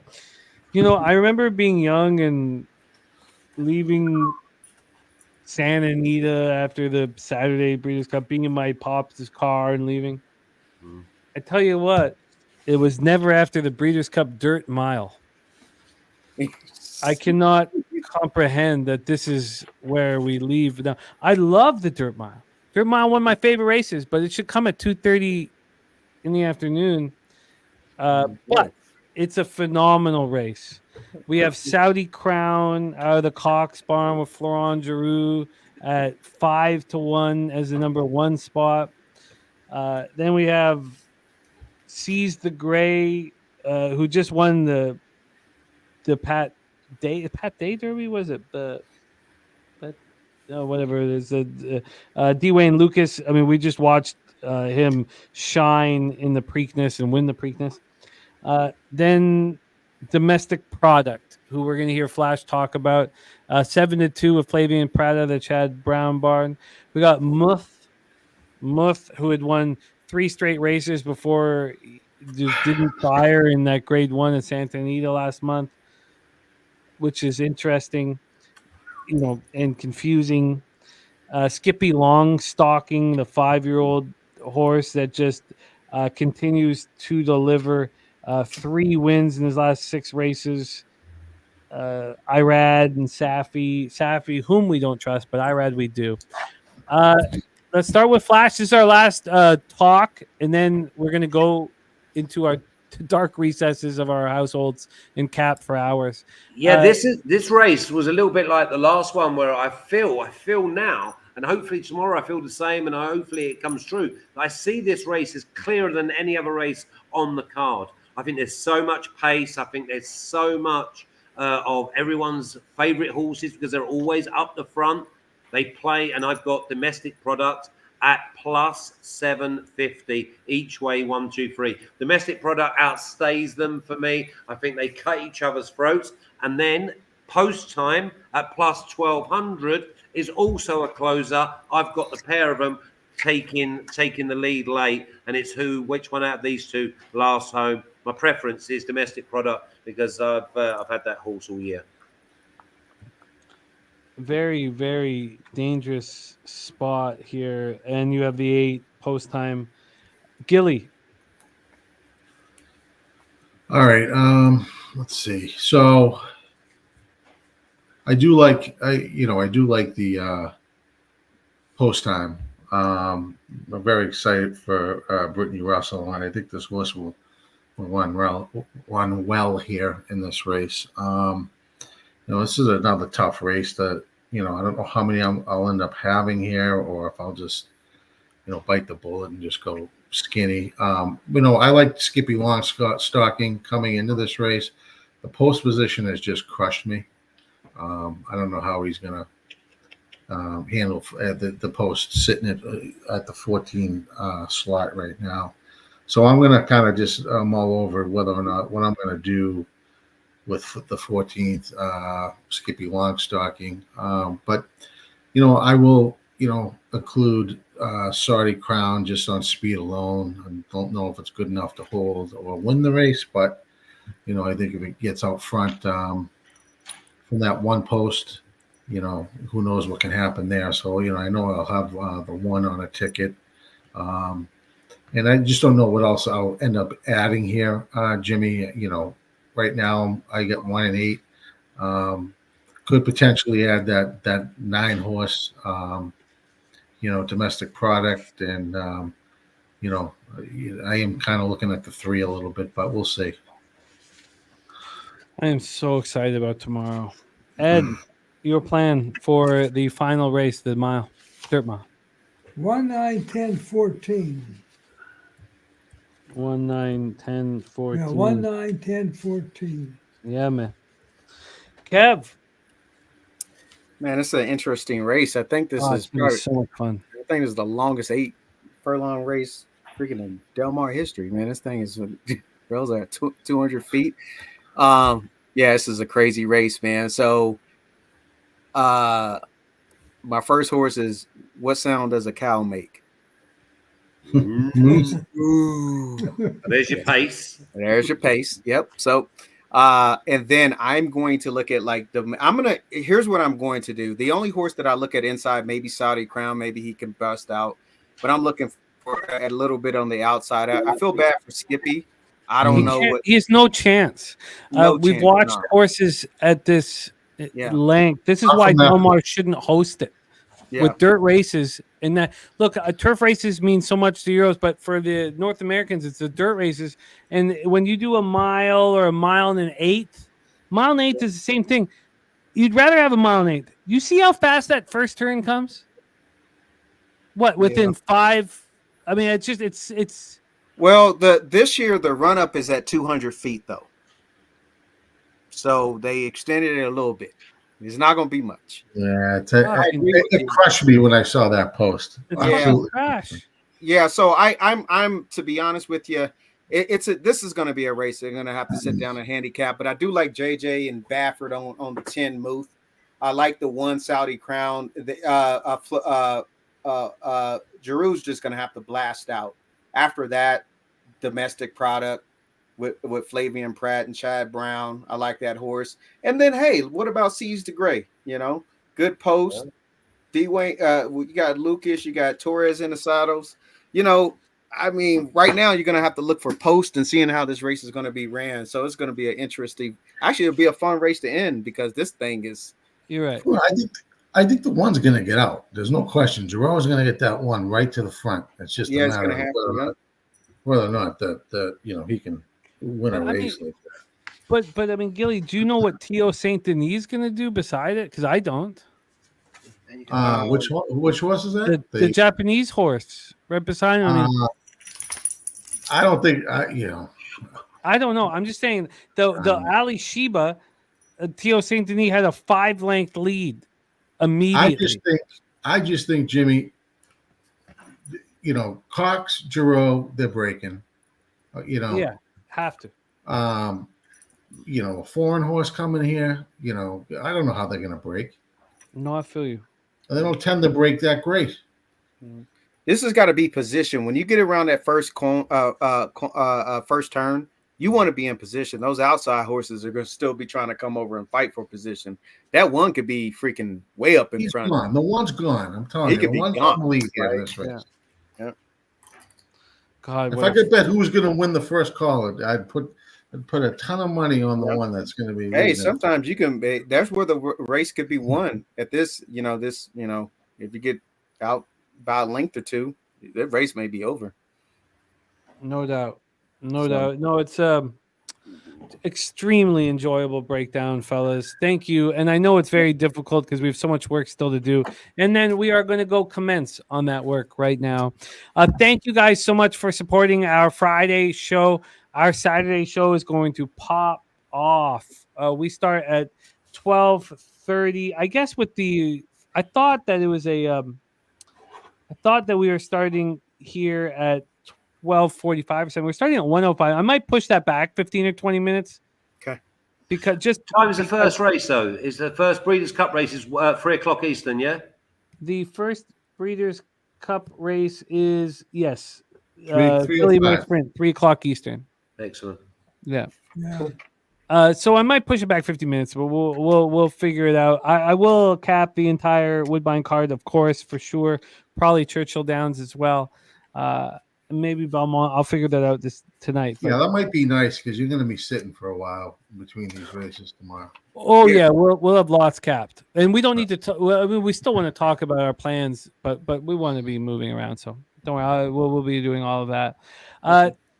Thank you guys so much. Nunya, no, I don't want to see it, but I believe it, Nunya, and I love you, buddy. You guys rocking with us on camera. Thank you. You guys were really insightful and fun and inspiring, and I cannot wait to go do work. I'm going to go sit in a dark corner and work for as long as I possibly can, and then wake up as early as I possibly can.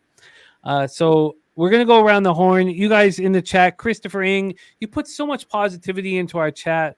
It means so much to us because there's a lot of work that needs to be done, and we're capping multiple sports here during the week, even though all we want to do is cap horses.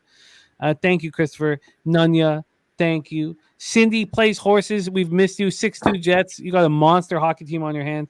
229. He's moving in Flemington in Australia. Jeff Arp in the house. Nice to see you, Jeff. Giant day tomorrow. Eyeball 509. Love seeing you getting that cash. Lucky Power. Dabra Kadabra. Goran Ninkovsky.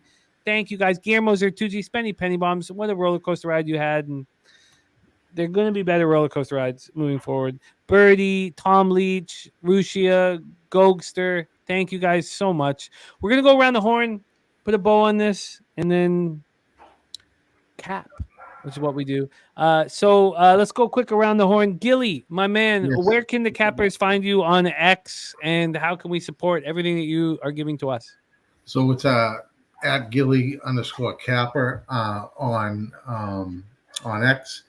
It also thanks K Wolf for the 5 Pub Sports Radio memberships. Great contributor. Best chat in the business.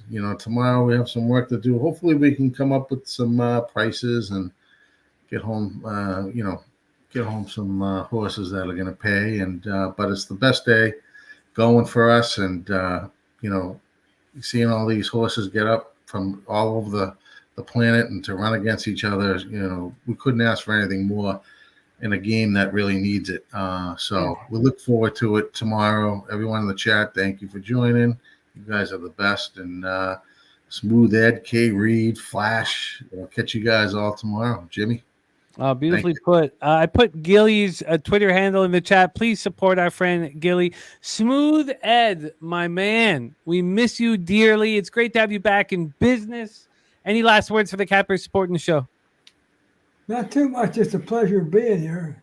I mean, I always learn so much from everyone. By the time you think you know everything, you find you don't know nothing. So I keep learning, and that's just, you guys teach me something every day. I wish I could run it every day. Maybe someday I get damn good at this. I don't know. I'll try to see no more. I got to fix a furnace in the morning, so I'll be back sometime. Get that furnace fixed, Ed. We need you. We need you here, my man. Yeah, this morning I get up all ready to go. And lady, her lights were flickering, which is the worst damn situation. So I had to get down there and figure I got to put a whole new main in, but it can wait till Monday. We love you, Ed. We miss you and love you. Yeah, Peter's Cup comes first, Ed. Yes, it does. Furnace comes later, Yes, it does. Gilly's right.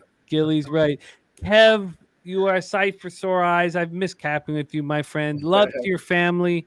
Last words for the capper supporting the show. And I'm going to pop Kev Reed's Twitter handle here. We need more Kev Reed in our lives. Take it away.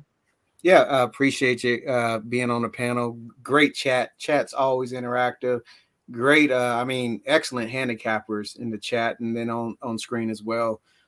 Just great vibes, and what better way to try to learn about this sport of horse racing that we all love, and learn from other intelligent cappers, and just have a good group of people on screen and in the chat that can just vibe off of each other and cheer. It's crazy when you cheer for somebody to win money that it's not going to be in your pocket. See, that's true. That's pure, right? And I love that about this group. Like, you can cheer for somebody else's success. That's awesome. Absolutely. And hopefully we all get a little piece of success tomorrow. We'll all do some work. And yeah, man, I appreciate it, man. I appreciate it. So thank you guys. And Capper's on the screen as well. And I've grown to really, really embrace Flash. I was stubborn for a moment, but now I'm starting to align with his thinking a little bit. And that's sort of scary. I find myself 3 times today. Yeah, that's a good point, Flash. Hey, I think I like what Flash said. I love it. It's time for bed, K Reed. It's time for bed. Yes. It's time for bed. It's getting late, man. Flash is the star of Bet US. Please support our friend Flash in his soccer breakdowns. He's an absolute monster. All he wants to do is put money in our pockets, beat the books, as selfless as you could be, and a great, great friend of mine. Flash, I'm going to give you full screen to take us home. Thank you to everybody in the chat supporting us, and we will see you tomorrow for our Super Bowl. Flash, but Gilly, Kev, Ed, we also had our guy Gopster rocking with us. JJ was such a monster, and we have a huge cast of characters that are rocking with us tomorrow, and I'm just thankful to be part of this fam. Take us home, my man Flash, and send us into our work night this evening. Work that we love. Yeah, absolutely. Can't wait for tomorrow where the turf meets the surf. But if you haven't got as much money as you'd like to put on them 9 races, then Arsenal and Man City. Moneyline parlay tomorrow starts at 8:30 Eastern, 6:30 for me in Costa Rica. It pays plus 225. So get Arsenal on the money line in a parlay with Man City and then stick it all on the city of Troy. But we will all be singing, and I'm happy if I don't have another winner as long as Coburn and Torpedo Anna, basically she's crowned queen tomorrow, and then the rest I'm happy to share and take it. I love you, Flash. Thank you, my man. Get that cash. Big day tomorrow.